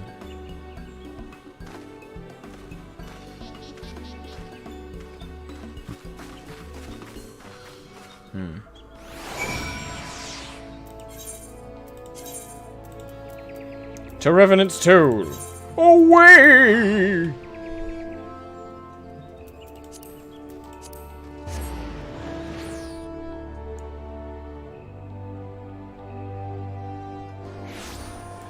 Alright. He's it real quick. Let me check something. Okay. Sorry. Welcome back, Shroud. I don't know about you, but I am heartily glad that all of the talking is over. I understand that these council meetings are important, but do you not find it tiresome to have to weigh every word before you speak it? I doubt I will ever feel at home in the realm of politics. I agree, my lady. That said, people have been known to change, and if my brother is willing to run his own errands, anything is possible. Ooh, throwing shade.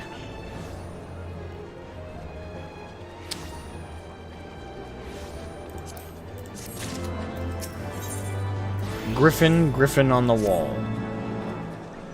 Well, as much as I enjoy the bustle of the toll, I think it's time we headed inside.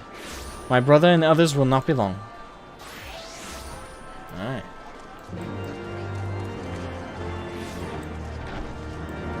I'm super tense right now. I'm like, I'm waiting. Shit's going down. I'm not sure where it's all going. And the last time we did a 0.5 patch, shit went really south. Huh. You are returned from the council. But what of Alphino? Did some other matter require his attention? On cue. Mine apologies, friends. I trust we have not kept you waiting over long. Greetings, everyone. Oh, Cryle, how's Nago doing? She will be alright, won't she? The dungeon? I don't see why not. She's sleeping at the moment. Tataru is keeping an eye on her, so we'll know soon enough if there's any change in her condition. Her wounds are healing well. With sufficient rest, I am certain she will make a full recovery. Thank goodness for that. Now, mayhap you would share with us the Council's decision. Each of the nations, Ishgard included, has committed to providing military support to Gridania. The Orsian Alliance will soon have a significant force in the Black Shroud, ready to respond to any Imperial act of aggression.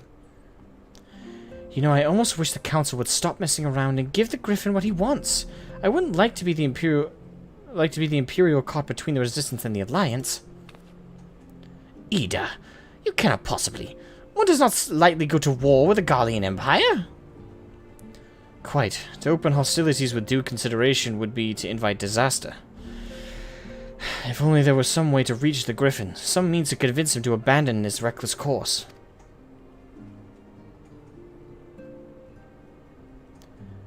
It may not be entirely unfeasible. There is a network of tunnels beneath Baelsar's wall, secret passages dug by the Resistance to provide a way out of Alamigo, which may equally serve as a way in. Precisely. If all are in agreement, I would be the one to undertake the necessary negotiations. I am familiar with the route, and the Resistance is familiar with me. About as familiar as they are with me, you mean? Say what you want, I'm coming too. I have some experience in the practice of infiltration. If you would have me, my services are at your disposal. As am mine. It has been far too long since I shared a shadow with a shinobi, and I do intend not to waste the opportunity. Or I do not intend to waste the opportunity, yeah. 4 is quite sufficient for an infiltration mission. Greater numbers will only serve to increase the risk of detection. Cryle and I will direct our energies elsewhere. What of you, Levliers? I will return to the East Shroud and stand watch over the border. Should matters take a turn for the worse, 'twould seem wise to be on hand.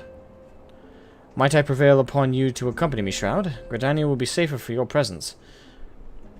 And, while it may not seem the most thrilling duty, dear sister, might I ask that you remain at the Rising Stone to pass on messages and so on? To hold the fort, you mean? Very well, I suppose the task must fall to someone. Wait, can't Tataru do the passing on of messages?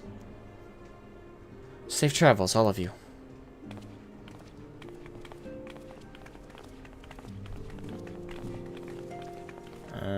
Okay.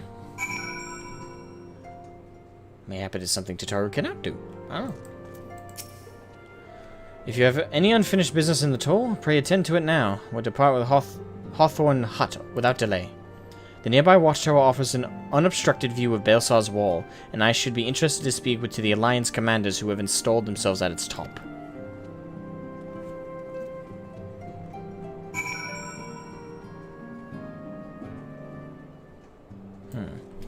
Very well. Griffin on the wall. Tally here.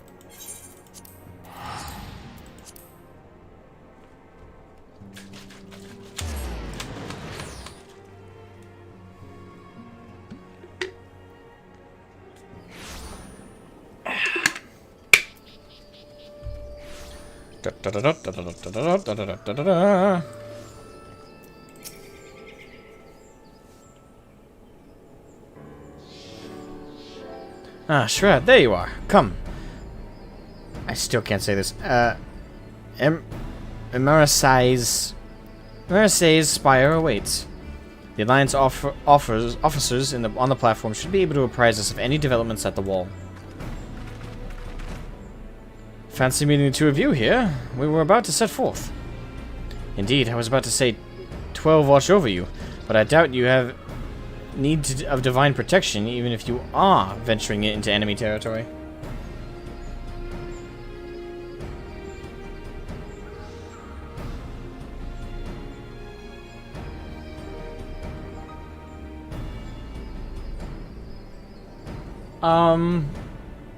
Okay, have a good one, Double A. Okay then.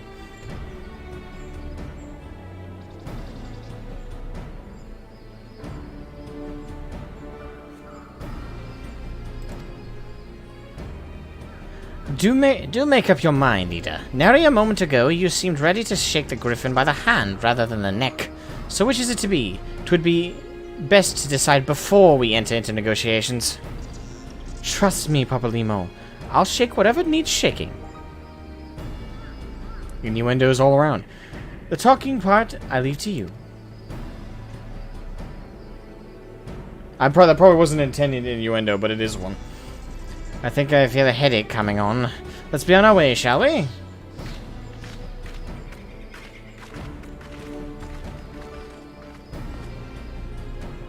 Ah, some things never change. Well then, shall we make for the spire? Our alliance friends will doubtless have news for us.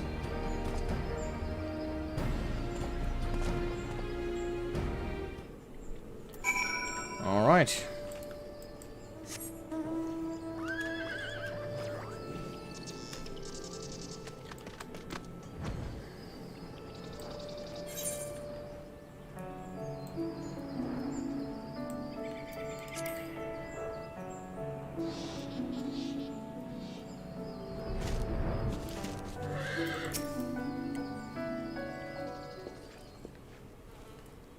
Welcome, Warrior of Light. I assume you are here to speak with our commanding officers.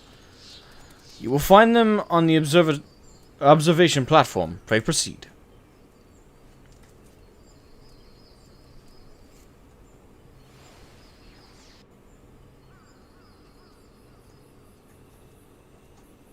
Hey, Hilda! Hello, my dear. And Pippin! Greetings, my friends. 'Tis good to see you both well. I was hoping you might turn up. I've dragged half the watch here. See? And the sight of you might help remind them why we bothered. Ah, and there's my commander. If memory serves, I have not seen many of you since the day of the grand melee. Having borne the brunt of your blows, may I say what an honor it is to stand at your side. 'Tis heartening indeed to see the realm's most stalwart defenders thus gathered in common cause. Speaking of which, what news from the wall?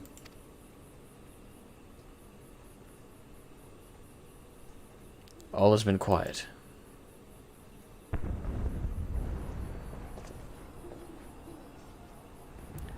You were saying? All's been quiet. Pfft. Never mind. Report. What? Seven hells. Fighting has broken out atop the wall. A full-scale assault. So the Griffin has made his move.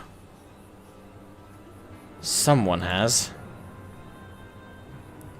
And what's that supposed to mean? The attackers, they're wearing Grand Company colors. Impossible. We gave no such order.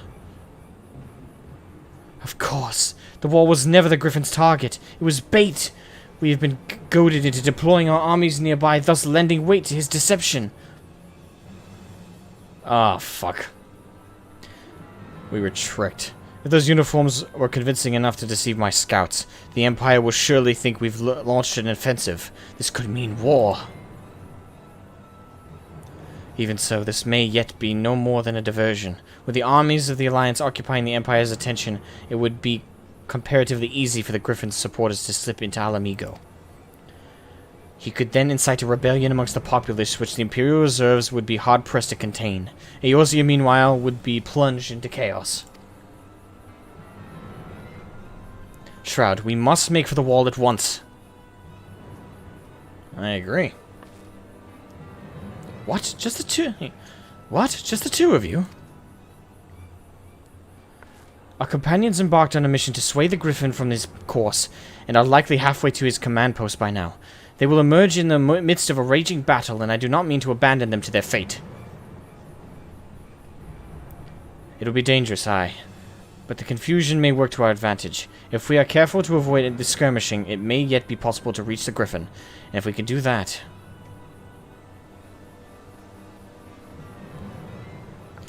Lady Hilda, might I ask that you have an airship ready to bear the Scions to safety? Huh. I don't know who this Lady Hilda is, Marshal, but you can count on me. We must prepare for Imperial reprisals. May the Navigator guide us through the storm.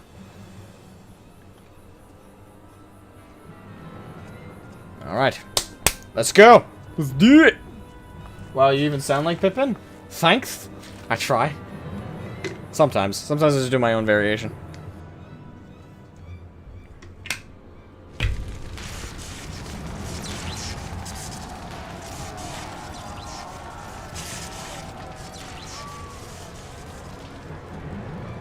And they're wearing our uniforms, yeah, but they're not,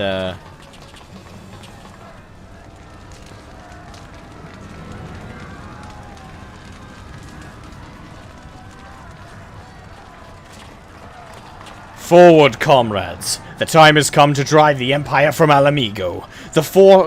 Enforce action upon those who have turned their backs to our suffering for so long. Alright, now I can't sympathize with him. Now he is dragging other people to his war.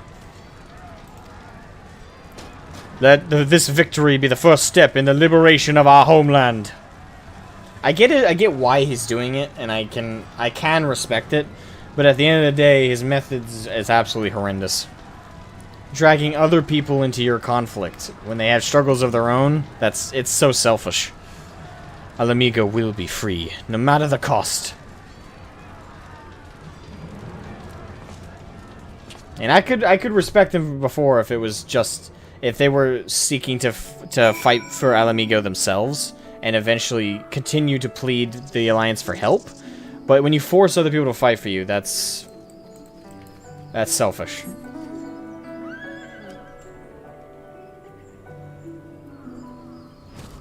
So, definitely can't respect them now.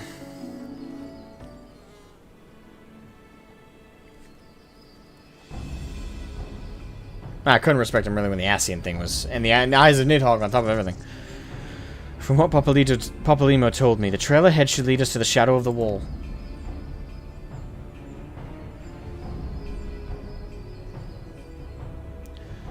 As we have two objectives, I suggest we divide our forces. I shall make straight ways for the tunnels and attempt to intercept our comrades ere they stumble into a bloodbath. While I do so, I must ask that you scale the wall. Know that I would not propose such a course if there were any other way, but the time for subtlety is past. Take a band of our most trusted companions and cut a path through the Griffin. Make him see reason by any means necessary. Once we are free of the tunnels, we will make for our position with all due haste. And if everything proceeds according to plan, Hilda will then swoop in and spirit us away, all away to safety. I only pray that we have enough time.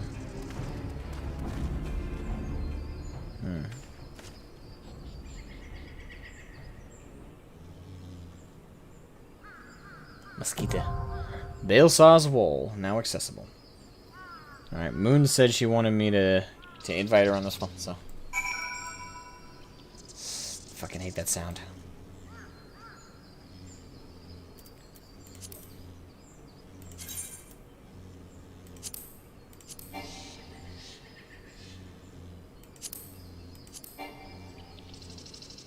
Okay then. Really? I guess not happening? That sucks. Balesaw's Wall.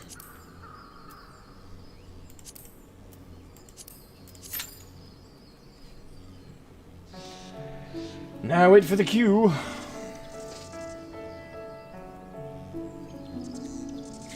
Damn, it's hot in here. Ugh.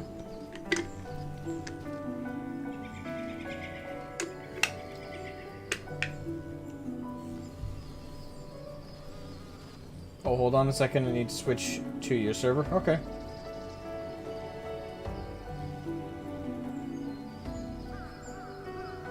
Stuff and things. I have to ask you to climb a wall. You bastard!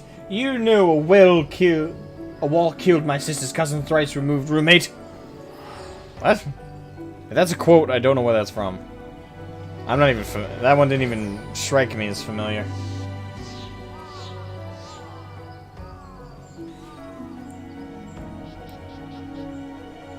You want Crystal? Yes, I am. Also, welcome, welcome, I know I had your name right last time. Kiachi? Yes, I think that's what it was. Welcome back, Kiachi. It's also good to see you today. Okay, should be good now. Okay.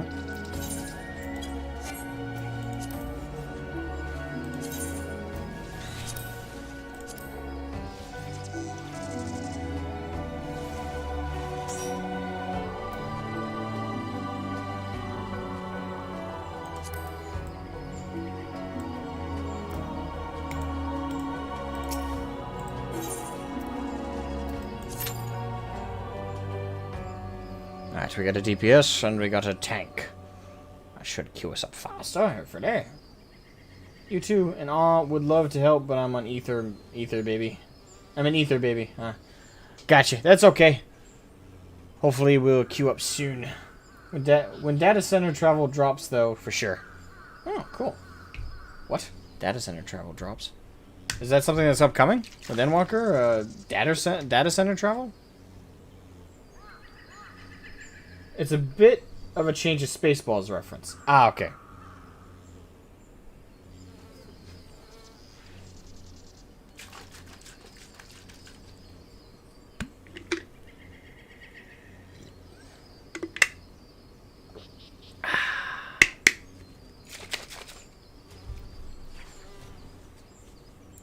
I hate that sound. Can the queue go faster? I hate that sound of mosquitoes in here. It's one of the things I hate most. That's why when I go outside during humid weather, I bug dope up. Is the thing coming? Nice. As it is, I'm already surprised you can travel across servers on the same data center like you can. Adding that, damn. Yeah, it's been a long time coming, but they announced it should happen around Endwalker. Nice. Travel data center to data center. Yeah. Data center travel will be happening in Endwalker. Locked to region at first, but after that they will let us travel between NAEU, JP, and OC data center. I wouldn't recommend a lot of people would travel between, unless you're bilingual. I probably wouldn't do it, or whatever lingual. Unless you know how to speak Japanese, I probably wouldn't go to the Japanese one. I'm assuming not a lot of them speak English. And that's my assumption. I could be entirely wrong. I don't know how popular English is in Japan as a language to speak. But I'm guessing most of them probably... Unless there's like an auto translation thing. You know, like you type in chat and it just gets translated to the correct meaning. That'd be cool if they could do that. That way people could chat back and forth across different countries. Or if you're like me and you're completely incapable of learning another language. I've tried so hard. I cannot, for the life of me, speak another language. I tried learning Spanish in high school. I maybe learned one phrase, one sentence. That's about it. I'm so terrible at other languages. I feel really bad because I'm definitely that stereotype of an American. I can't speak other languages. I probably never will be able to. It's just something that doesn't click with my brain.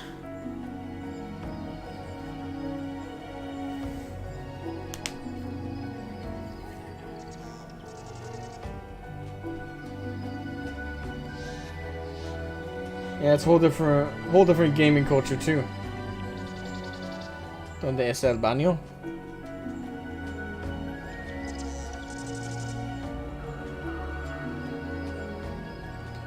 Oh wait, let me tell you about auto translation then. Just type something in chat and press tab. They have some preset sentences you can use to communicate that get auto translated. Okay, that's cool.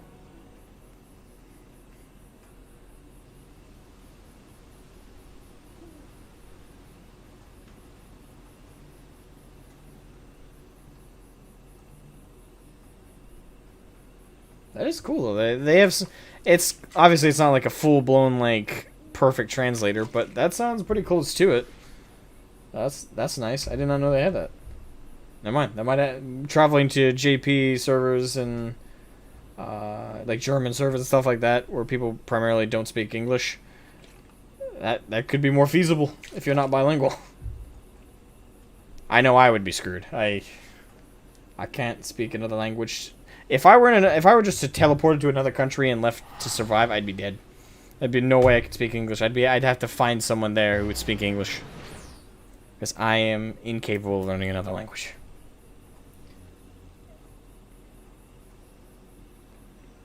See any chat inside green and red curvy arrows? It's being universally translated.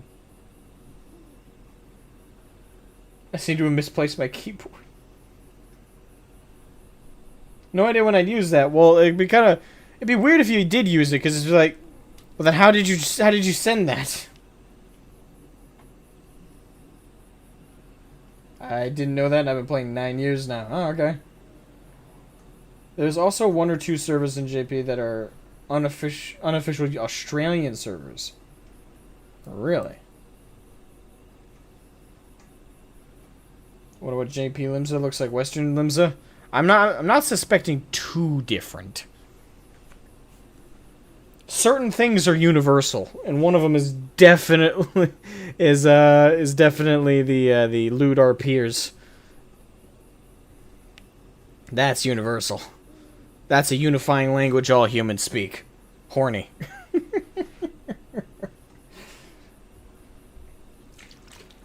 Ah, damn this queue. Is nobody doing Balesar's Wall currently?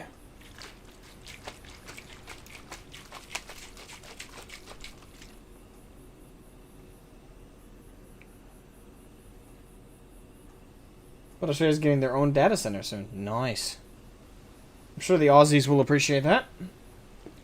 There's a documentary on FFXIV where the devs mention that the Japanese players don't like speaking in /say and .shout chat. They usually keep it to /tell or party. I usually keep it to party, personally. Mainly because it's just say. It's just you're sending it out to the ether. Anyone can see it.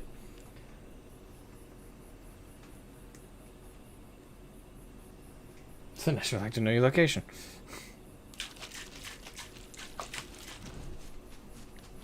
Any day now. Come on. It says average time 6 minutes. Time elapsed 6 minutes 45 seconds. Come on, Q. I believe in you.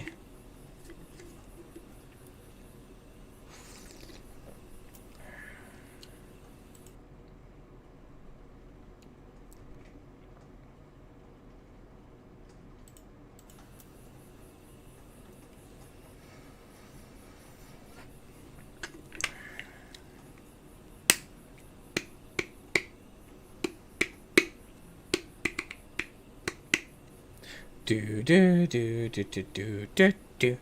Na na na na na na na na na na na na na na na na. That's why I wait. Pass some time. Well, because I don't think it's gonna take that long. Like it shouldn't take. By the time I get to the gold saucer and queue up anything, the queue should finish up. So I don't think it'll take that long. I might be wrong, but I don't think so.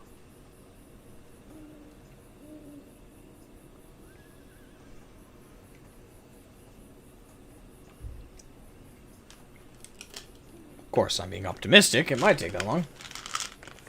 Plus, I can pass the time talking to you lovely, sexy individuals. How are you all doing?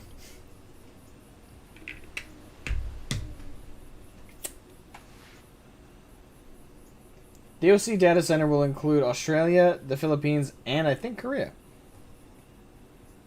All in one data center? Actually, aren't those pretty far apart? I don't know. I'm not a master of geography. Alright, now we're only waiting on one healer. Just one healer. If I'm not wrong, I think that dungeon is on the roulette that everyone avoids because the rewards aren't as good.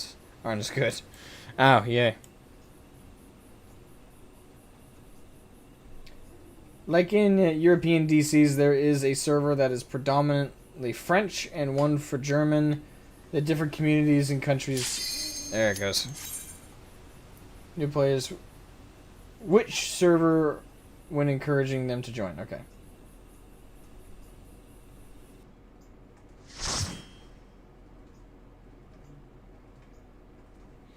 Mm-hmm.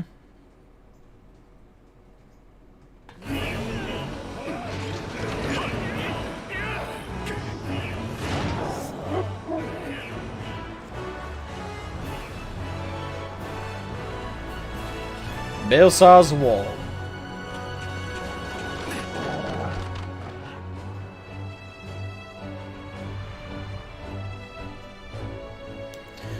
Alright, let's do this, lads.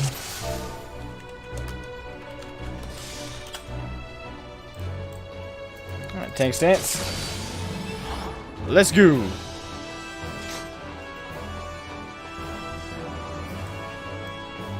I'm gonna have to pull big or Moon's gonna get mad at me.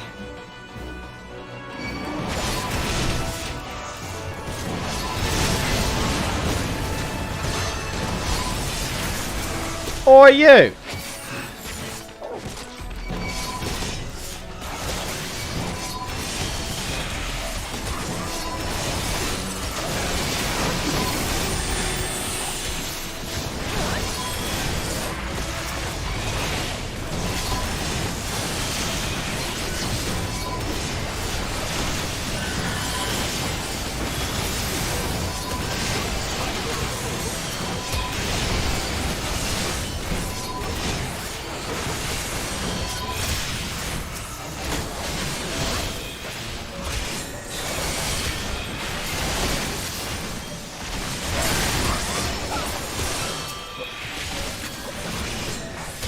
And boom, dead.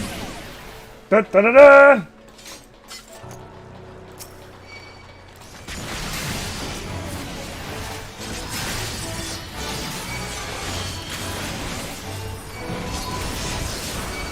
Time to get sloppy.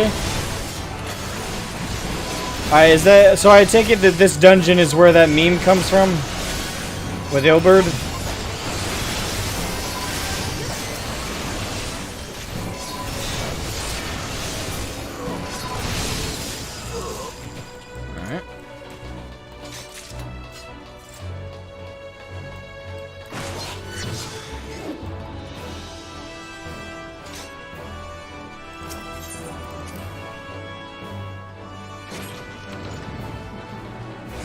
We've opened the gates, lads.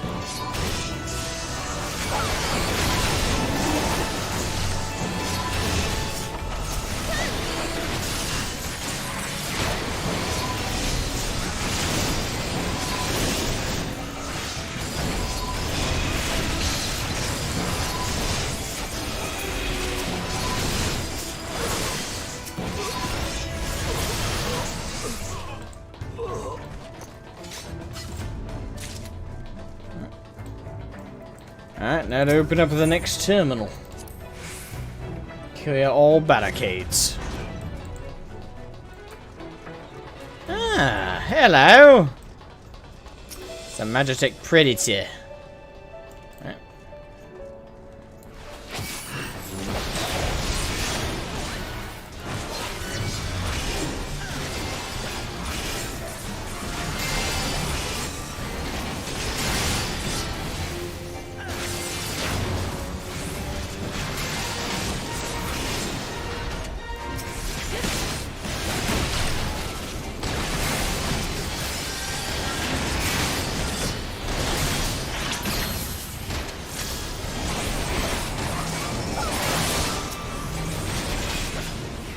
Over here, lad.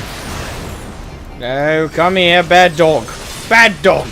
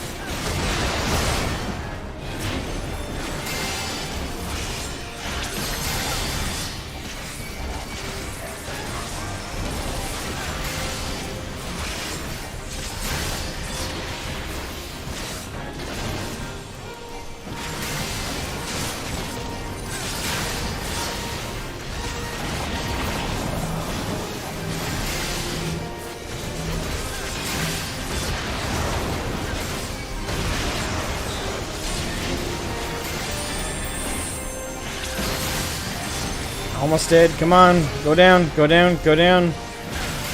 And he's down. Good. Oh, chest. Roll me some greed.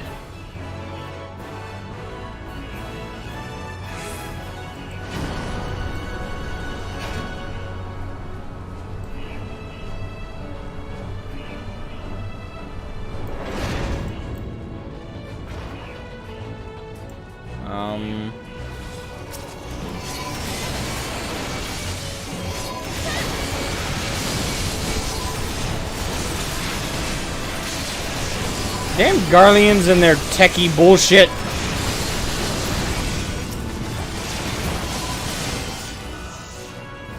Ah, come on.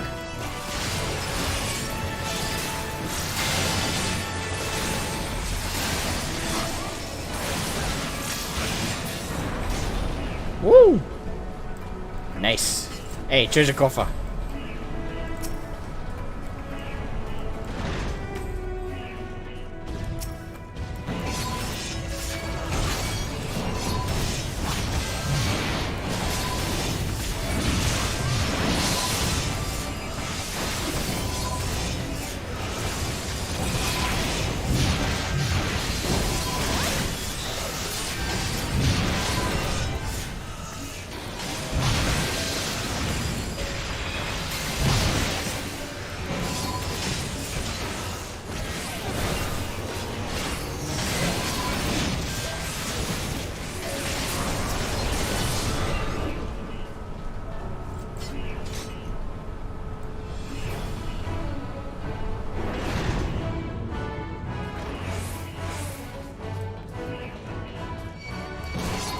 My server Moogle is a balanced mix of English and French. Pretty much all the FC recruit scouts are French. All of them?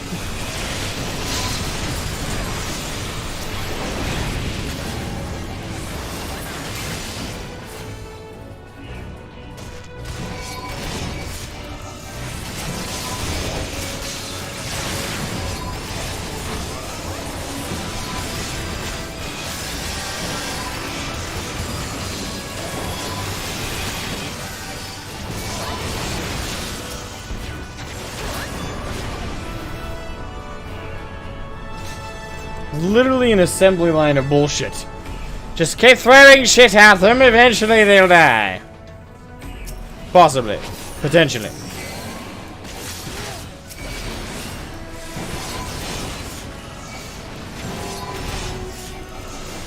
This way, you deviants.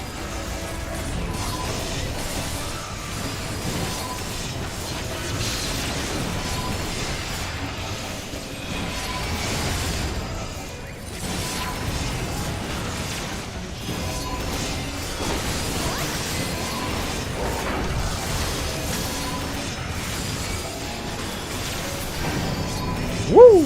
And they're down. I will say it's fun to kill Garlean mechs and stuff. And you always feel so badass when you do it.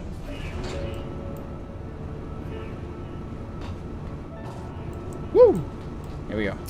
Next badass motherfucker.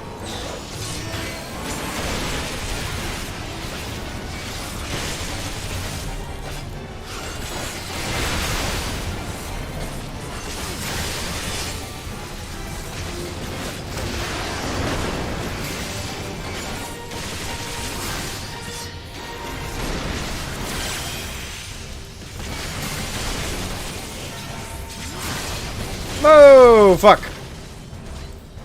The hell? I'm stunned. There we go.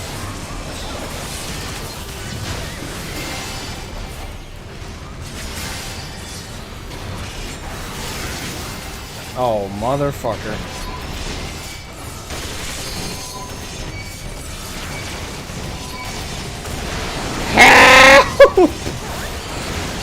That's a lot of them. That's scary. I know they do very little damage, but they stack up. Jesus.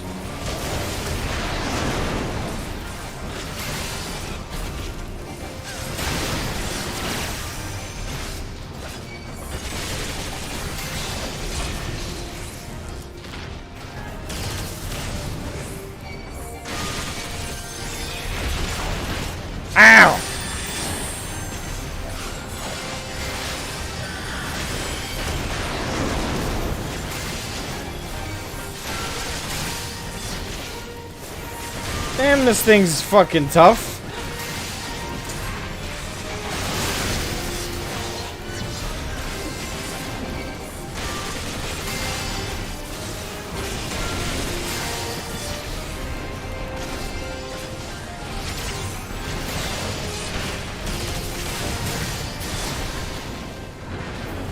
That was scary.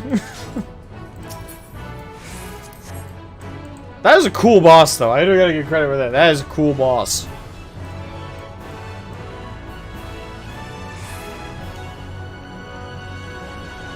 Credit where credit is goddamn due. Alright, keep her moving, keep her moving, keep her moving. Alright, here we go.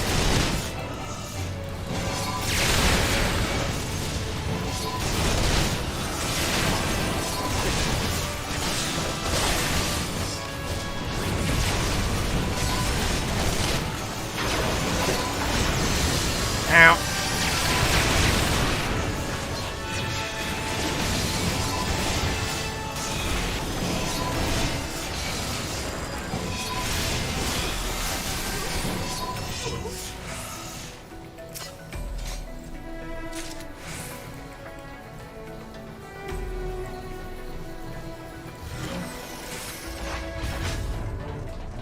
All right, let's keep moving.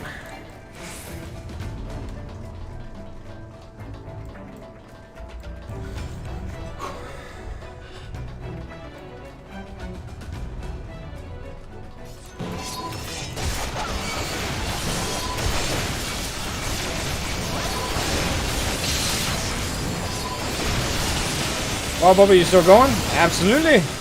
I'm not done streaming until I finish these patches. I want tomorrow, if I stream any FF at all, I want it to be Stormblood tomorrow. So I'm not done today until I finish up the last. Besides, 5 hours ain't that long of a stream.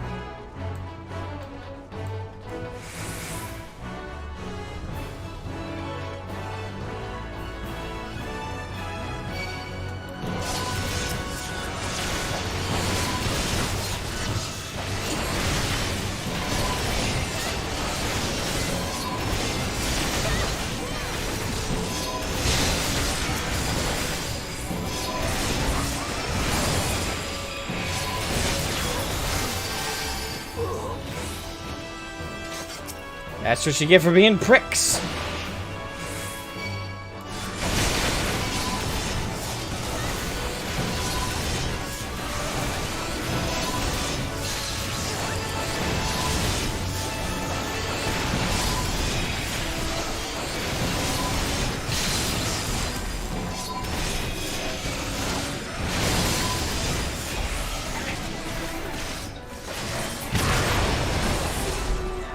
What kind? From where?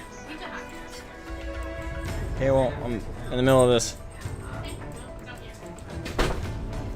At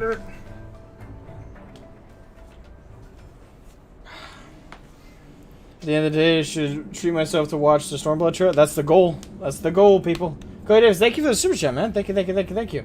A few muns for the dedication and the therapy needed for putting with Arctic and I appreciate it, and they already paid babies. Yeah, I knew it was Obert. Oh no, what a surprise. Shocker. Could never have predicted.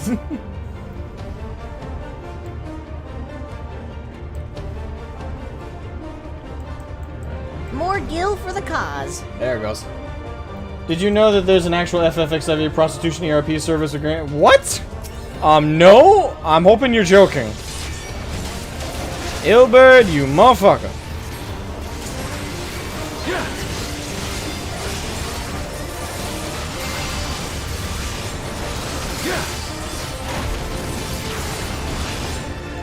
How'd you like these? Ha!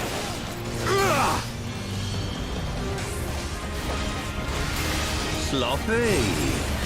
There's the meme. Okay. Now I get it. I'll tear you limb from limb. Oh, you will ye? Well, come on. Bring it, boy. You're gonna take me away from limb. Ow! That hurt. I owe you quite a bit of vengeance.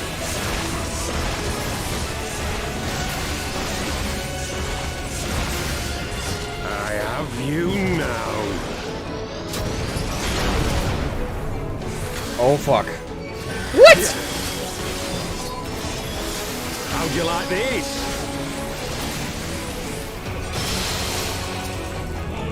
What? Yeah! This bitch has got quite a bit. I can't see shit. Sloppy. Fuck you. Yeah. Bring it, bitch. Bring it, bitch. Come on. Time to die. Yeah.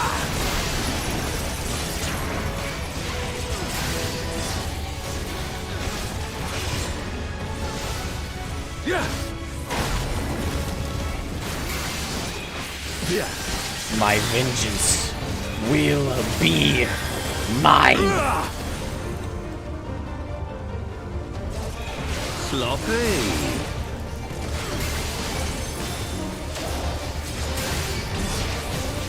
Yeah. I'll tear you limb from limb. Will you now? Yeah. Sloppy. What kind of class is he supposed to be anyway? Or is he supposed to be his own unique thing?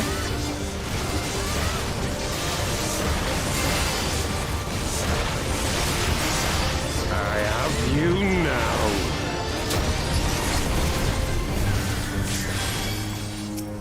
Yeah. How'd you like this? Ah, here we go.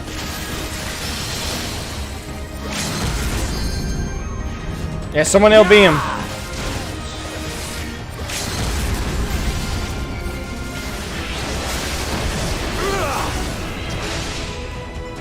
Do we get him? Yes. Fuck you. Owed you that for a while now.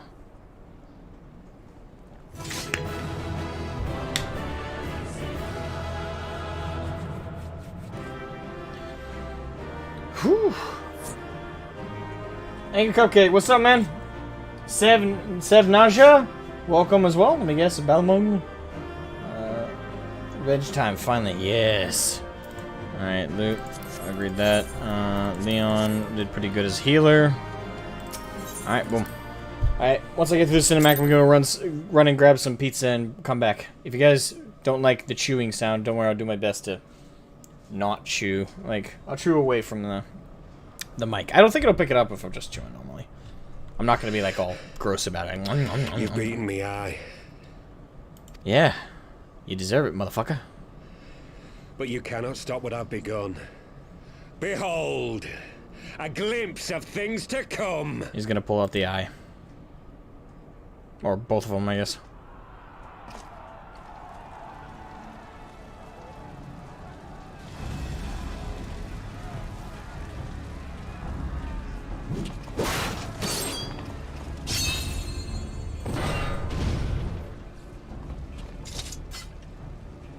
We did it! We showed the bastards! Storm Soldier. Victory is ours! Serpent Soldier. And who knows, lads? Mayhap the Eorzeans will finally see sense when the enemy turns up on their bloody doorstep. Flame Soldier.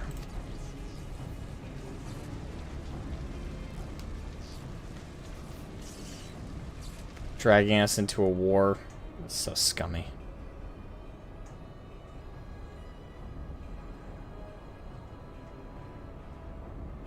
This is for Alamigo, for Eorzea. They die that others may live.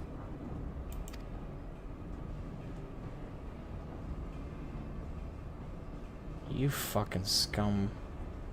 They're not gonna do it. Are they gonna kill their own people? Why? Vanguards! Attack!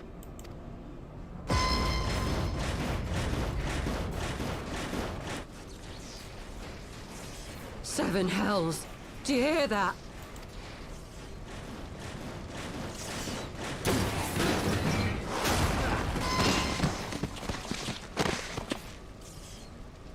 War machines. How did they get here so quickly? Stand your ground! For the resistance!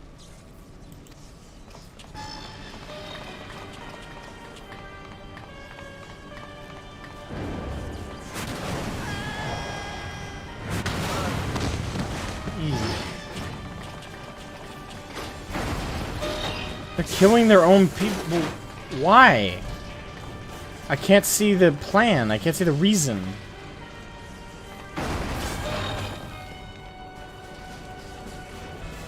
There's nowhere to run. We're cut off.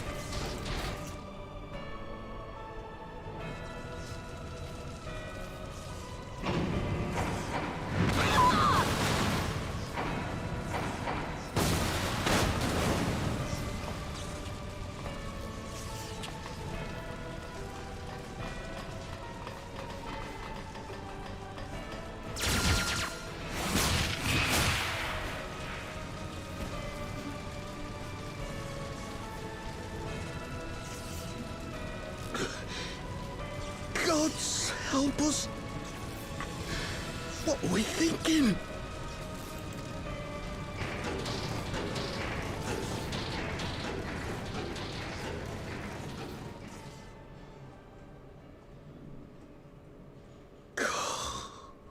Mighty Rolger, grant us the strength to crush our...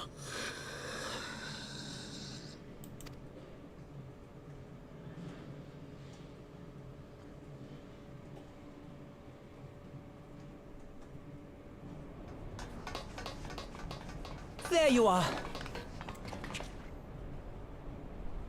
Make them martyrs, but for who? Like, how many forces is the Resistance gonna have left? It looks like they slaughtered a fair few of their own. As you can see, our infiltrators did not elude me for long. Lady Ugiri is sending for an airship even as we speak. What do we do?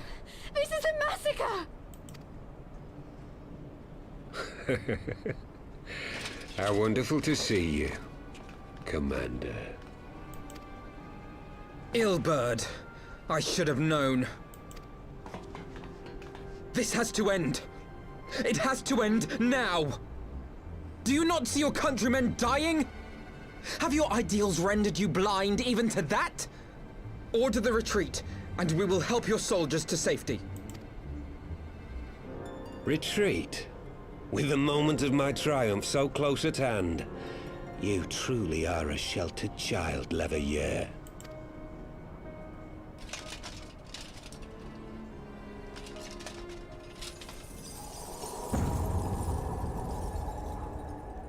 Nidhogg's eyes. No abyss is too deep for you, I see. But trust me when I say that such power was not meant for mortal hands. How long have I struggled to reach this point? My countrymen, so inured to the taste of defeat, they no longer balk at its bitterness, shouting my throat raw with rallying cries, only to be greeted with dull eyes and blank faces. My brothers and sisters in Ulda have surrendered to their apathy and their appetites. Were it not for the glint of Lodorito's coin, I doubt even those here now would have answered my call. Take back our homeland! Free Al Amigo! Ha! They'll happily mouth the words, but they won't spill the blood. You say no mortal should wield these eyes? Then I shall gladly become a demon. I will suckle on the souls of the hopeless and liberate the homeland they no longer deserve. What exactly do you mean to do? Did you hear their cries as victory was snatched away from them? Even with their dying breaths, they cursed the Empire. Never has their desire for vengeance been so raw, so true. A god has no need of faith when summoned by so pure a purpose. Summoned? You cannot mean to fight the Empire with a primal! You know full well the danger, the futility of relying on such power. Oh yes, I know their limitations. Which is why I will call upon a deity more terrible than the very black worm of the calamity itself.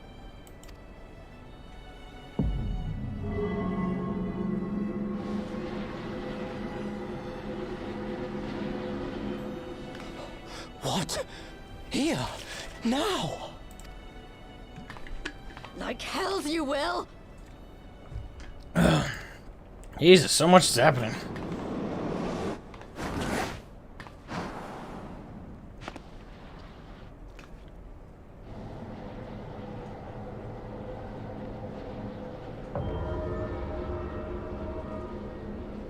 An ending to mark a new beginning.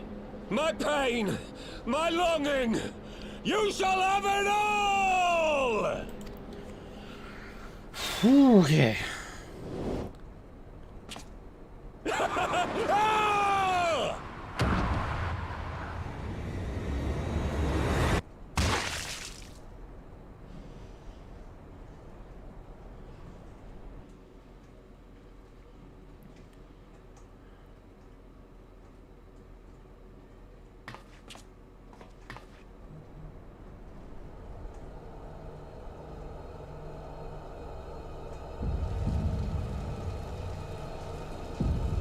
Jesus Christ.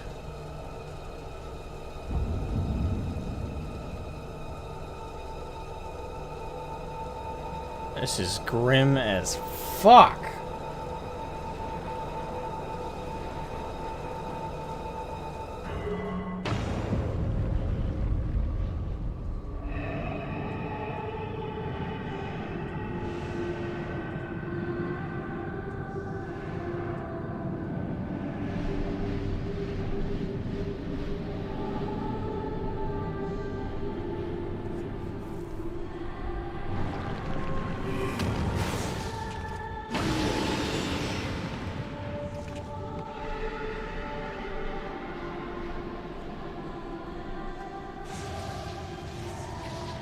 This light, is it...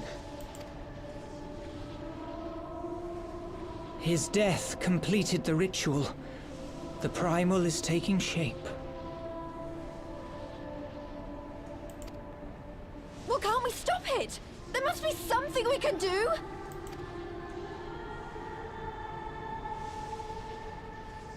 There is one thing. What? Hey! Where do you think you're going? Master Louisoix briefly contained Bahamut by means of a potent spell of sealing. I will now attempt to do the same. But that's impossible! We would need hours to collect the necessary ether, if not days.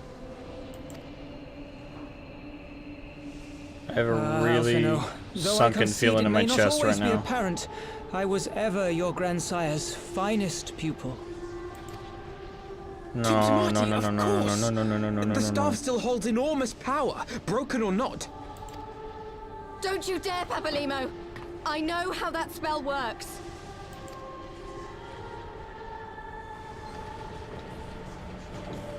That sunken feeling in my chest has got a lot hollow. It is time to leave. Quite right. Quickly now, off you go. The further away, the better. No! If you're staying, then so am I. No, Ida. There is a path only you can walk, and it must not end here. Not like this.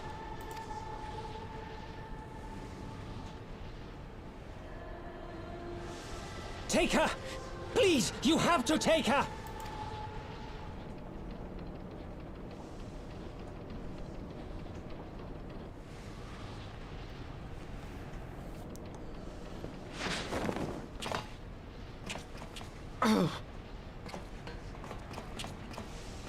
What? No! Damn it, Thancred! Put me down! Thancred! This is one battle you cannot fight. Away with you! Go! That is fucked up.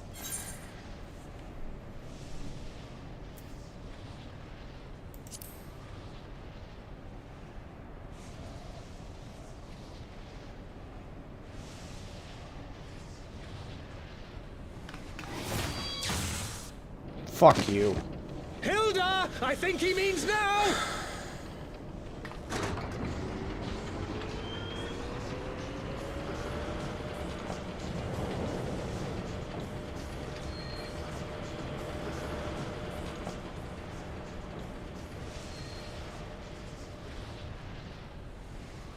I bid thee farewell again, my dear Ida. Now, let us see how good a student I truly was.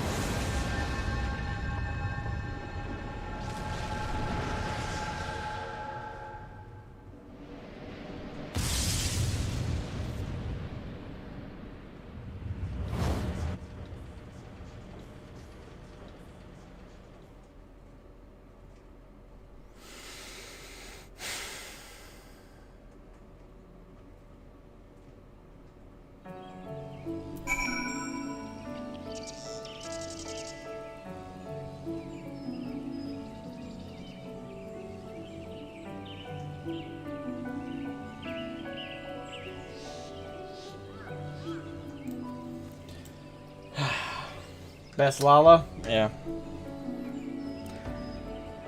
Rest in peace, Papa Limo. Alright, I'm gonna grab some food. I'll be right back. Be right back. We'll finish up. 3.5 and then we'll do 3.56. Alright.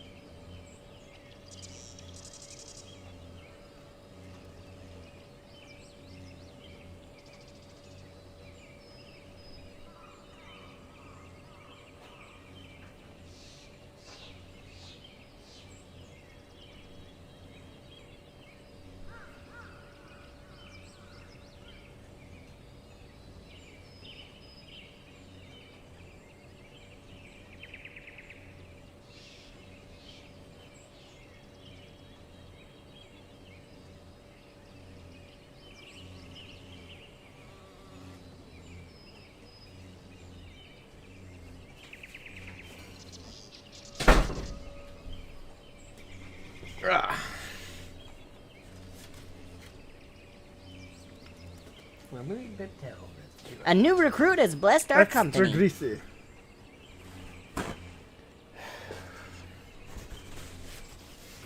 Somebody subscribe. Hold on, let me see the alert. Delkeys 1843. Thank you for subscribing. Thank you. I don't know if you're watching, but thank you. Look up at the sky. If I want to. Yep.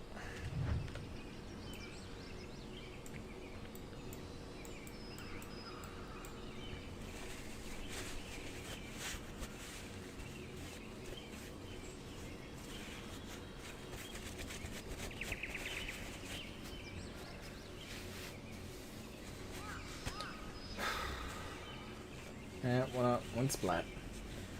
Wouldn't matter if they tried to kill him instead of let him monologue. He'd be dead either way and have his plan set in motion regardless. I figured it would be because his death was a factor in it, no matter what.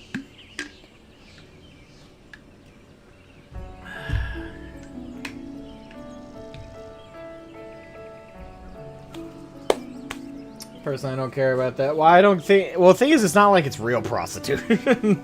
Like, I don't want to, like, split hairs here, but it's not like it's real. So, it's digital. I think we can all be like, you know what? Have you fun. It's all fantasy, and hey, it's Final Fantasy. Have your horny shit. Do all you want. You know? I don't see a problem with it. I don't see a problem with it. I mean, if it goes to like real world stuff, then it's a problem. But it's just in-game ERPing, then by all means. I mean, I was used to the RP stuff in Goldshire. Okay, there was some twisted conversations people would have in general there. Let me tell you. Oh, I had something around here. Oh yes, Parmesan.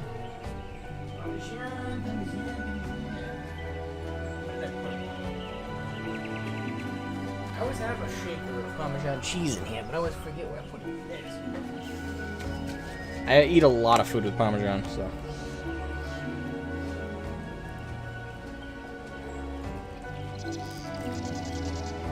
Including on my pizza.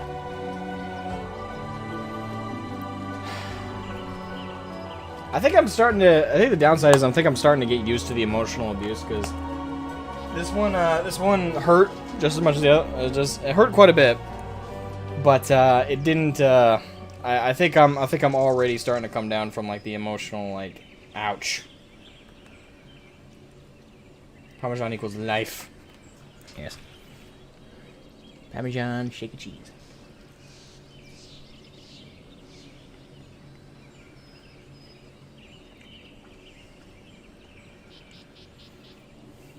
I'm streaming for 5 hours straight. I think I've earned a meal break.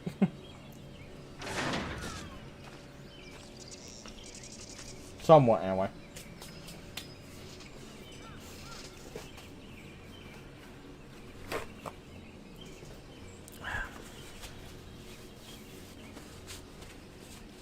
Yeah, I don't know.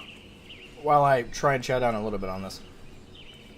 What do you guys think about that? You know, like, quote-unquote prostitution FCs in the game. I think we can have a civil conversation about it, but if it starts getting heated, I can nip it in the bud. But something to talk about while I just try and eat this a little bit. I'm not gonna spend like an hour eating. I'm just trying to wolf it down. So I have something in my tummy tum tum as we continue on with our journey.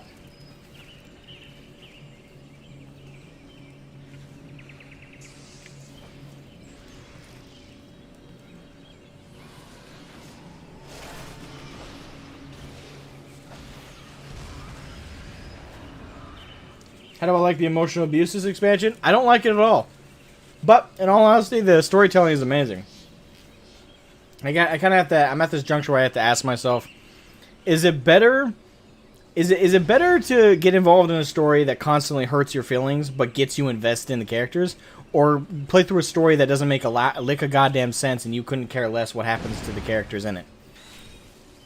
I would say I prefer this. You know, they get me to care, they get me to be invested, and then they reward that investment with pain and suffering.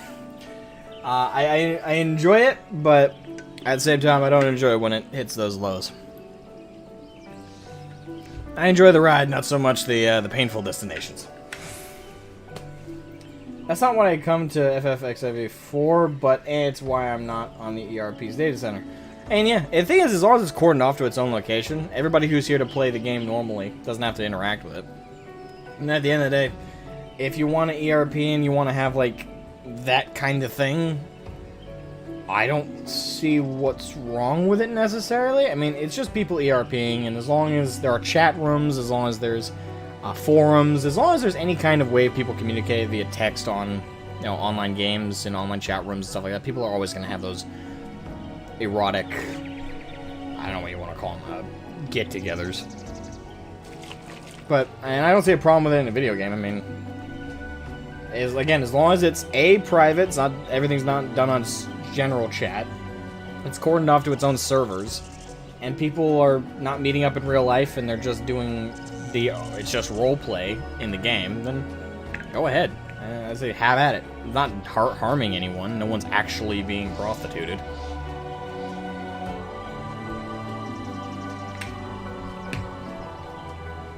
It's just another fantasy in the wave of fantasy.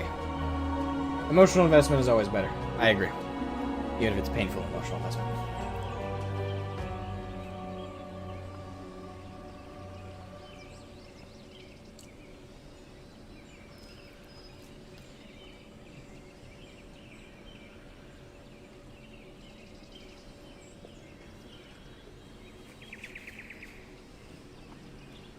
I would say it's, alright, sorry.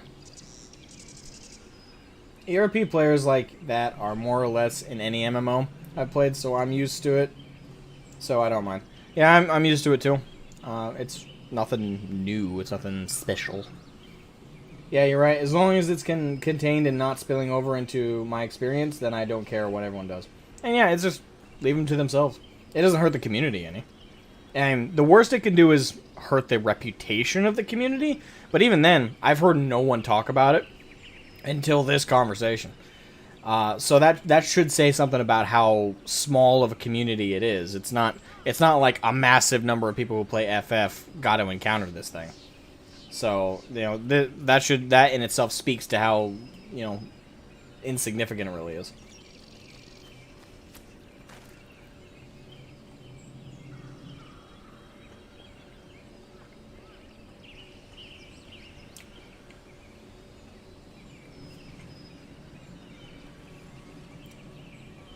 Is also a small portion of the community, and they keep it behind closed doors mostly, so it doesn't become a bigger problem. Exactly. See, it's the best way to go about it. I mean, they're being respectful of the rest of the player base, right? You know, if they do invite anybody in, it's probably going to be something cordial, like a quick DM, like, hey, you know, I noticed you like certain RPing, do you want to hop on and stuff like that? You know, come on in, and, you know, if you're not into that kind of thing, oh, that's fine. It's fine. We just thought we'd send out things like that. You know, I think that's perfectly fine, respectful, and at the end of the day, it's fun for some people. And I don't, you know, if anyone's like protesting against it, like, this shouldn't happen, why do you care? Like, it's not really a big deal. I don't think. That's my personal take, of course. And as long as, again, it's not this big overt thing, let people have their fun. Let people have their fantasy, if you will.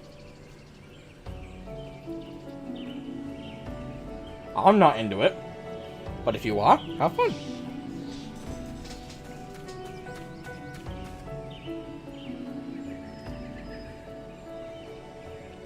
Yeah.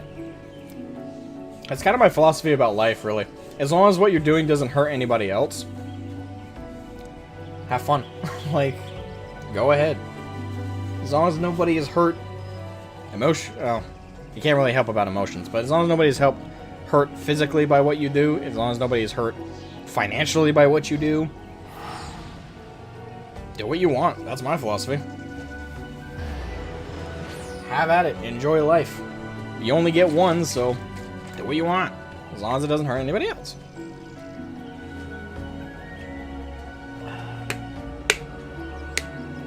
Remember, there's a GM jail that you can be whisked off to at any point for violations such as inappropriate usernames, so they wouldn't do that in public. Plus, there's that, yeah, too. And that's a good part of the moderation.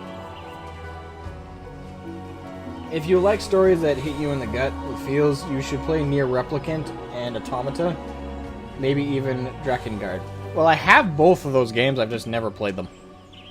Like, I got Replicant because a friend recommended it, and I got Automata because it was recommended to me. But I've literally never opened either game. They're downloaded, but I've never opened them. I don't know why. It's just, I got them intending to play them, and it didn't end up happening. Or you could pay a brothel $50K a month to use the room and book a court. What? But they were really nice. Huh? Oh, by the way, welcome John Sleeper and Cindaflame. I think Cindaflame was here earlier. But, welcome back, I should say. Will you do the Nier raid in Shadowbringers? I mean, probably. I mean, is there a reason I wouldn't? I'm assuming, but you asked that because it's optional.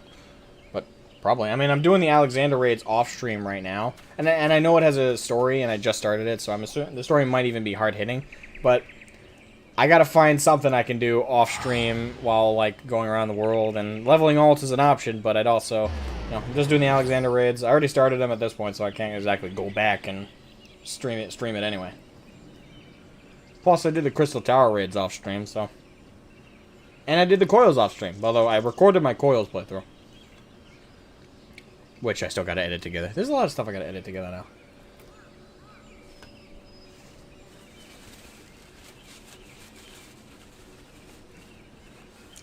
Right, don't worry, I only have one more slice, and then we'll get finishing 3.5, and then we'll finish up 3.56 today. Hopefully it won't take too long. There's only 4 quests in 3.56. I just don't know how long each quest is going to take, so hopefully not too long.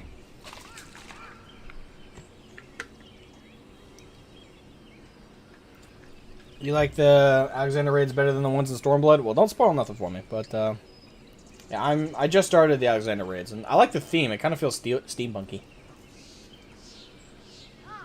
And I like that aesthetic.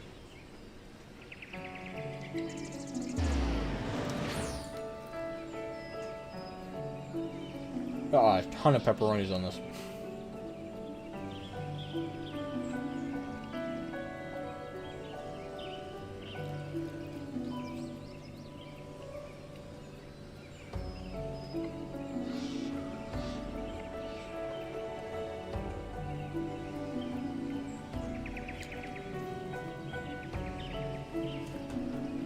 Alright.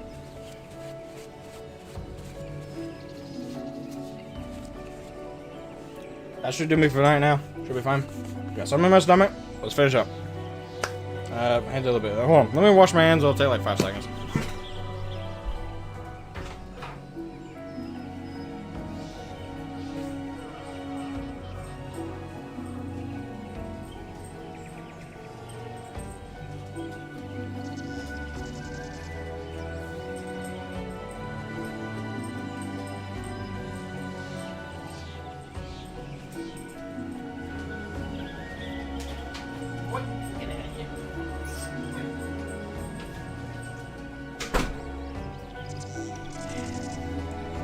Nosy dog.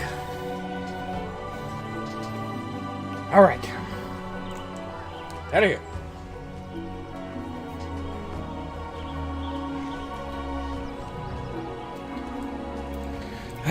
Okay.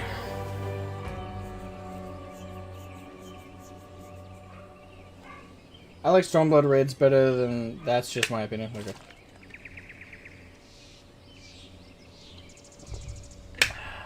Like the music in Alexander? I haven't heard too much of the music in Alexander, but when I get all the way through it, I'll probably talk about that.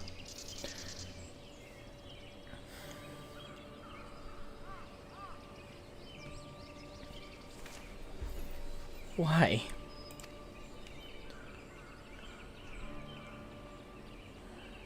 Why didn't they let me stay? Papa Lima was my friend. I should have been there with him.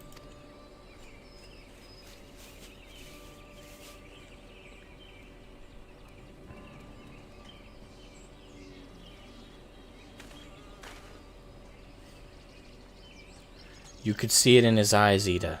He knew what he was doing. What had to be done.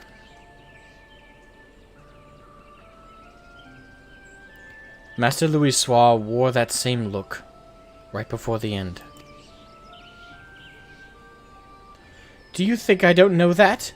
I know, all right, I know! There is nothing more you could have done. Ilberd caught us all off guard. Even Shroud was powerless to stop him.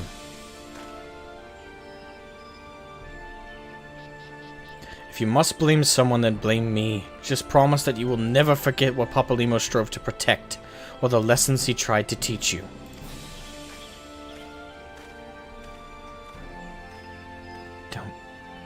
Don't speak to me.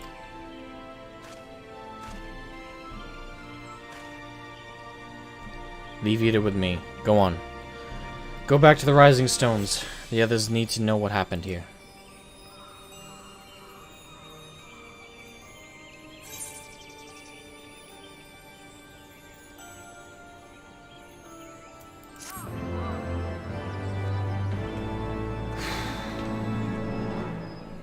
Goddamn. Alright. This should be the final quest. Louis Soir's finest student. Alright. This is 5 in this patch. Once again, I find myself at a loss for words. But Thancred is right. We must return to the Rising Stones and apprise our companions of all of this. Pray, make your way there at once. I will send word to Y'shtola and the others for our imminent return.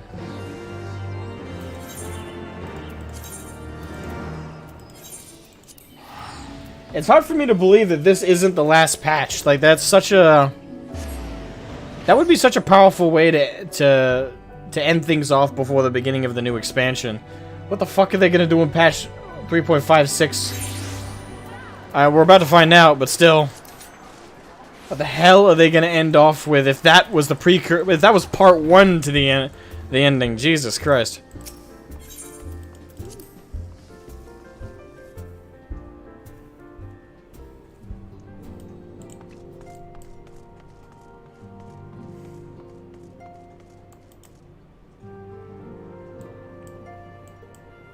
You will see, Asmo. Yeah. Thanks for the foreboding statement. You will see.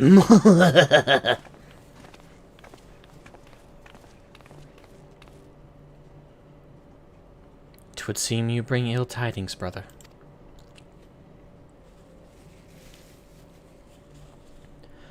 Aye. Behold the Griffin's mask. We found the grinning face of an old adversary, Ilberd. I know not how, but he had in his possession the eyes of Nidhogg, whose dread power he used to initiate a summoning ritual even as we looked on.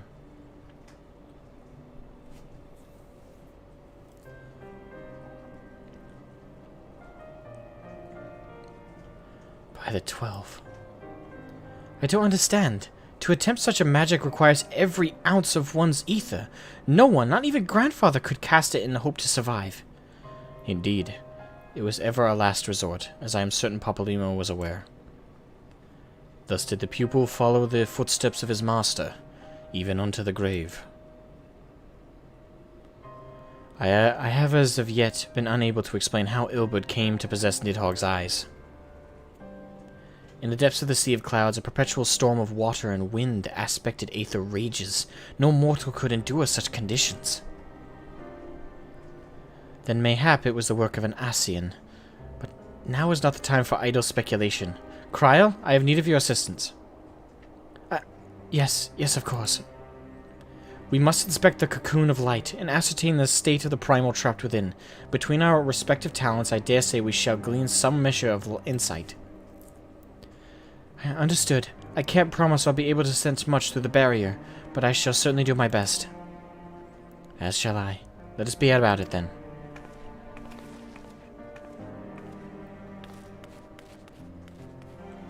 What? Without so much as a by your leave? Pray forgive Archon Y'shtola. Her brevity... She seeketh employment, lest her grief deprive her of the will to act. A desire to comfort Ida doubtless compoundeth her unseemly haste. I, too, must contend with this grievous loss in mine own way. By thy leave, Lady Alizé, I shall honor our fallen colleague through gainful study. There exist writings which may yet further our understanding of this cocoon of light.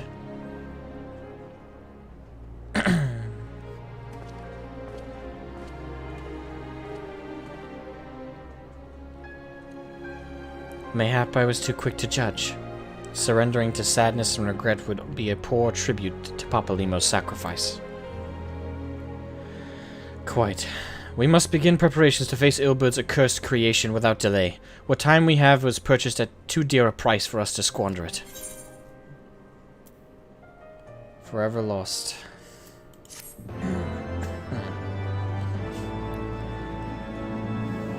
Damn you, game! School's out forever. Yay. Alright, this is the beginning of the obvious solution, which I believe is the beginning of patch 2.56. Sorry, 3.56. Yes. Hey, there's only 4 quests. I didn't read the quests, don't worry, I did read the first one to make sure this is the beginning of the next one. But I haven't read the other ones, so thankfully the names won't be any of those. But there's 4, I saw 4 slots. Shroud. I wish I had more to tell you, but the situation in the East Shroud remains largely unchanged, meaning we still have no idea how long it will be before a communication from the Alliance. One moment.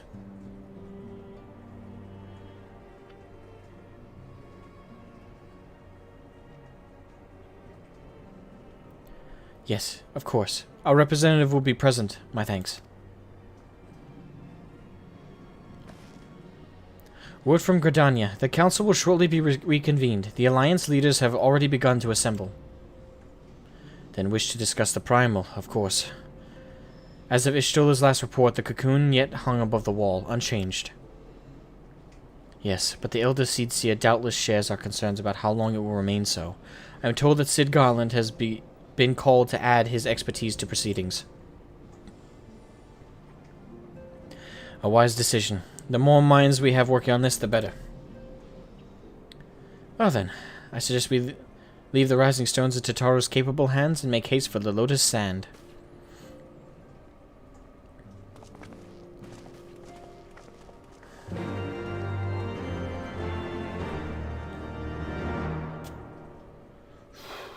Alright, here we go. Oh wow, we're going right there.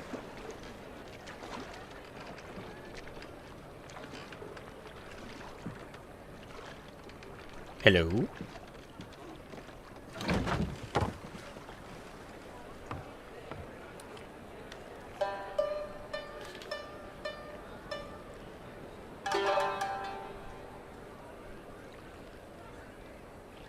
A word, if you would, good sir.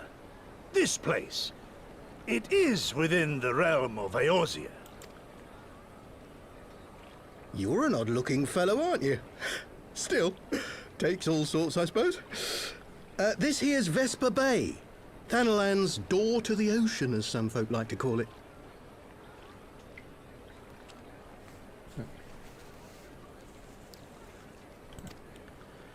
Oh, by the way, for Stormblood, we're playing as Samurai. Am I to understand from your answer that I have indeed arrived in Eorzea?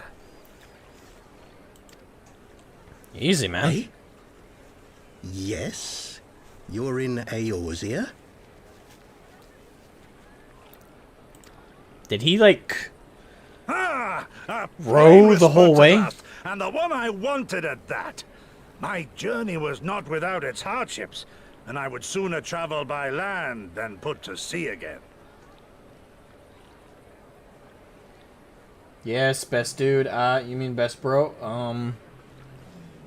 Alright, so it's apparent people like this guy.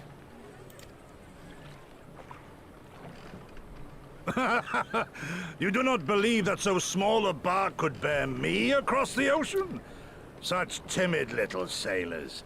I had but to set my course and set my jaw till I made port. Already badass.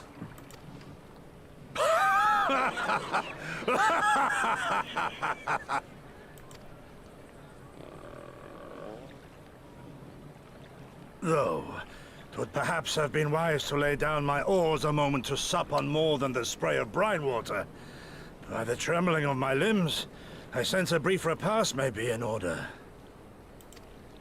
Nay, I will not hearken to the feeble grumblings of an empty belly.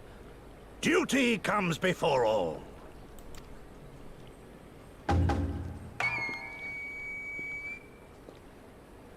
Okay. Good God, man. Are you alright? Interesting character. Ryanje! Get him some ramen. Far indeed from or home, udon. friend. Or sushi. That's all I know, actually. I was trying to think of other cuisine, but unfortunately I think that's the list of my understanding. How cultured am I? Should I switch to Samurai now? Because don't tell me if we meet him before the end of this, but if I were to switch to Samurai now, would they get unique dialogue? Because I was planning on playing Samurai all throughout Stormblood, but because for those who don't know, My samurai, I already got all the Shire gear for him, and he's level 69. Quite literally right there to 70. Yes, I already played through the class quest. Unfortunately, did not record that. Yeah. So, should I switch to samurai now? My kind of guy. A mad lad.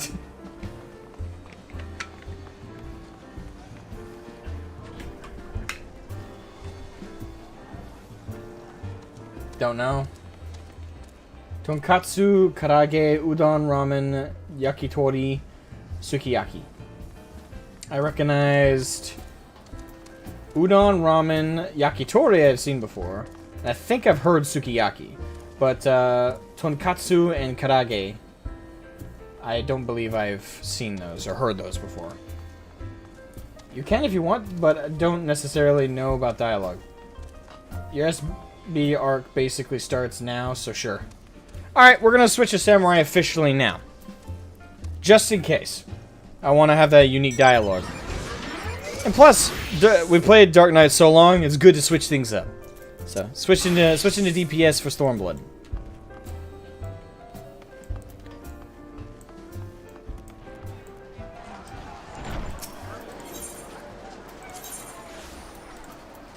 I hear in Shadowbringers, Dark Knight has a pretty big role to play, so we're gonna be switching back to Dark Knight come Shadowbringers, but for now. We're gonna be playing Samurai for the next expansion. Enjoy your queue times? I know, right? DPS queue times! Oh joy!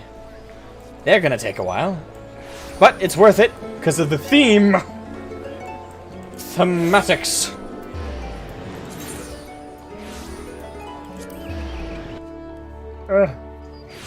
It's all hot in here.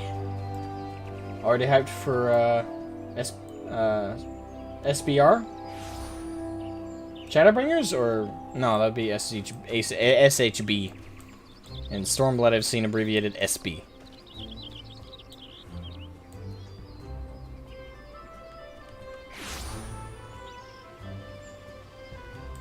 Alright. Welcome, Warrior of Light. This way, if you please. Tonkatsu is pork, cutlet, deep fried in breadcrumbs. Ooh, that sounds delicious. Karage is Japan's answer to KFC. I will have to try that.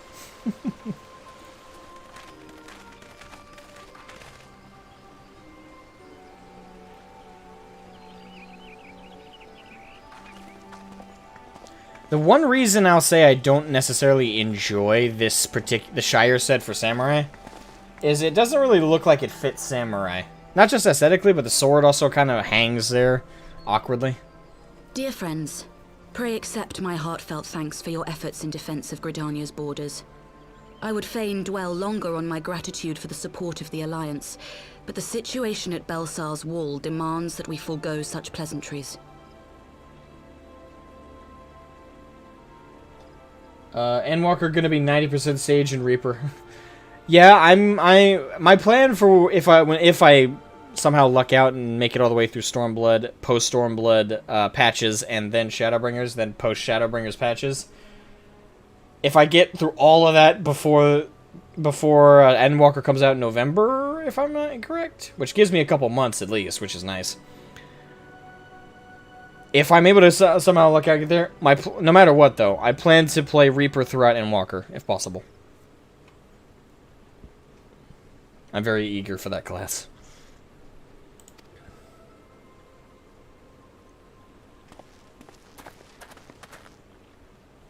According to our most recent intelligence, the cocoon of light that formed in the air above the wall remains undimmed and unbroken.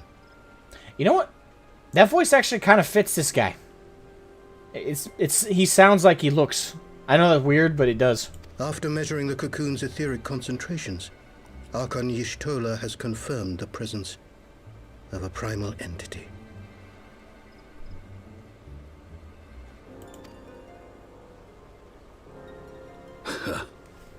So we must assume that Ilbert's thrice damned god is indeed trapped within. And what news of the Imperials? They're not like to ignore such a spectacle.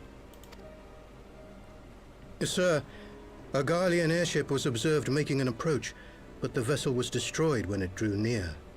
The Empire appears to have made no subsequent attempts to reach the object.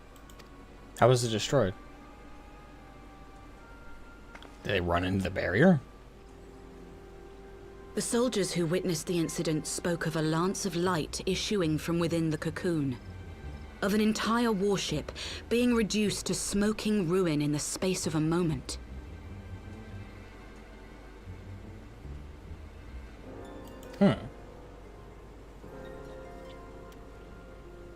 Veterans of Cartano, meanwhile, likened the destruction to that wrought by the fiery wrath of Bahamut.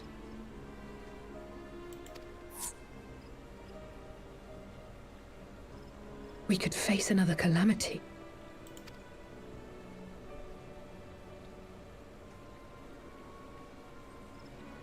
So the Primal is awake then? Contained, yes, but for how long? We must destroy it now, lest it break free. Agreed. There is, however, the small matter of how to get close enough to a being that swats warships from the sky as you would a bothersome gnat.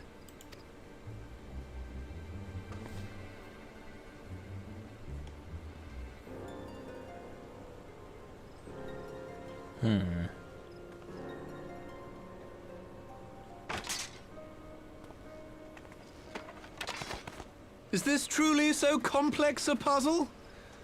Or have you no stomach for the obvious solution? Why the question marks? It's obviously Nero. What in the hells are you doing here? A pleasure to see you too, Garland. Now, if you'd be so kind as to explain to these good people why you should be begging me for my assistance, that would be most appreciated. Egotistical prick.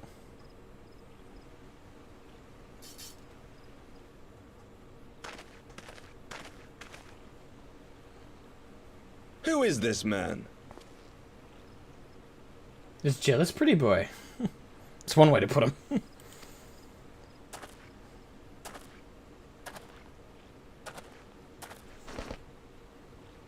Oh, how terrifically rude of me.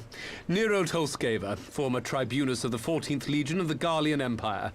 These days, however, one might say that I'm something of a free agent. What do you want, Nero?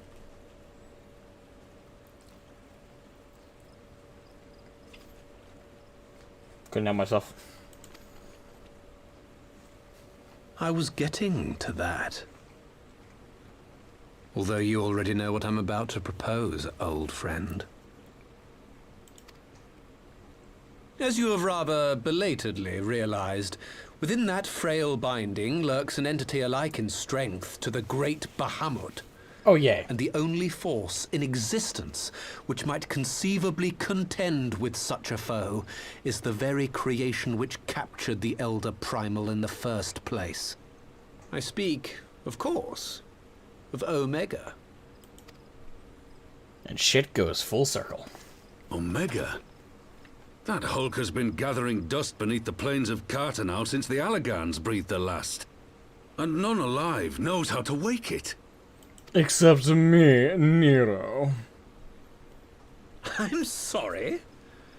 Do you understand who it is with whom you have the privilege of speaking? I'm Nero Tolskeva, Master Engineer, the mechanical genius who restored the Ultima weapon to full operational capacity.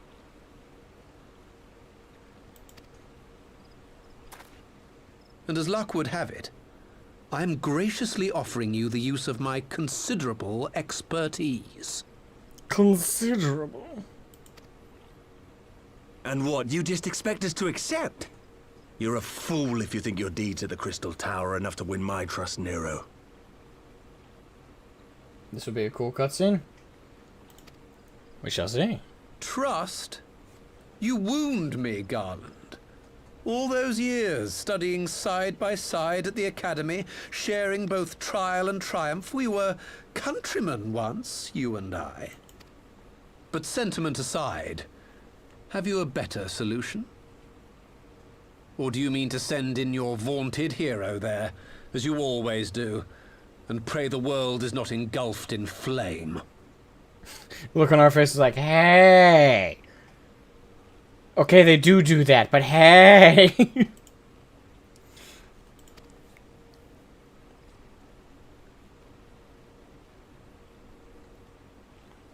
Let us approach the problem in a rational manner. Does not the fact that Omega slumbers in stasis point to the existence of some overriding technology? A means of control? Maybe. I would ask a question, if I may. Nero, was it not? In the event that we succeeded in using Omega to shackle the Primal in the manner you propose, what then would become of it? Do we not risk repeating the mistakes of the Allagans? Omega is but a tool. How we choose to employ that tool is entirely up to us. Of course, if you would rather leave it buried beneath Cartano while you continue your petty squabbles above, then I suppose that is also your choice.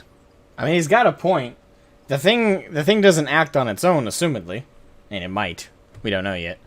But assuming it doesn't, it is just a tool. Those who use it define whether it's a tool for evil or a tool for good. A tool cannot jump off a shelf and perform its own duties. It has no will, other than the will of what wields it. The Seed Seer's concern is a valid one. He who controls Omega wields the power of the gods, the very power which led the Allagans to destroy themselves. Also a fair point. Such power is very corrupting. Such power offers quite the incentive to do some pretty horrendous things. And does it not fall to we engineers to prevent such misuse? What was your company's proud slogan? Freedom through technology? A creed you follow, is it? What say you? Do we take this villain at his word? He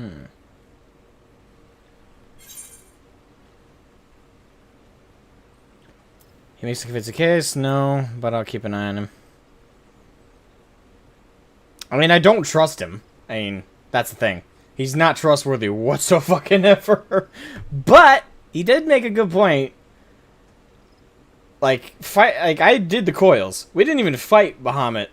We fought like a shade of him, and I got the set. Not only, well, the final coil. I got carried through the coils. You know, credit to Moon for her back must be aching because of how much weight she had to carry with my fat ass dragging along like I can barely do any damage, but I'm here. That being said, the shade of Bahamut we fought, that wasn't even him, and that was still. I can imagine if I'd fought that not unsynced and with advanced gear and everything, it would have been a much harder fight. So that was just a shade, though. Fighting the real deal and fighting something that could bring down Bahamut or is equivalent to his power, whatever that primal is. Scary idea. But yeah, no, I'll keep an eye on him.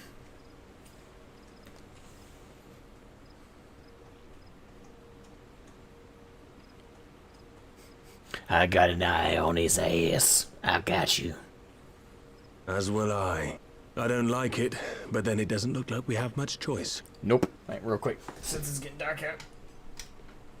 So you can see my glorious face.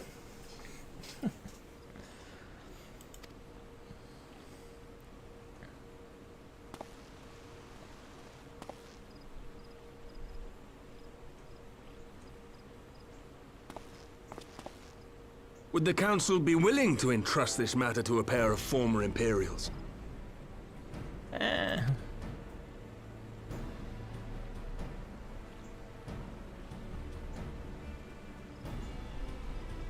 Yes. The task of restoring the Allagan relic will be yours. But the responsibility for its reawakening must remain with the Council. Dewey can... Oh, fuck. Well, I read the rest of it, so... Aye. It would seem we do. Let the record show that we invest this contingent with the authority to enter Cartano and take command of Omega. Sid, I appoint you leader of the expedition. Scions, I would ask that you assign some few of your number to escort Master Garland and supervise the other one. I got you.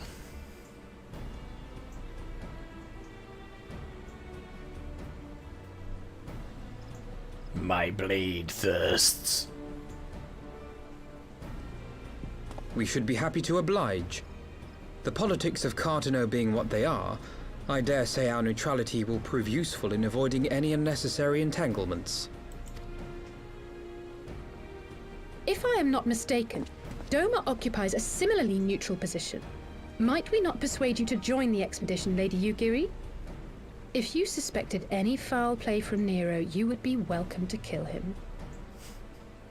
I like Alice. I like that, though. I do. It's true. So true. So true.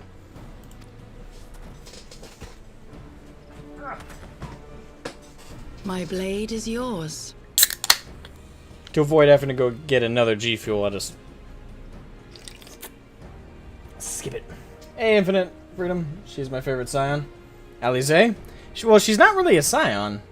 That's the thing. That's why I'm so confused by. But as far as I can tell, she's technically not.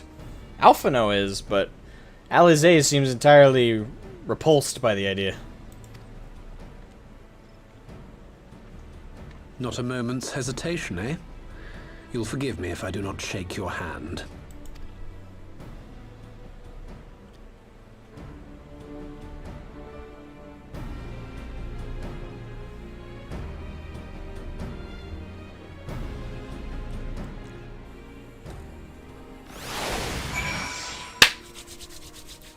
Righto.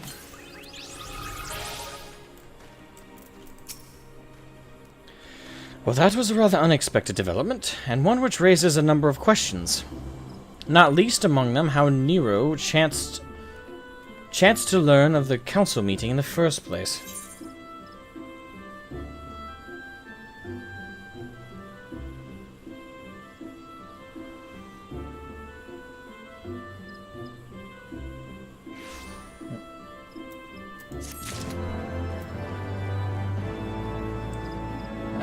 Will you be doing the rest of Rome Reborn Hildebrand on stream or off stream for videos? Plus, you've still got to experience Heaven's Ward Hildebrand, which is shorter but sweeter. Perhaps a Hildebrand marathon? Well, I'll put up a poll of it, because actually that is a fair question to ask. But I'll put up a poll on the YouTube channel. I'll put it up right now, because it'll only take 5 seconds to write. But I'll put up a poll in the community tab, and I'll let the people vote. But I'll either do it...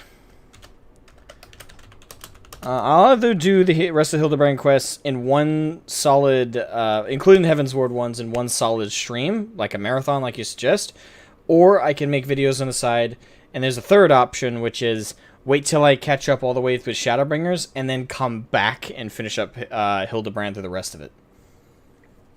Because as far as I've seen, Hildebrand has nothing to do with the actual MSQs themselves, so that can be its own arc to binge through on its own.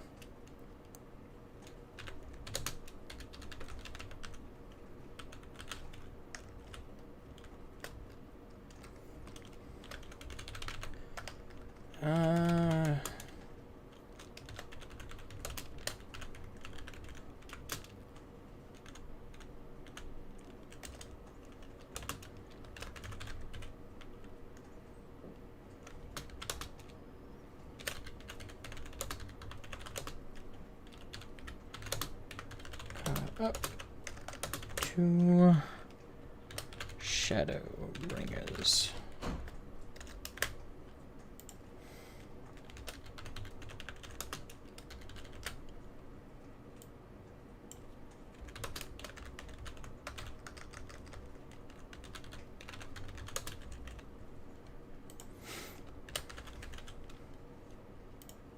And after Shadowbringers.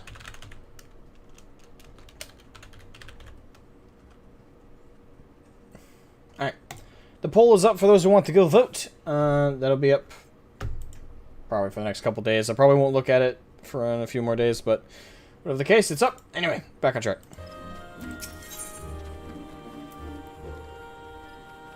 A present. Ivea the Demon. I just watched your Vault reaction and saw you were alive. Curious to see where you go today. Well, we finished patch in this stream, and just in this stream, we finished patch 3.4. We went through all of 3.5, and now we're just about to finish 3.56. Which means I'll be up for Shadowbringers tomorrow. And I have a bunch of videos I get to derive from the streams I get to take out. But I'm glad you enjoyed that reaction, and welcome to the stream.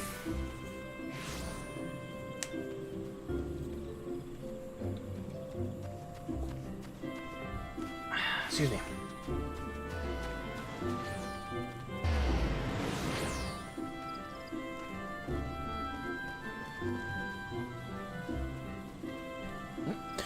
Alright. Alize is already on her way. It would not do to lag too far behind. Let us be off. Alright. Oh wow, I want to be ready when you go through Shadowbringers. That will be a ride I'm here to see. Well, I'm glad to, and we'll be glad to have you. Yeah, we're about to start Stormblood pretty soon here. So once we get through, we'll start Stormblood tomorrow. Wait, did I accidentally say Shadowbringers, by the way? I apologize if I did. Yeah, we're finished up patch 3.56 right now, and then tomorrow we're starting Stormblood. My apologies if I said Shadowbringers. I think I might have. My apologies. But yeah, we'll start Stormblood tomorrow. I'm going to stream earlier in the morning, because not only do I have to get used to my new sleeping schedule, because I'm starting my new job Monday, but I also really want to get as much as I can done this weekend, because starting my new job next week, that might interrupt the streaming schedule. So I apologize. I apologize if that ends up happening. I really hope it doesn't, because I hope to be doing morning shifts at my new job as opposed to afternoon shifts, but it might fluctuate. We'll see. Thankfully, it's a Monday through Friday job, so no matter what, weekends will be free for me.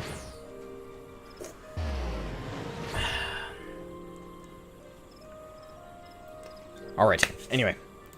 Let's finish this up. And, well, I'll just save the travel time.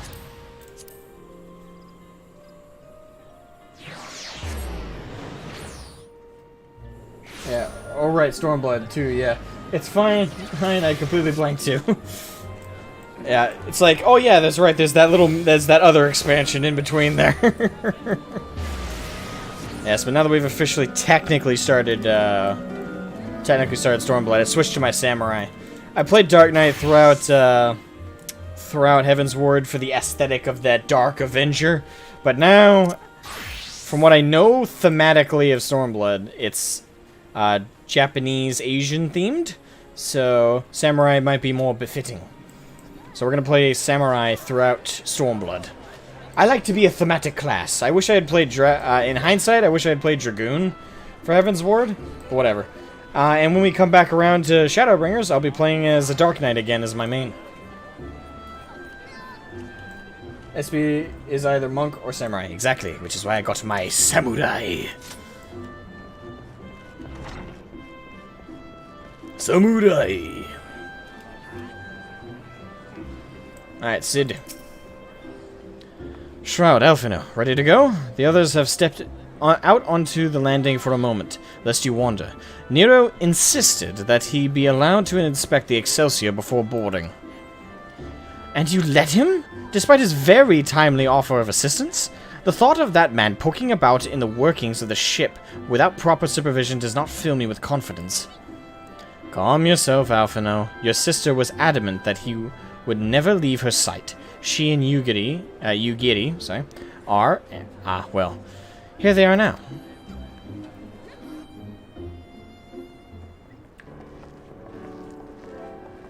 I may have gone Gunbreaker instead. Why? Right, I think everyone's... I think that's everyone. Shall I set course for Cartanu? Might I ask that we delay our departure slightly? I require no more than a few hours at most. Our colleagues are studying the cocoon even as we speak, and I would hear their latest observations ere we proceed. It would seem wise to gain as clear an understanding of the situation as possible before formulating our plan. Oh, I thought time was against us. How foolish of me. Hold your tongue. When we want your opinion, we'll ask for it. Forgive me, my lady. I shall keep my counsel until such time as you have finished procrastinating. Alright. While Alphino speaks with his colleagues, I shall fly the Excelsior over to Mordona, and we can reconvene at the Rising Stones.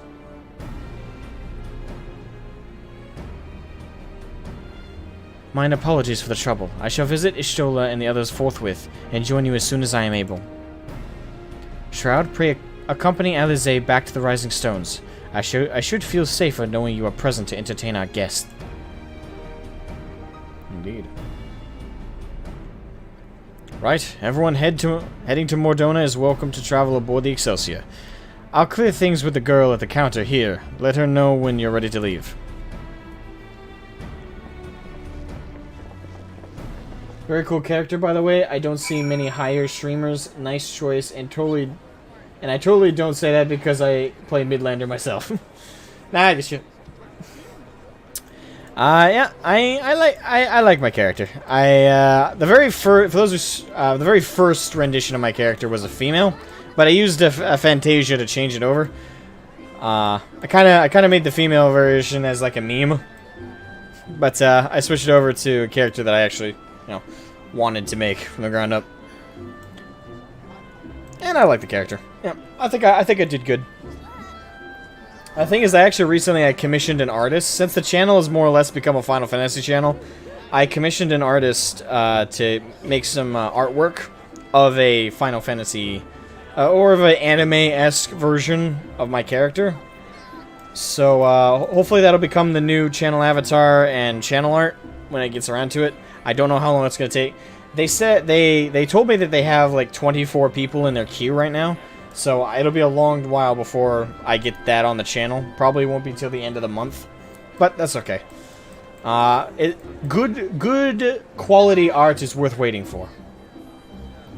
Because I had Black Mage Sam, Summoner Scholar at 70 plus, and thought, hey, might as well pick up a tank for this expansion. I started as a Rogadin, LOL, but now I'm a Lalafell. Because camera adjustments. My camera isn't always stuck in a ceiling.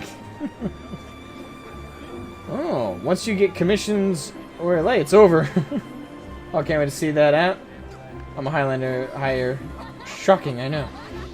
Ooh, looking forward to it. Yep, and the anime style is not something I'm great at. That's why I didn't come to you. No offense, Pyrrhus. Pyrrhus is my artist for the grimdark sci-fi tabletop game I'm developing in the background.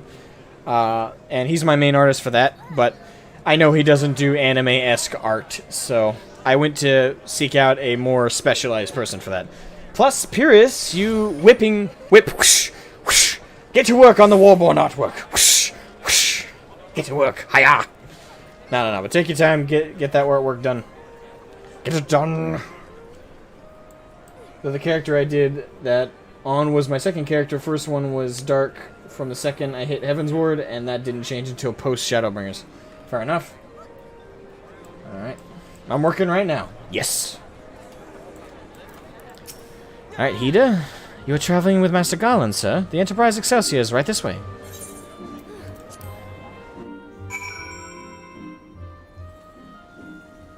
Different artist needed for that. Time to stalk Jacob, then. Want to see what his style is. Pierce? Actually, I can share that. I can share some artwork of the grimdark I'm developing. He's been an amazing artist and one hell of a boon to the project.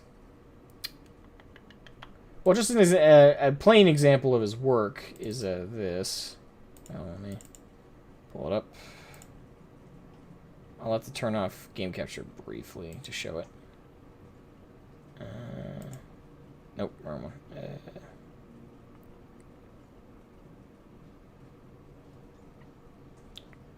Actually, I'll do it like this. Boom. Alright, so this is an example of Pyrrhus's work, or Jacob Jones as he's in the chat. And this is why I employ him. He's my artist. Of course, he's freelance. Of course, this isn't an artwork for my Grimdark. Obviously, for a lot of people, they're gonna go, "Hey, that's exactly like 40K." That's because I used to be a 40K channel, and though we haven't done the podcast in a couple weeks, and I don't know if we're going to continue it. It still talks in the background. But I've done a podcast for a long time with a friend of mine named Ludus. He's got a channel on YouTube, The Librarium. And he's also kind of backing off from 40k content at the moment. Not completely. He still wants to talk lore, still wants to do stuff like that, but with recent drama with GW, which I'm not going to get into. A lot of people have been kind of worried and hazarding about it. That being said, this is some great example of Pyrrhus's / Jacob's work. He did it for me as a commission to commemorate me and Ludus's friendship and our podcast together. So that's me, obviously, cleaving into a tyrannid's hide. And that was Ludus with his energy flail. Yes, it was very good work, and I appreciate very much that Jacob did that for us. And this in the background, this is the Grimdark I'm developing. This is the name of it, Warglaive Gothic, copyrighted to me. And there's some examples of the artwork in the background there. There's a jackal from one of the factions. It's hard to see behind the logo itself, but that's a Raffin, and that's a Helsing. There's a bunch of different artwork. I'll share a couple more, and then we'll call it good. 1 second. I don't want to take too long to do this. I'm just showing it off real quick. We'll show 1 or 2. I'll show my favorite, and then we'll call it there. Alright, this is another beautiful piece. This is depicting another of the factions in the tabletop game, in the lore. This is the Jackals. They're part of the Sovereignty, which is basically vampires. The reason they're covered head to toe is because they don't like UV rays. It doesn't kill them, but it's like an irritant. Like, think of a sunburn times 10. On their homeworld of Mordred, there's no sunlight. The planet is surrounded in like a black cloud mucus thing. So they're able to go through it to leave the planet and travel in space, but unfortunately it completely prevents UV rays from getting to the surface. Now, you may be wondering, how does the surface have vegetation, life, anything like that? Well, should it be an icy wasteland? Actually, no, because there's a crystalline formation that grows from the planet's core that not only produces UV rays and dim lighting, but it also provides energy to the planet. I'm not going to go into too much depth. Alright, so there's that one, and I'll show one more, and then we'll get back on track. I'm going to show this one. I like showing off these guys. And these are another of the faction. We don't have a very big artistic piece of them yet, but this is the Volk. They're a spider. They're kind of like a Drider-esque race.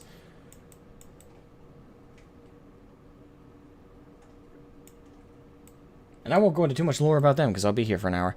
But the point is, by the way, Scarlet Games is my studio that I develop everything under. It's also mine. But, yeah, this is more examples of Pyrrhus's great work for me over the year or two now we've been working together. I think it's been that long. It's been a while now. But, anyway, those are just some examples. And now, back on track.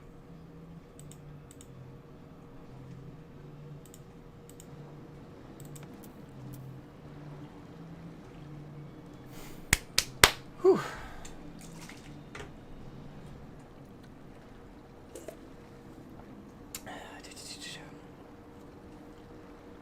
That's what I got right now? Oh, okay. Let me see what Pyrrhus is doing with the current piece I have him working on. Oh, nice. You got everything blocked out? Almost by the looks of it. Alright. Yeah, I'll talk to you about that after the stream, right?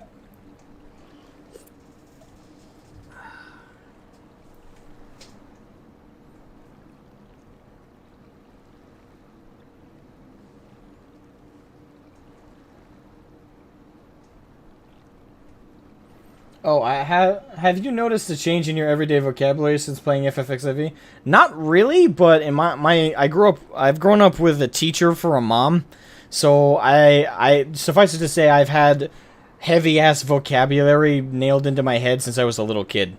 So I actually have opened up a thesaurus before. My mom was a very draconian person when it came to my education, so I probably had an easier time than most people when it came to reading the dialogue in this game.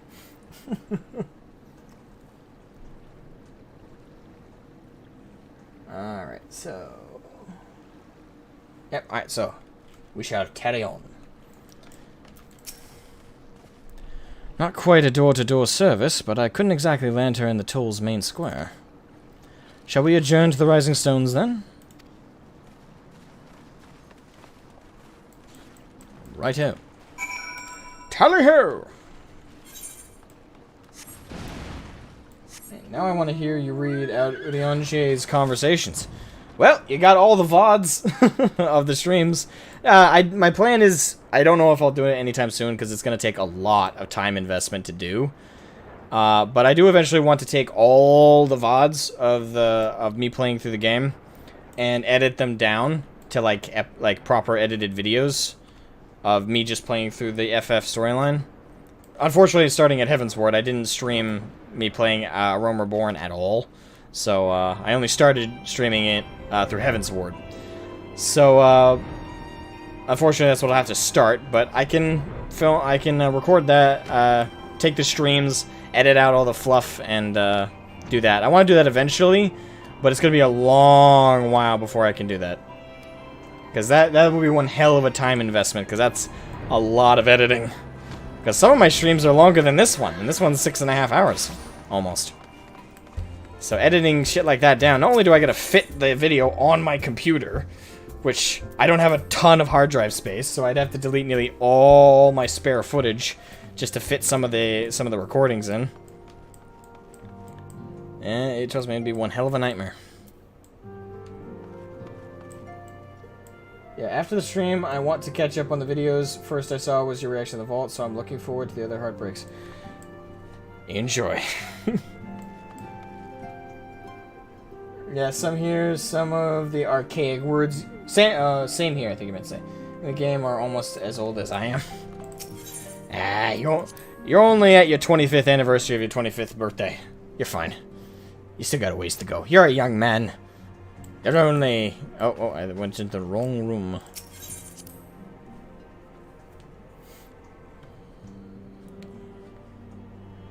Dude, there we go.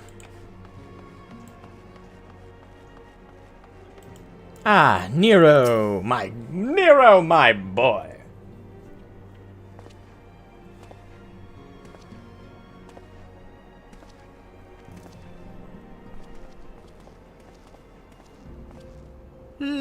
So these are the fabled headquarters of the Scions. I confess I would have expected an order of self-proclaimed warrior scholars to surround themselves with the fruits of man's enlightenment. And yet there's not so much as a single piece of magitech in sight. It never ceases to amaze me how primitive you Eorzeans truly are. It never ceases to amaze me how fucking arrogant and annoying you Garleans are. I'll have you know that the Rising Stones is home to the very latest in magitech innovation. Shh! Don't tell him that. Wedge calls it the Mark XIV Thermocoil Boilmaster, and it's the finest kettle I've ever had the pleasure to own. A kettle? Right.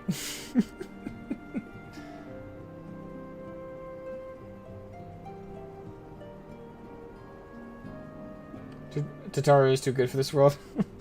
I love it. I mean, you gotta respect her. She's standing by Wedge. You know, are they a thing? Actually, don't spoil that for me. I think they are, but I can't tell.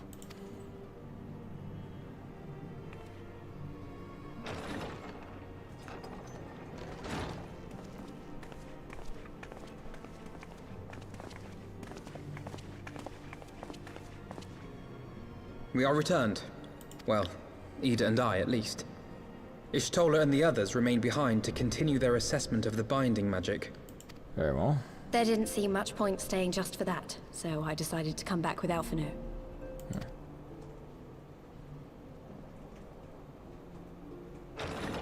By your leave! Oh, well, I guess we're meeting this guy sooner than I expected. Real quick, though. Wedge has a crush. I do know that Wedge has a crush on her, but I don't know if they are a thing, though. There's a difference between having a crush and them actually being an item. Hardest raid is Tataro's Savage Ultimate. Is that a joke, or is that a spoiler, or is that... What is that? Never make her angry. Totoro plus Ultra Kettle Smash. There's my boy. They're not. Okay. Good gods, that voice could fell a gigas.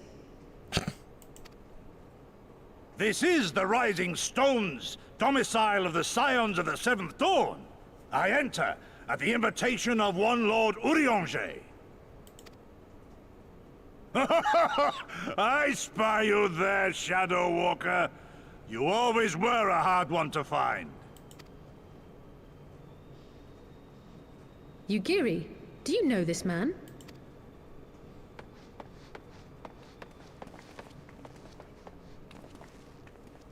Gosetsu, why are you come to Eorzea?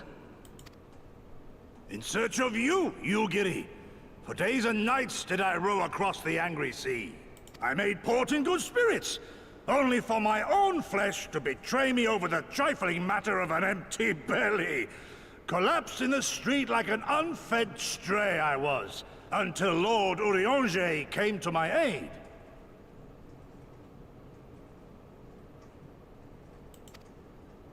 Over a most welcome meal, we spoke of the plight of Doma, and I learned of our displaced countrymen's work to resettle this blighted land. 'Twas blind fortune that I was able to locate you so swiftly. Hey, guy, I understand. He's awesome.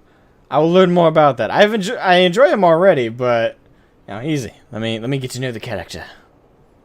But now we must make ready to depart. Our master languishes in dire peril, and Doma calls her daughter home.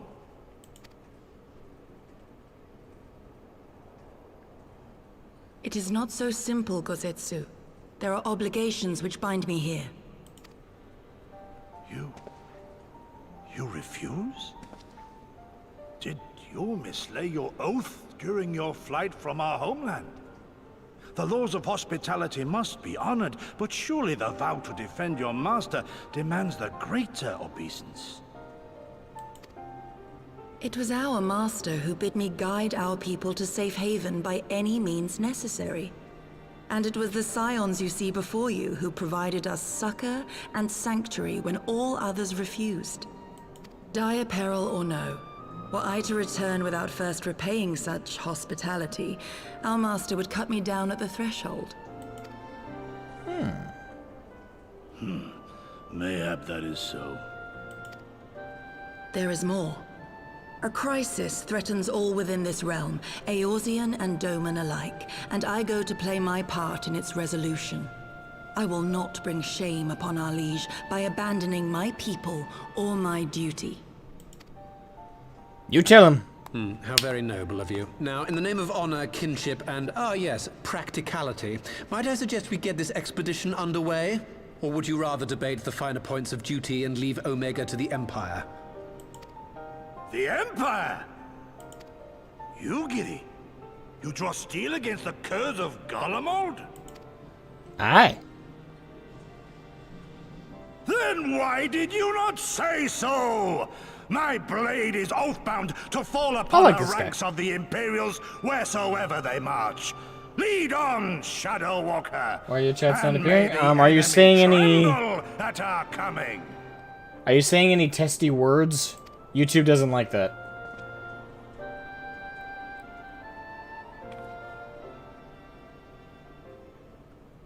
Alright, let's slice and dice us up some Imperials. Shroud, wait! Can I speak for you, speak to you for a moment? Absolutely, my dear.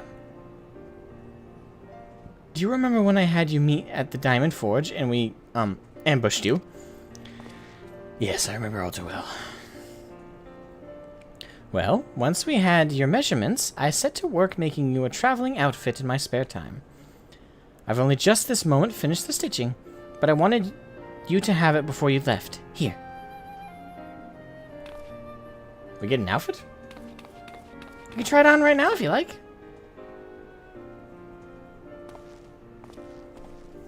Is it gonna look good or?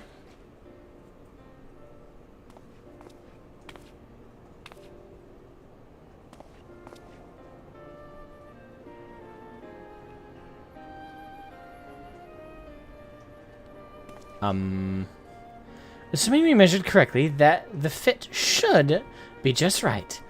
Snug, but not too snug, and if you know what I mean. So, how does it feel? Welcome to high school. You're not just saying that, are you? Oh, I can't tell you how much this means to me. To have crafted something worthy of the Warrior of Light well, let's just say it makes all the practice worthwhile. I also sewed in a blood pearl charm to, bring you home. May it always protect you. I look at Ace Rocks. I agree, I do. Sign Adventurer's monocle. Sign Adventurer's jacket. Sign Adventurer's bottoms. Sign Adventurer's boots.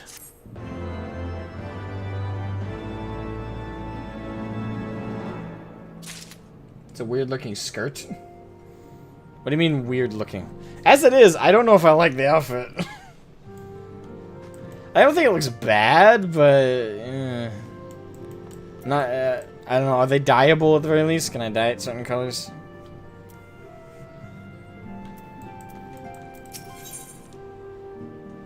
Fly free, my pretty.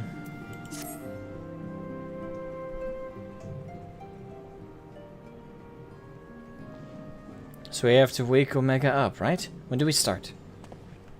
Ida, are you sure that's... I'm sure, yes. I won't lie and say I'm completely fine, but I'll feel a lot better if I'm doing something useful.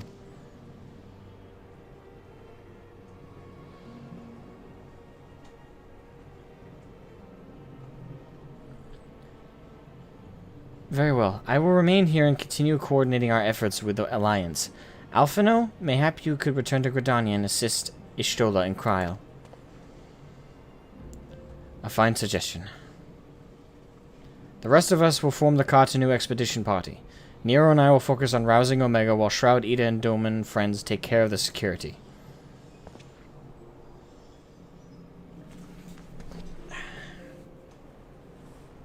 Final stretch.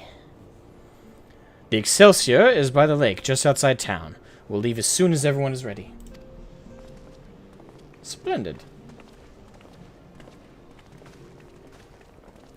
Oh, wow, rude. What's rude?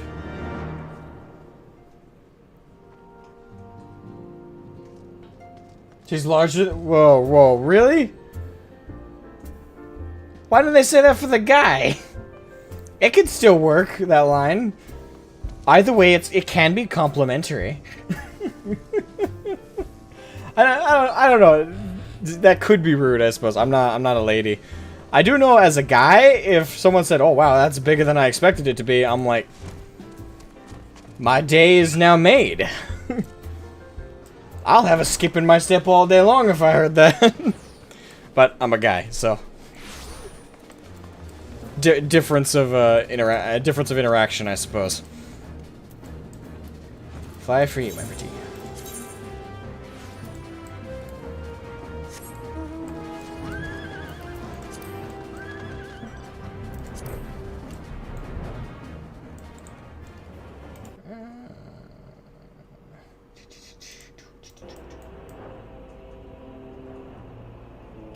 Getting crap past the radar.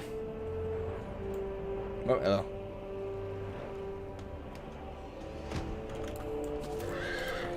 Gosetsu, Yugiri, Ida, Nero Toscaliva. Gosetsu is an accomplished swordsman. Should it come to battle, he will prove a staunch ally. Would that I could say the same for Nero. Will this contraption truly bear us through the skies? Soon, Omega, soon. I will see you rise again. I was a bit lost for a while back there, but I'll be fine, trust me. We haven't far to go. With any luck, we'll be in Kartanu before Gosetsu graces the deck with his dinner.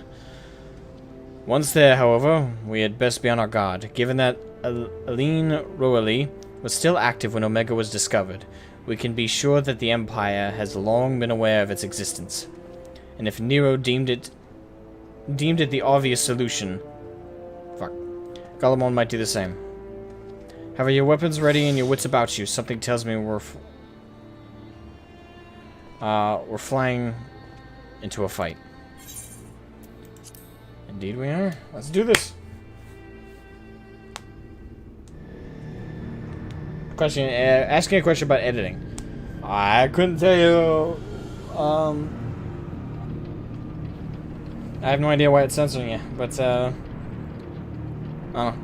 Can you try rephrasing the question? Maybe that'll work. I don't know. Or try saying the question again one more time.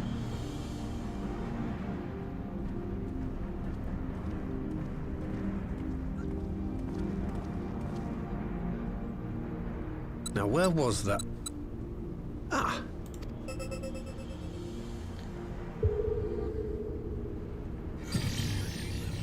I've enabled the teleporter.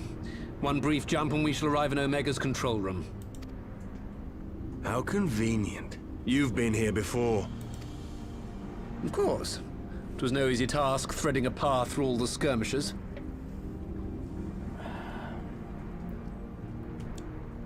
But how could I ignore the existence of such a fascinating toy? You may trust that my preliminary examination was suitably thorough. Trust? Aye. I trust your appetite for technology. I chased down a suspect airship, and who should I find but the traitor, Sid Garland. Hello, big boy. Searching for something, engineer? Something big? It's close, isn't it? You love Nero?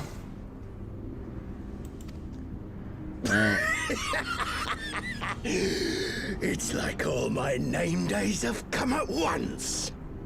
Mm-hmm. Of all the scouts the Empire could have sent. Take care of that brute, will you?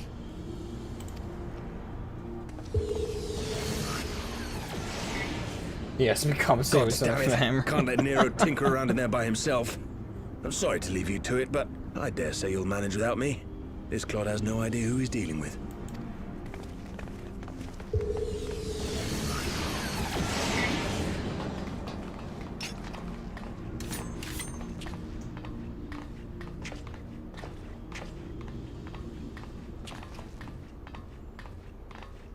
I am Gosetsu, Samurai of Doma.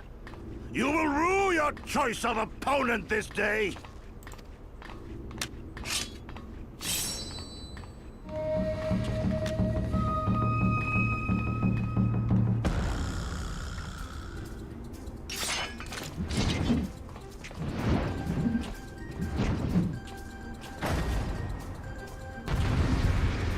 Huh.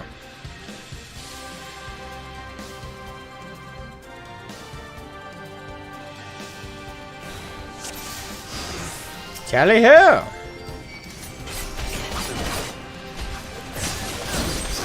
This one'll sting. I was actually rather...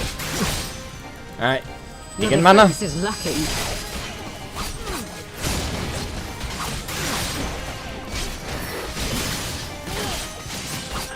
Tis my right to strike.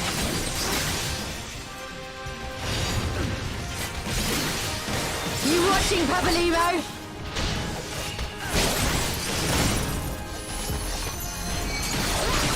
Leave this to me.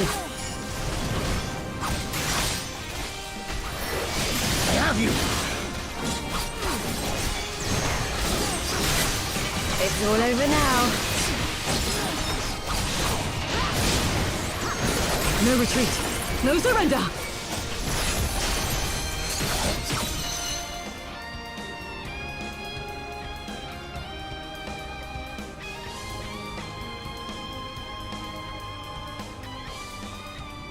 Surrender! We have you outnumbered. And we have you outgunned. Wouldn't be the first time.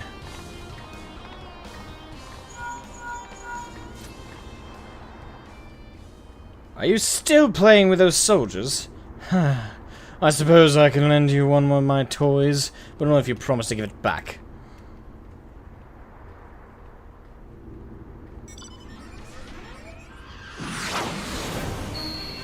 Oh, it's a red one.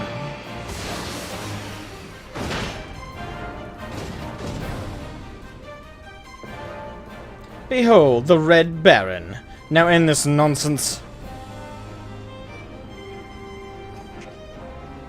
What the? No one told me they'd have Magitech armor. Forward for the Empire.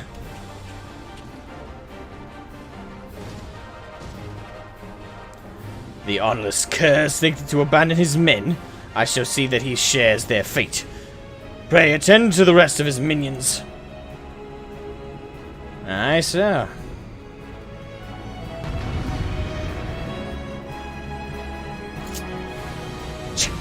Boom.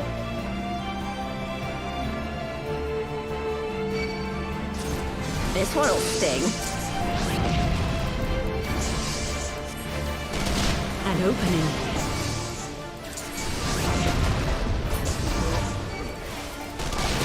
Tis my right to strike! You watching, Pabalimo? Aww. A new recruit has blessed our company. Thank you to whoever subscribed. With soul and steel!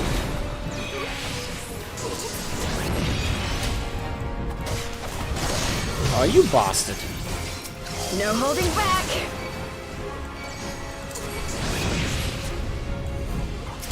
Leave this to me.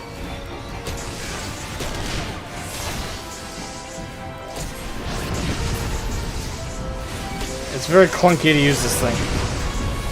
Look upon a samurai of honor! It's all over now.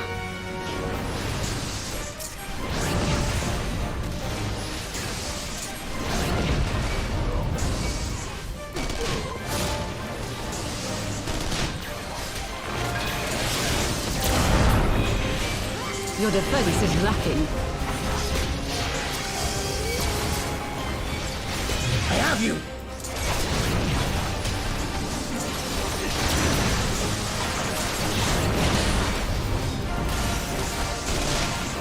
This one'll sting.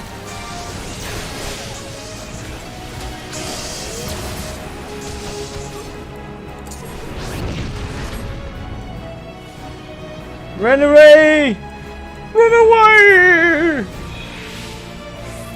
Deserting a battle is punishable by death.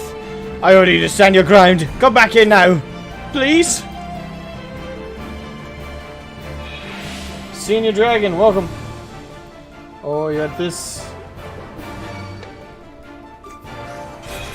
An opening.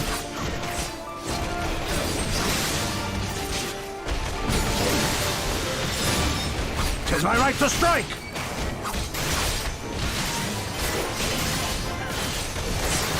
You watching, Pabalimo?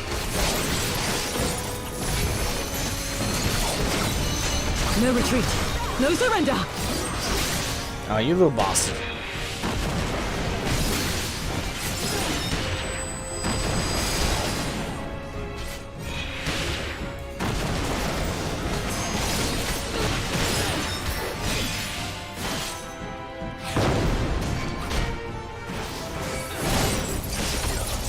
Oh, come on. I better not have to start all the fuck over. Oh, you no. No. I'd start all over? What? That's some bullshit.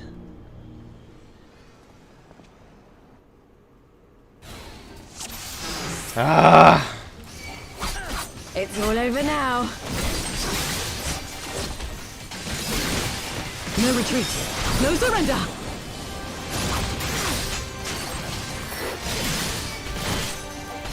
Tis my right to strike! You watching, Pabalimo?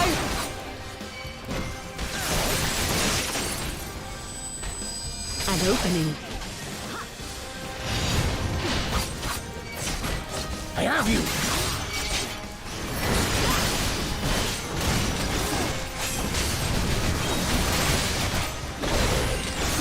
This one'll sting.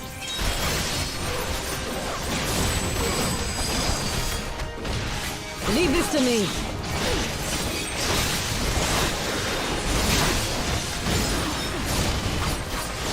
With soul and steel!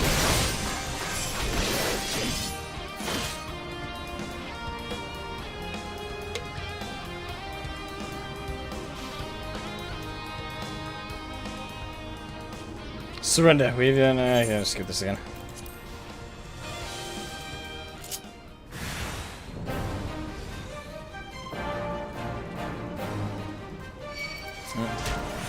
No holding back. Leave this to me.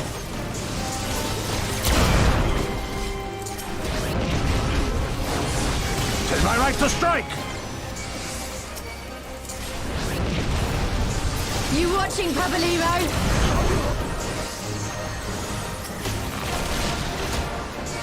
No retreat. No surrender. I have you!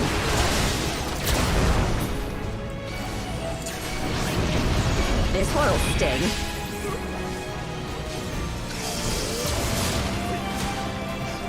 An opening.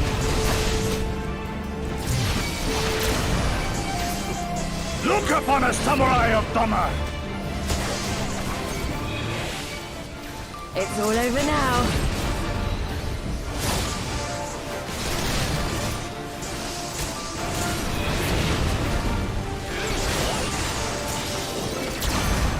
Your defense is lacking.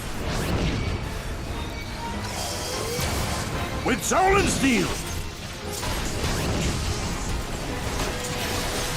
No holding back. Leave this to me.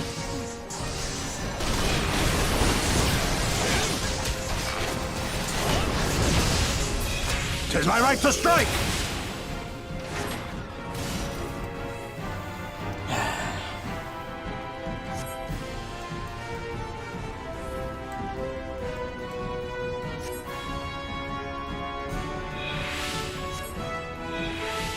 Alright, attempt number 2.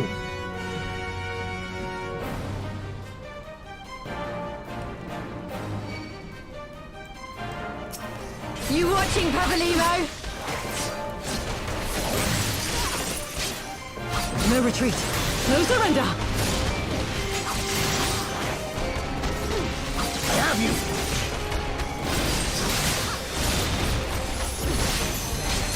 This one'll sting.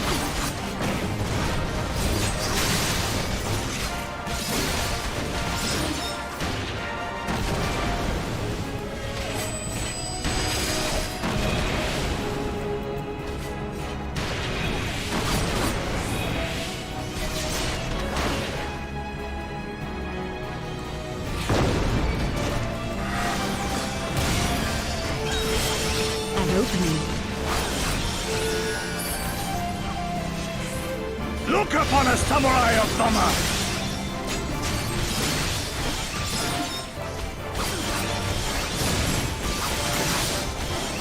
It's all over now.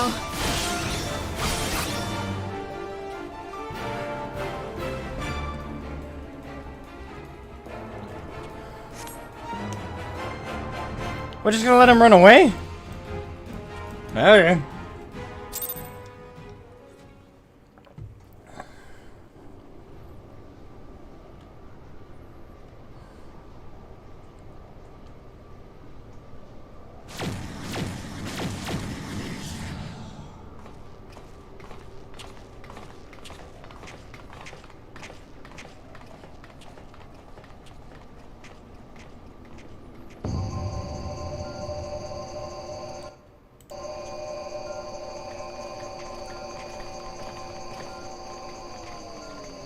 There we go. Temporal stasis disengaged. All systems operational. Garland? All clear on this side. It's waking up.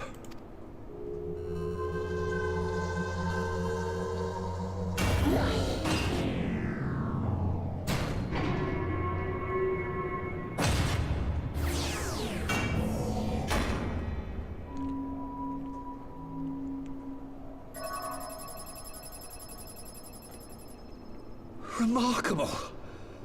Omega sensors immediately detected the presence of the cocoon, even at this distance.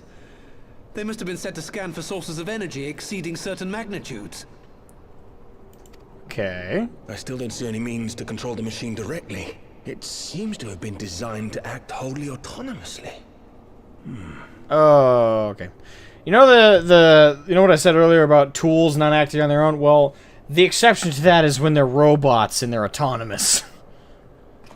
That's when they do indeed act on their own. We can be fairly certain it will attempt to capture the primal at Belsar's Wall. Assuming its mission is successful, our only option at that point will be to re-engage its stasis system and put it back to sleep. And should the machine happen to misbehave, we'll simply initiate an emergency shutdown. I confess we don't yet have a complete grasp of its capabilities, but I'm certain the details will not elude us for long. Alright. Is assistance from Discord something help? Something you've thought of? What? Is assistance from Discord or helping?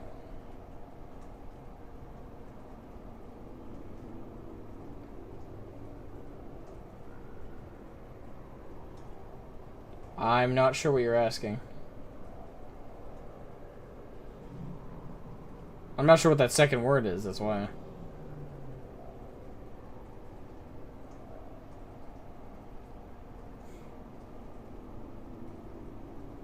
Hiring, okay. Is assistance from Discord or hiring help something you've thought of? For what?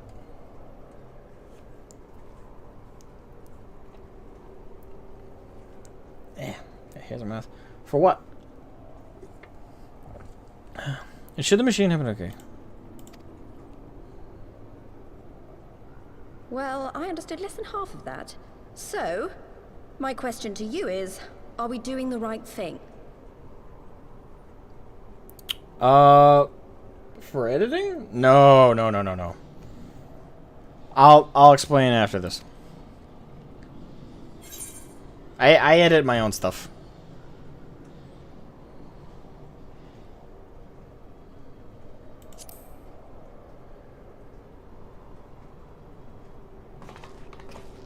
What do I think? I mean, you have an idea?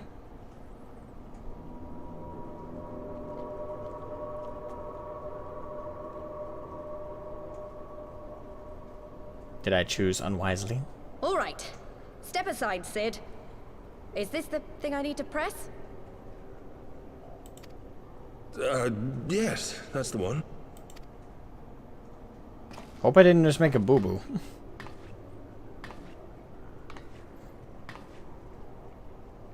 You gave too much for us to waste this chance, Papalimo.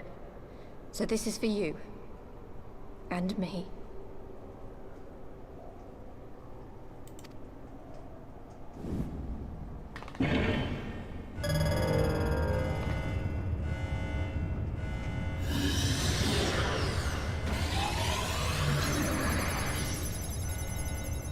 Oh boy.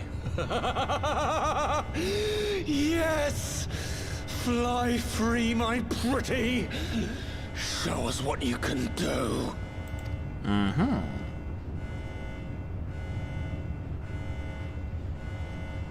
The launch sequence has begun. Omega is loose.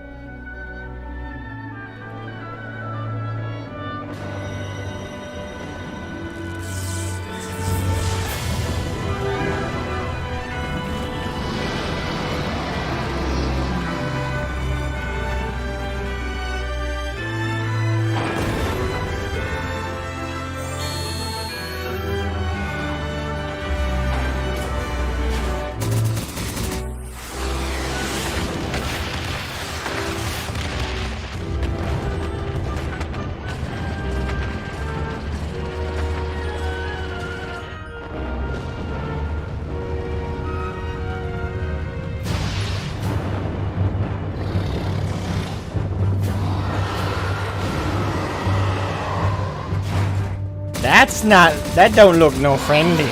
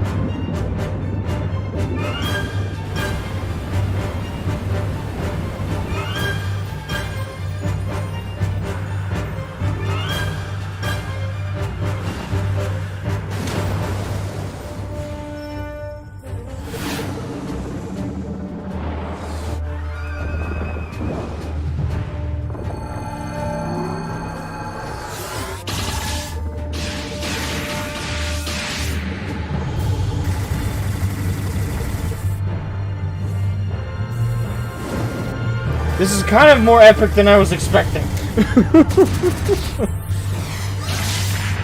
I was not prepared for a movie, a kaiju movie battle.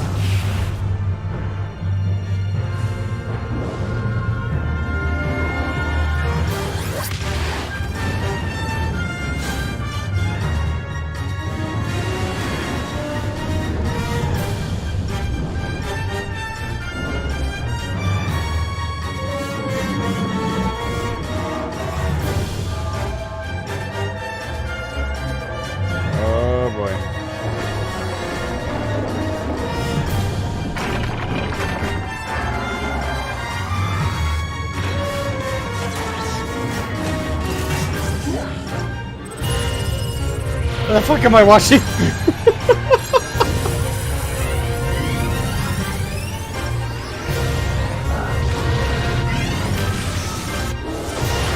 Of course, there's a beam struggle.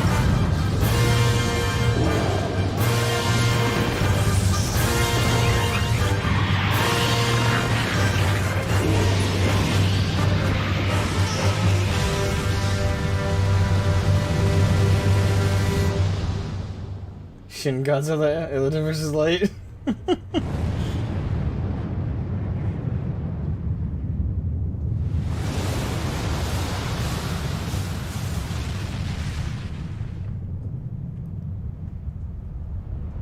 That was more epic than it had any right to be.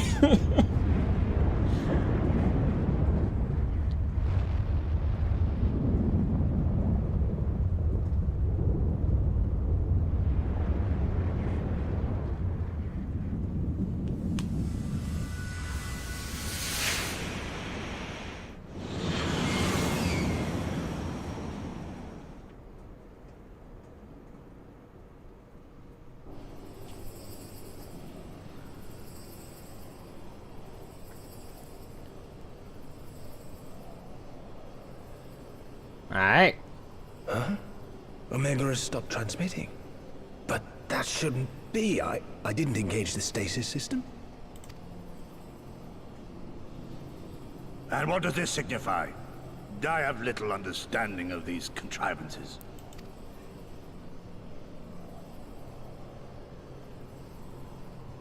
The launch went exactly to plan, but all signals emanating from Omega have ceased. This may indicate any number of things, but we will need to join the Scions out in the field if we are to ascertain which one.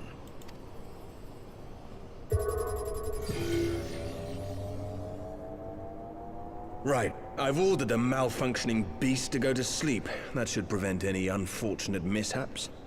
I suggest we make our way back to Gridania. Okay.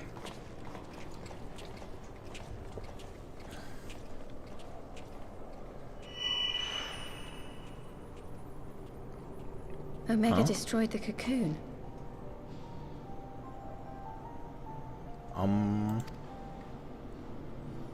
Papalimo's spell is fading. It was bound to his ether, you see. And if the connection is broken...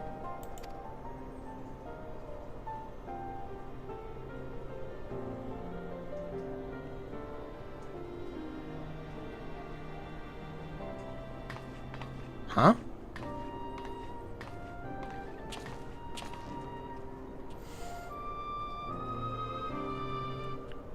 I'm infinitely more confused.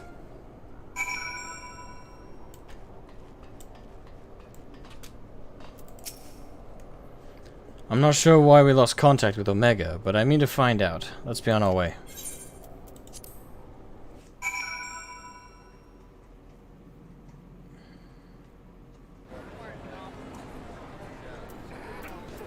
She means he's dead? Well, we already knew that, pretty much. I'm not sure what the neck thing's about. One moment everything was functioning perfectly, and the next it wasn't. It makes no sense. We need to see what happened for ourselves, and soon.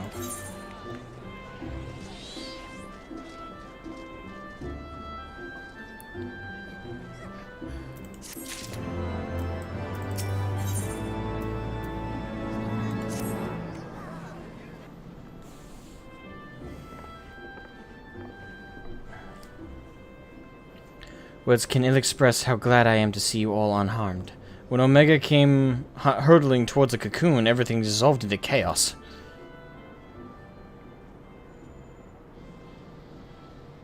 I have to see it. I have to see it with my own eyes. Ida, wait! We must first... The other Seatseer is expecting us. Worry not, Afino. Gusetsu and I will watch over her. You may safely attend your meeting. My thanks, Yugiri.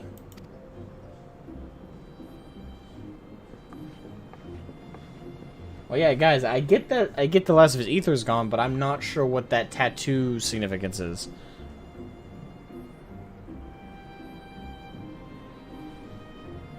Like, a lot of the other Scions have tattoos, and I was told before it represents more or less like your PhD. So I'm not sure, like, does your tattoo go away if your master dies? Well, if it's supposed to signify like an educational thing, that seems kind of broken. And seems kind of silly. Like, hey, this signifies your education level, but when I die it goes away, so you have to start over.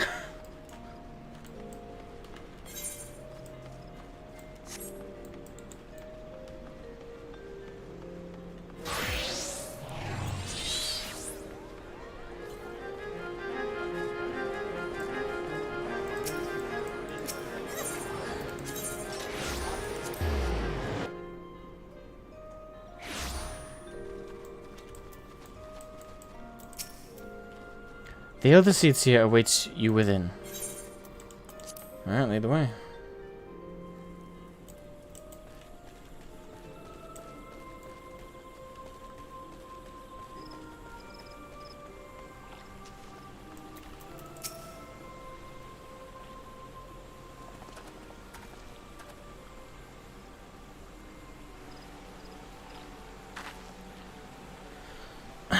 My friends, full eagerly have we awaited your return. Few indeed could have discharged the duty entrusted to you, and most humbly do we thank you for seeing it done. You are too kind, Elder Seatseer. As I recall, we as good as demanded the right to try. But tell me, how did the battle unfold? We succeeded in waking Omega, aye, but we lost contact with the weapon shortly after it launched. From our position in the control room, we were blind to all that followed.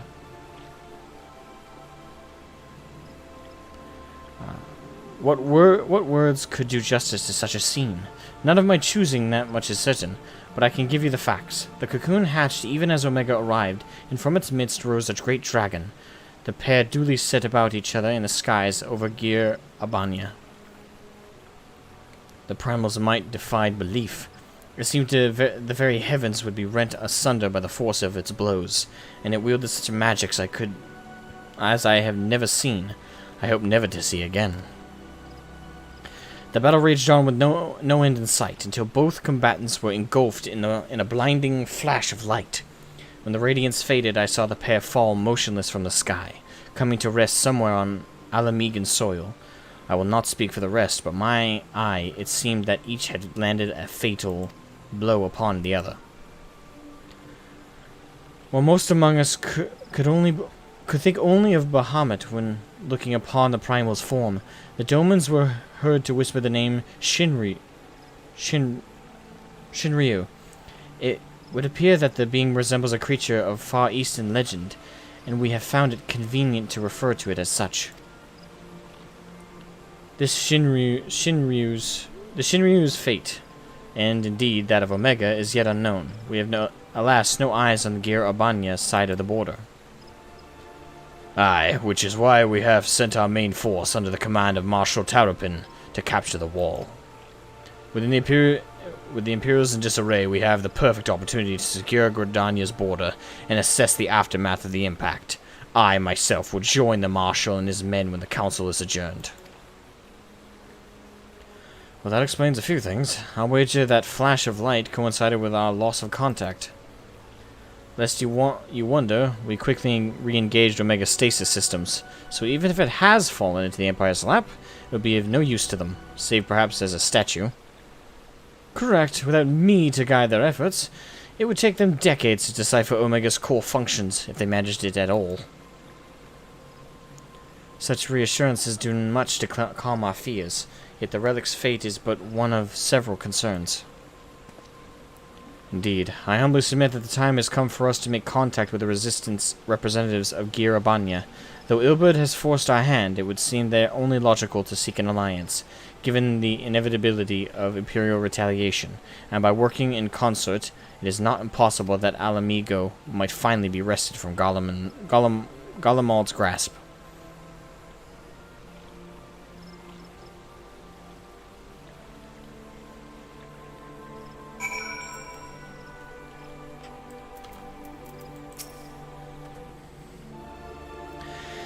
You must be exhausted.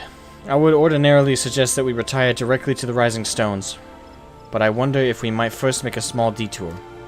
Ishtola and the others have gathered at I still can't say it, Amerisai's spire, and I imagine that you too would be interested to see what has become of the wall now the cocoon is gone. It is decided then. Lead on.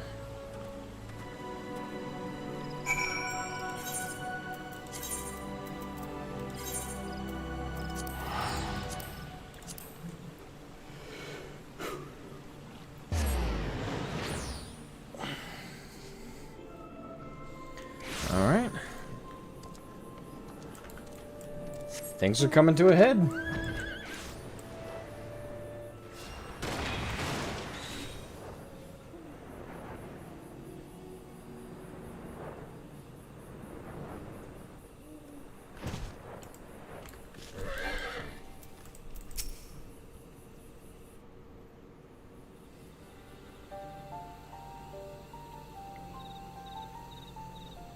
My friends, I cannot well express how glad I am to see you both unharmed.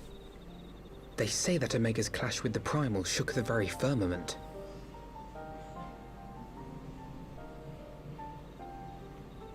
You need not have worried. The battle took place far above the ground. We were able to observe in relative safety, though I'm given to understand that there were casualties on the far side of the wall. It was like watching a nightmare unfold before our very eyes. Ilberd's primal manifested in the form of a colossal dragon, a being of pure violence. It burst forth from the cocoon with such terrible force. That such a horror should spring from the eyes of Nidhogg comes as no surprise. Nor do I wonder at its form. Ilberd all but announced it in the moments prior to his death. Plainly, it was his dying wish to visit a second calamity upon the Empire.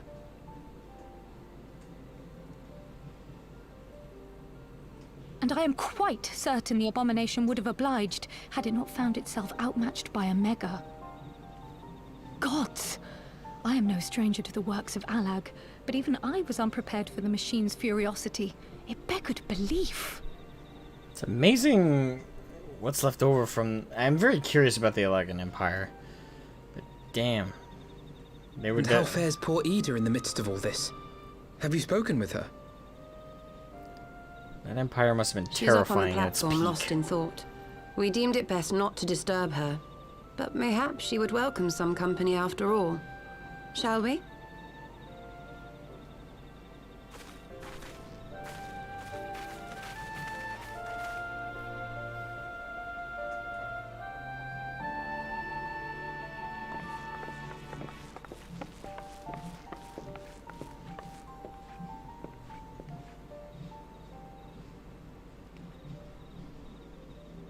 The light's gone.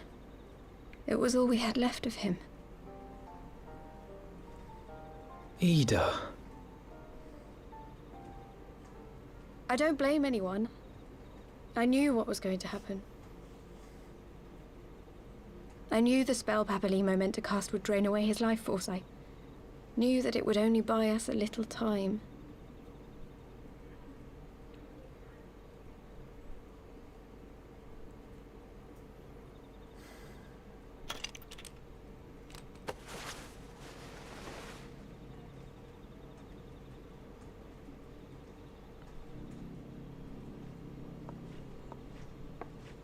Ida, there is no need to explain. Can I disagree? She looks nice. But there is. I can't hide in Papalimo's little shadow anymore, and I shouldn't hide behind my sister's mask. Sisters? 20 years ago, on the day the Empire marched into Alamigo, I was still just a child, not even 5 summers old. My father had been one of the leaders of the revolution. He had fought to overthrow the Mad King, Theodoric. And my sister had fought alongside him. But she was strong and kind, and always knew what to do.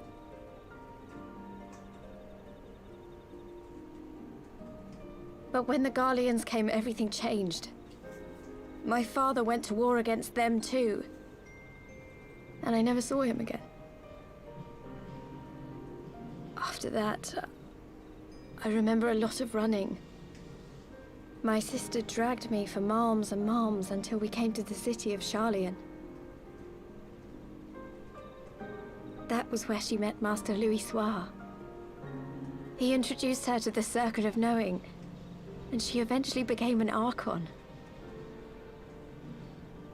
She was your inspiration.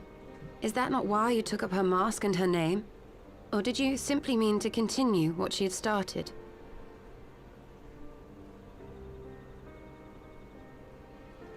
You've known all along, haven't you? That I wasn't Ida. Of course. We all recognized you at once. 'Twas Papalimo who persuaded us to maintain the charade. It was silly to think I could fool you. I knew that even then, but I sort of decided not to know. Did the switch happen while I've been there, or did the switch Ida died well 6 before I years ago, arrived? Okay, on no, a mission no. to smuggle refugees out of Alamigo. They say she was overwhelmed by Imperial soldiers when she stayed behind to save a little girl. She was so strong. There must have been a lot of them.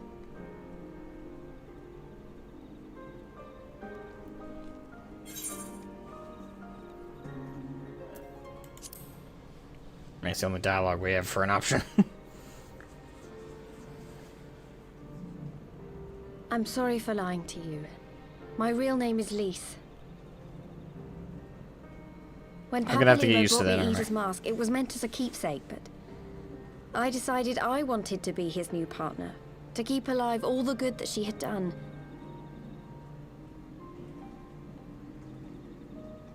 I didn't want to become Ida, exactly. At the time, though, I still didn't know who I was myself, and it almost seemed easier to play the role.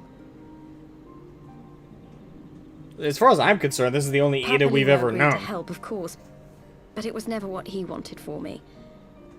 He wanted me to walk my own path, and those were his final words to me.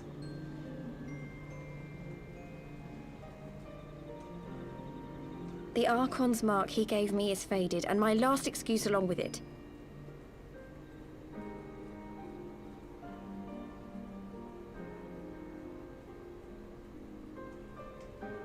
So this is it. Whatever I choose to do from now on, I do as Lys. And I choose to continue my family's fight. I want Alamigo to be the country that Ida and my father always wanted it to be.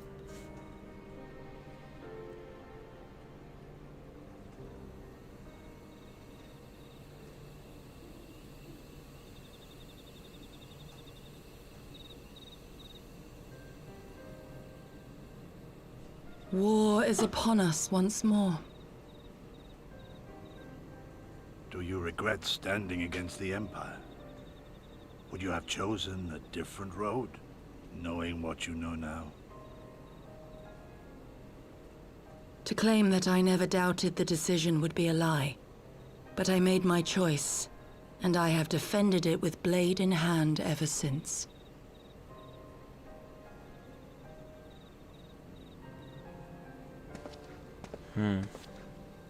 The battle continues, and our steel is needed. Come, Shadow Walker, we leave for the east, for Doma. I'm assuming that's where Stormblood takes place.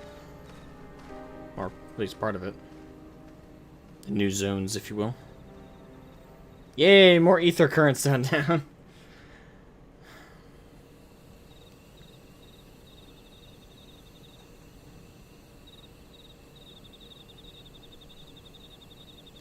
Oh, yep. Turn this off. It was brave of Lys to remove her mask after so long. Though she has scarce begun to come to terms with Papalymo's loss, the one act made plain her determination to move forward. And should she ever falter, we shall be there to support her on this road she was resolved to walk.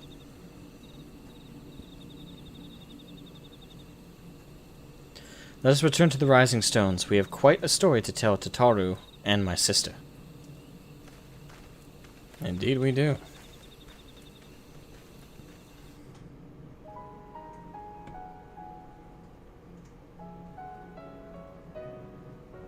Is that credits? Yes, it is. Okay. I'll do this just to speed things along. Oh, I need to take my headphones off for a second, though. Damn. This expansion in the post-expansion patch content has been fucking amazing. I'm already expecting Stormblood to be a little lower quality based on just the aggregate of like comments I've heard about it. I've seen a lot more people say it doesn't quite live up to the quality of Heavensward. I've seen a lot of people say like there's pacing issues. I don't know. We'll see, of course. But I'm set my expectations based on the comments I've heard, and a lot of them have been on the more negative, not negative, but on the side of like, okay, it's good, it's still a good story, but it's not going to be on the level of Heavensward. So be prepared for that. So I am. But damn. Congrats, thank you. So a couple things to address. So Disillusioned Dork asked earlier about have I considered hiring someone to edit. No, never. Never's strong. Not likely. Editing is can be its own full-time job, and it's a very expensive thing. I know because I've done editing for other people before. I know what the pricing can look like. The better you are at it, the way more expensive. And personally, to hire somebody who can edit on the level I can would result in quite the hefty cost. I'd be looking at paying someone $600 a video. After like up to like a 30-minute video, probably would come out to about $500, $600. And I'm not exaggerating. It's very expensive to have an editor. You need to be making bank on YouTube to justify it. So if you have anything short of 100k subscribers, you better edit your own damn videos, because unless you're working a pretty lucrative job on the side, it ain't worth it. It is not worth it at all. So I edit my own videos. I would not hire an unless my channel blew up to a degree where I was making fucking bank.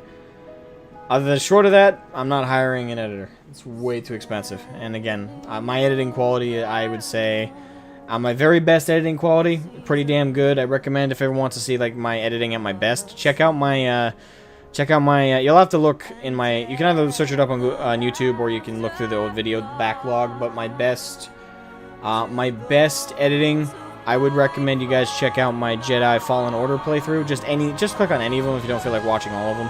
And all of them are pretty good examples of my editing. So, that's where my editing, I'd say, is my peak.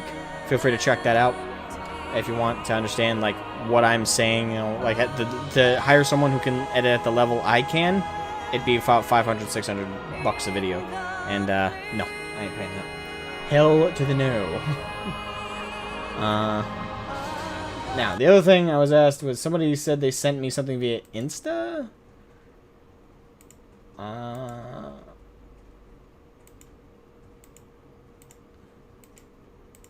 there, that's nice. Oh, damn, it won't let me...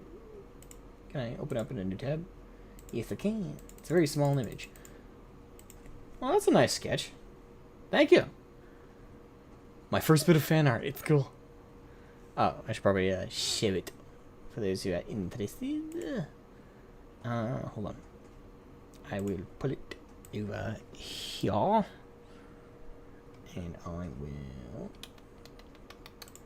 I'm only pulling the image, don't worry, I won't show your account.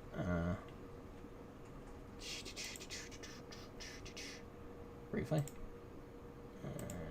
Yep, that's what it looks like. First little bit of fan art, that's nice. Thank you, thank you, thank you. I appreciate it, that's cool.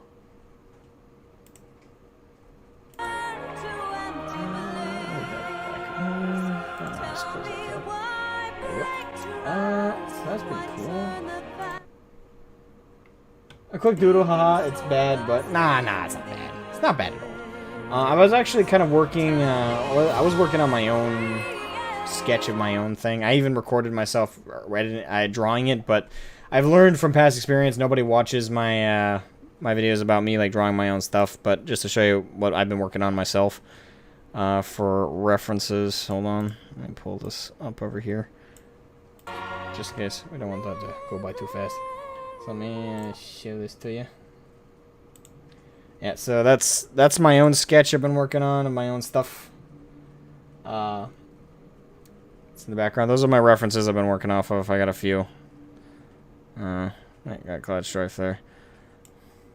It's not very good. It's not very good, but it's in the sketch stage. I probably won't end up actually uploading a video of me drawing it because it's probably not going to come out that good. It's just something I did for fun on the side, but probably won't come out too high quality. The eyes look absolutely dreadful. That's my biggest problem, my own piece right now. Everything else still needs drawing over, but the eyes are fucking garbage. I'm not good at drawing eyes, especially in the anime style, so... Yeah, there's that.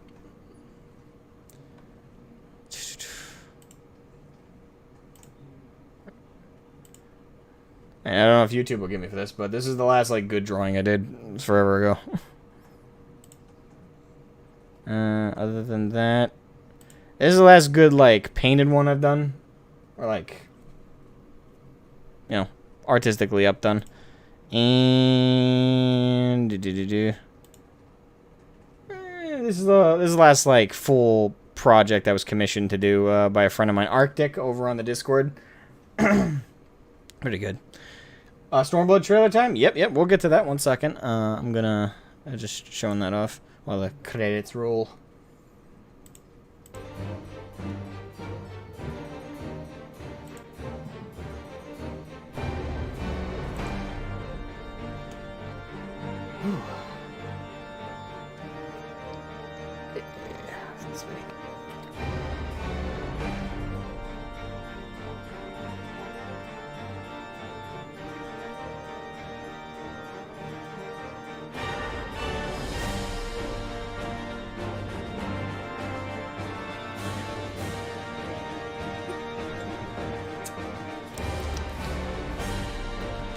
Speed that up. Yeah, so we're gonna... I usually let the credits roll in their entirety just to give credit to everybody who deserves it, which the team absolutely does for this. How about help from volunteers? No.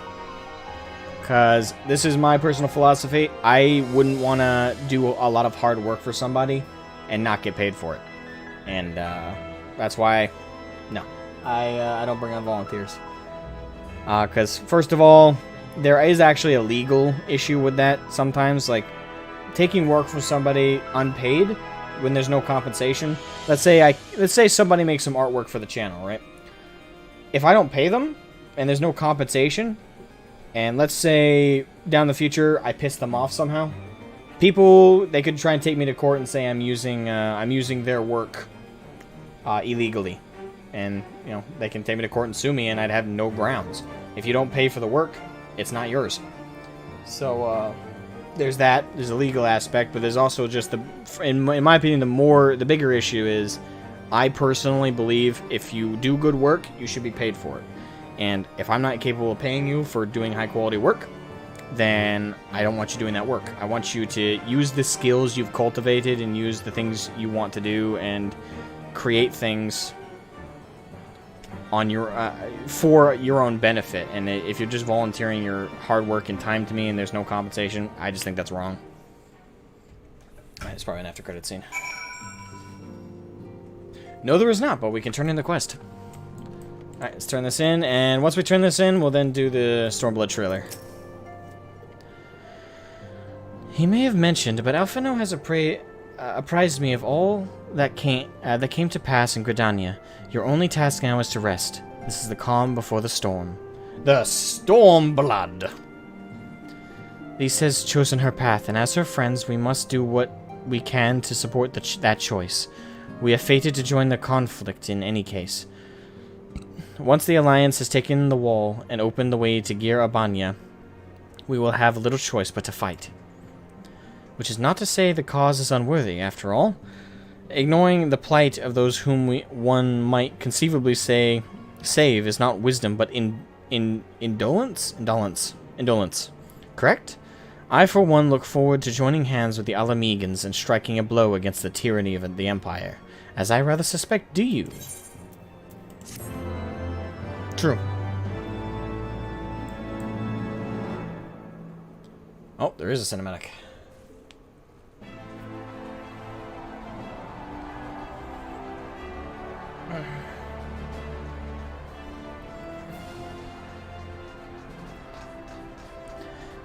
Quick march! The Imperials will soon come to their senses, and we must be ready to face their retribution.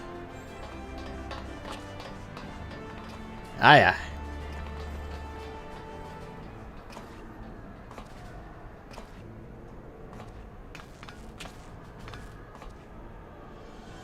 It's almost time, Father. Aye, almost. Stand firm, Pippin. I learned to brace myself against the charge of the bull of Alamigo. No foe will dislodge me.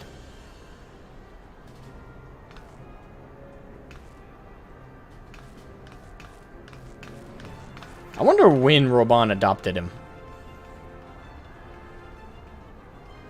Now that actually makes me think, how big is a Lalafell baby?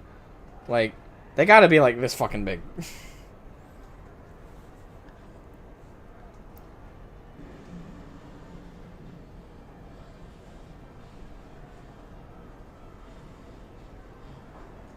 Very well, Ilbert.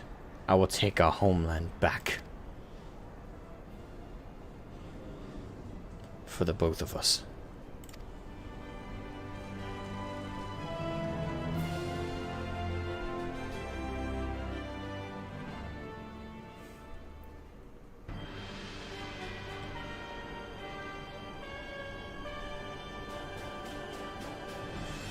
The bad guy theme. Is that the Emperor?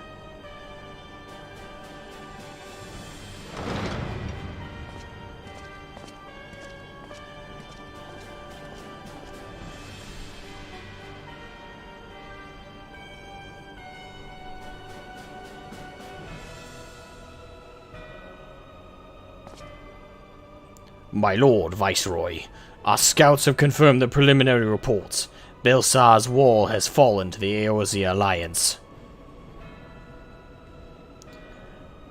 The hunt for Omega and the unknown Icon continues, though both yet elude us. My lord, their battle caused considerable damage across the region. Should we perchance divert some of our forces from the search to undertake necessary reconstruction work?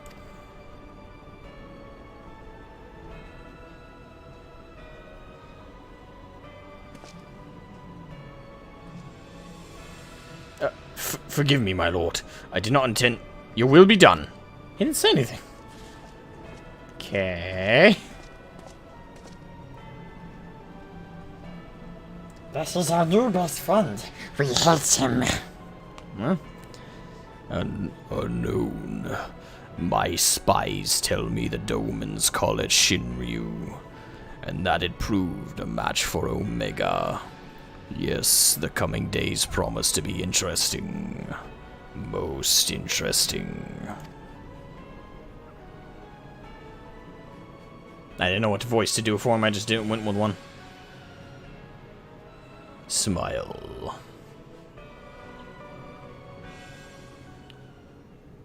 Okay. At the far edge of fate, the road begins anew. The heroes look to eastern skies and behold their crimson hue. Woo. A dawn of liberation, a gathering storm of blood.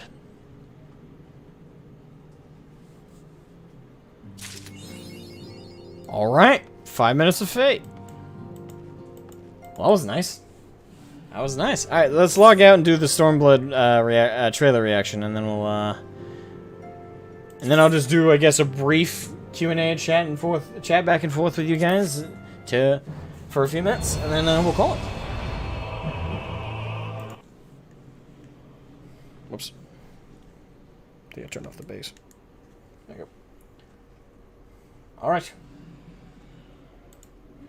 Alright, so we just finished Heaven's Ward, so let's check out Stormblood.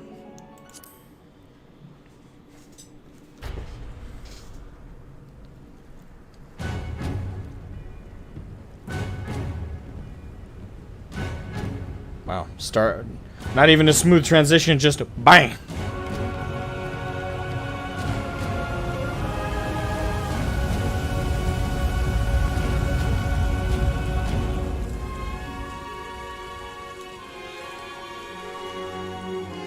Oh, Square Enix, okay. Ooh.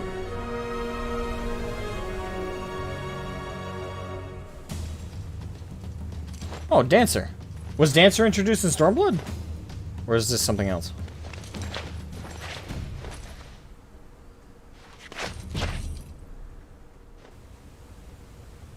Nice.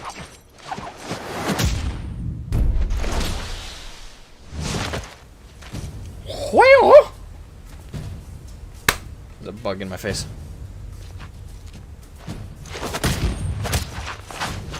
The animation! Woo!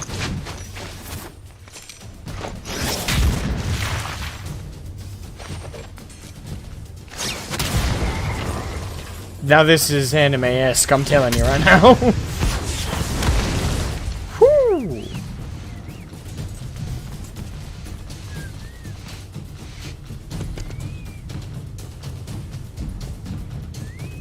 Oh, you can see the shockwaves, that's nice.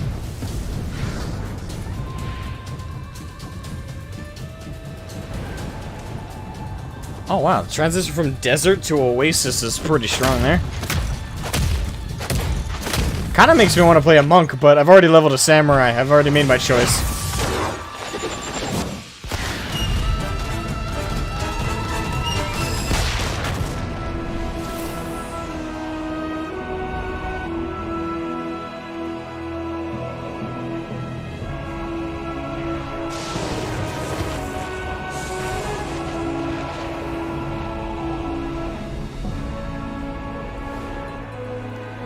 Is this Doma?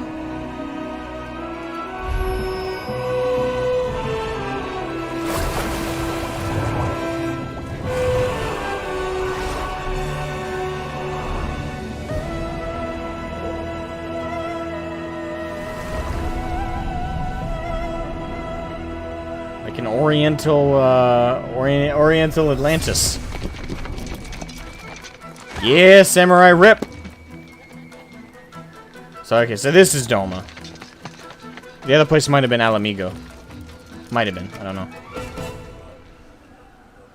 Yeah.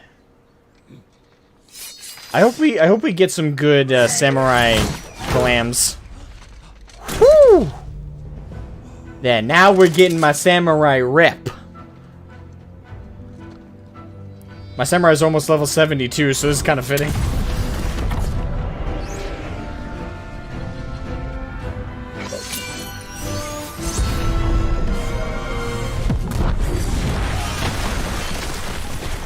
I think the owners aren't going to appreciate the property damage.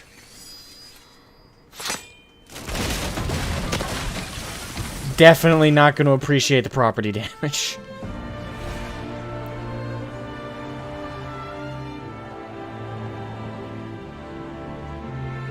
Very nice. Someone charged up their EI Jutsu. 3 sen right there.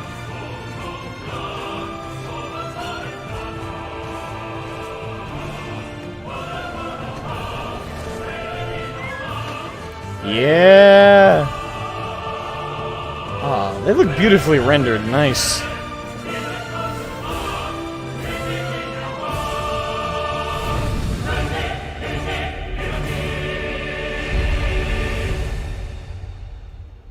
Looks very nice.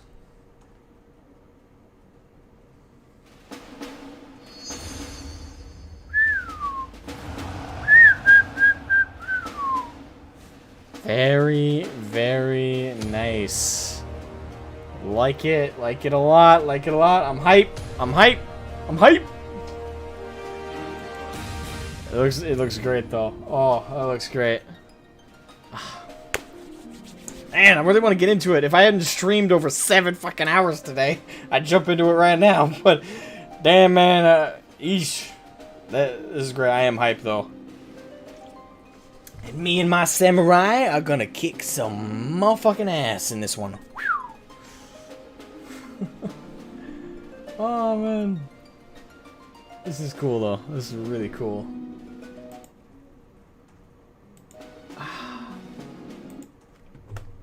Damn.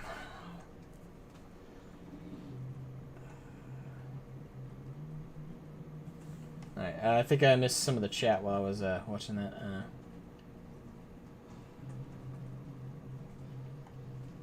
Damn, if you were my son, I would be so freaking proud. About what? I appreciate it, but about what? They're born as literal potatoes. Fortunately. Size of a big russet potato. I imagine Lala babies are puppy-sized. Like, that big?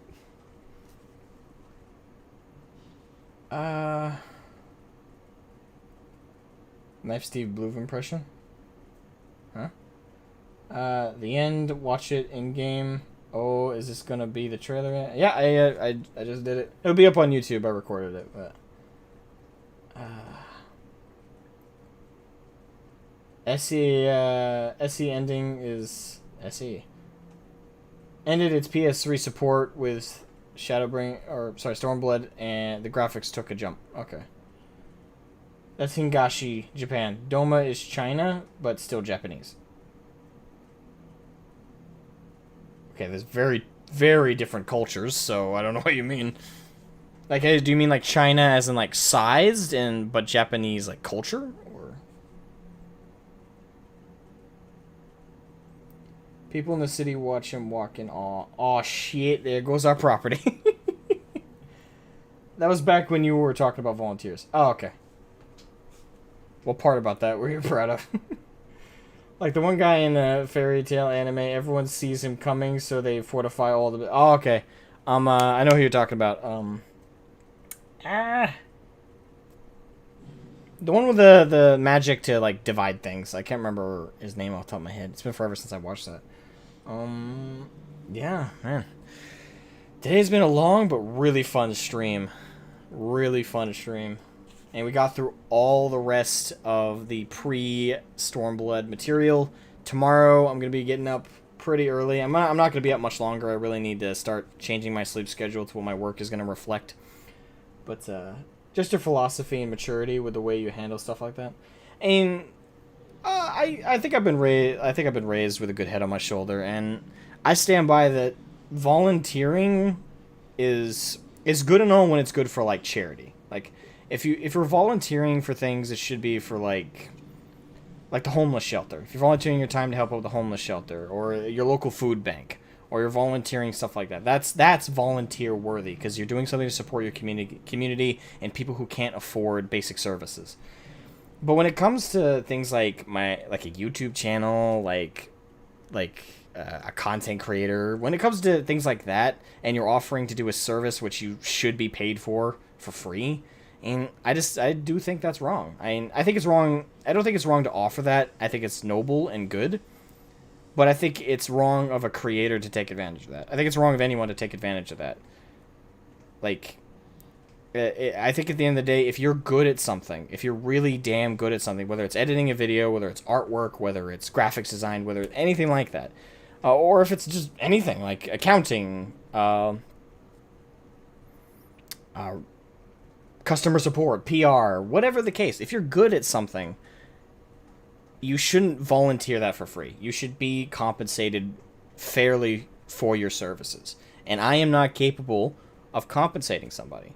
Now, there is the legal aspect, like I mentioned, like, you know, if somebody does a service for you, you have no ownership of that thing. You know, if someone did artwork for me and I used it in a video, that video now has an aspect of it that someone could take me to court over. There is that aspect, and that is a concern. But I find it far more concerning that, you know, to take advantage of somebody doing a service for free, like that they should be paid for.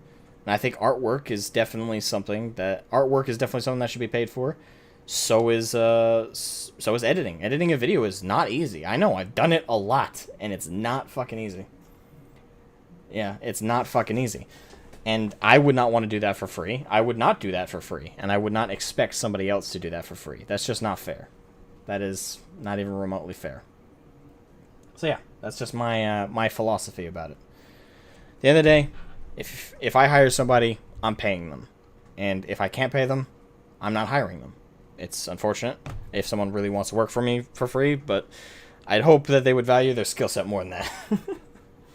But yeah, at the end of the day, if you're doing volunteer work, it should be for things like charity. It should be for things that money, that where funds aren't easily accessible to people. Yeah, I think it's a philosophy most people should have. Yeah. It's just a basic respect thing. That's why Pyrrhus, I showed you guys his work earlier. He's paid for every bit of work he does. Yeah, I pay him by commission, and we agree on a payment. We agree on I pay him up front when he has the project complete. Every time it's commission work. If I can't pay him, I don't hire him for the next one. If I can pay him, I do. We also have he has different rates for different things that he does. Like there's gauging to the process. Doma is rural China, but with Japanese terminology and government? Okay. For example, they call the tiger god of the west Byako instead of the Chinese Baihu. Baihu. Okay. So it's China... It's China in certain systems, but Japan in others. Okay, so it's kind of like a cross. Gotcha. Okay. Yeah, but did everybody who hung out during the stream, did everybody have fun? Everybody have a great time? Watching me go through more emotional strife and finish up the rest of Heaven's Ward's related content? I know I did. I had a ton of fun.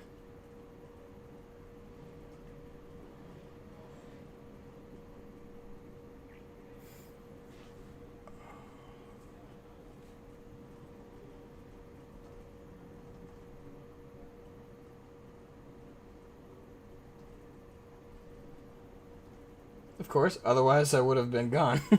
Well, I appreciate you hanging out, man. It has been great having you. And again, thanks again as well to the super generous donation you made earlier, man. That is beyond generous.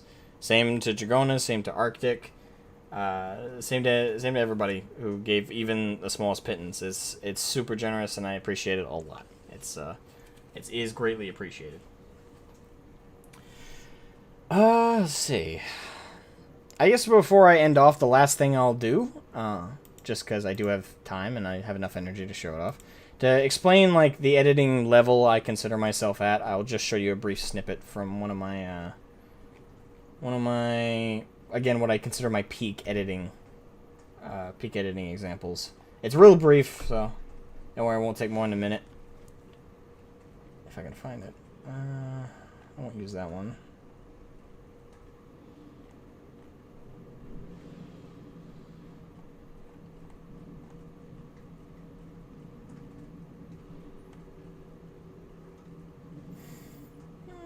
I will go with the first one. It's gonna say, let me pull this up here.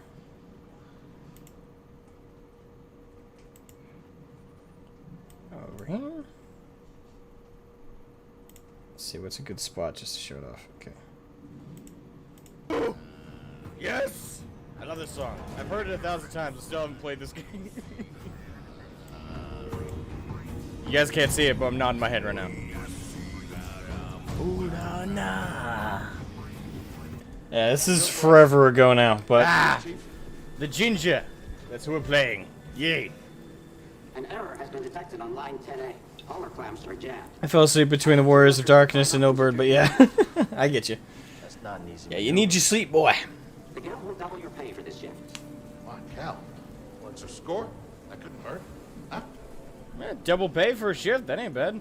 I just gotta risk my life to do it. Alright, let's go.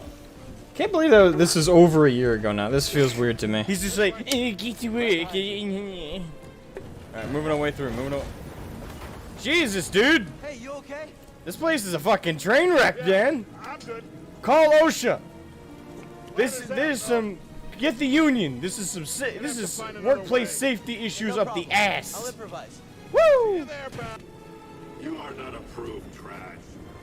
And trash. It's not approved trash. That's what I was thinking. Yeah. Point is, that was only some like text editing snippets, but there's more edits throughout the thing that are a little bit more advanced. I'm not gonna make you guys sit through the whole thing, but just brief example. I got 5 notifications. Interesting. Okay, there we go.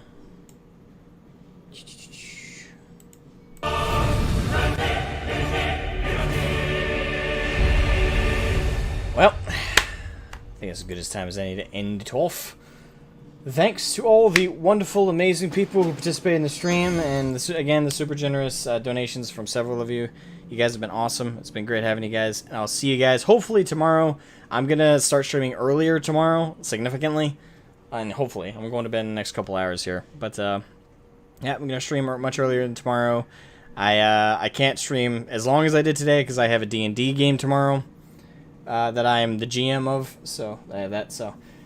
Have a good one, guys. I'll catch you guys hopefully tomorrow. And if not, see ya later in the week. Bye-bye.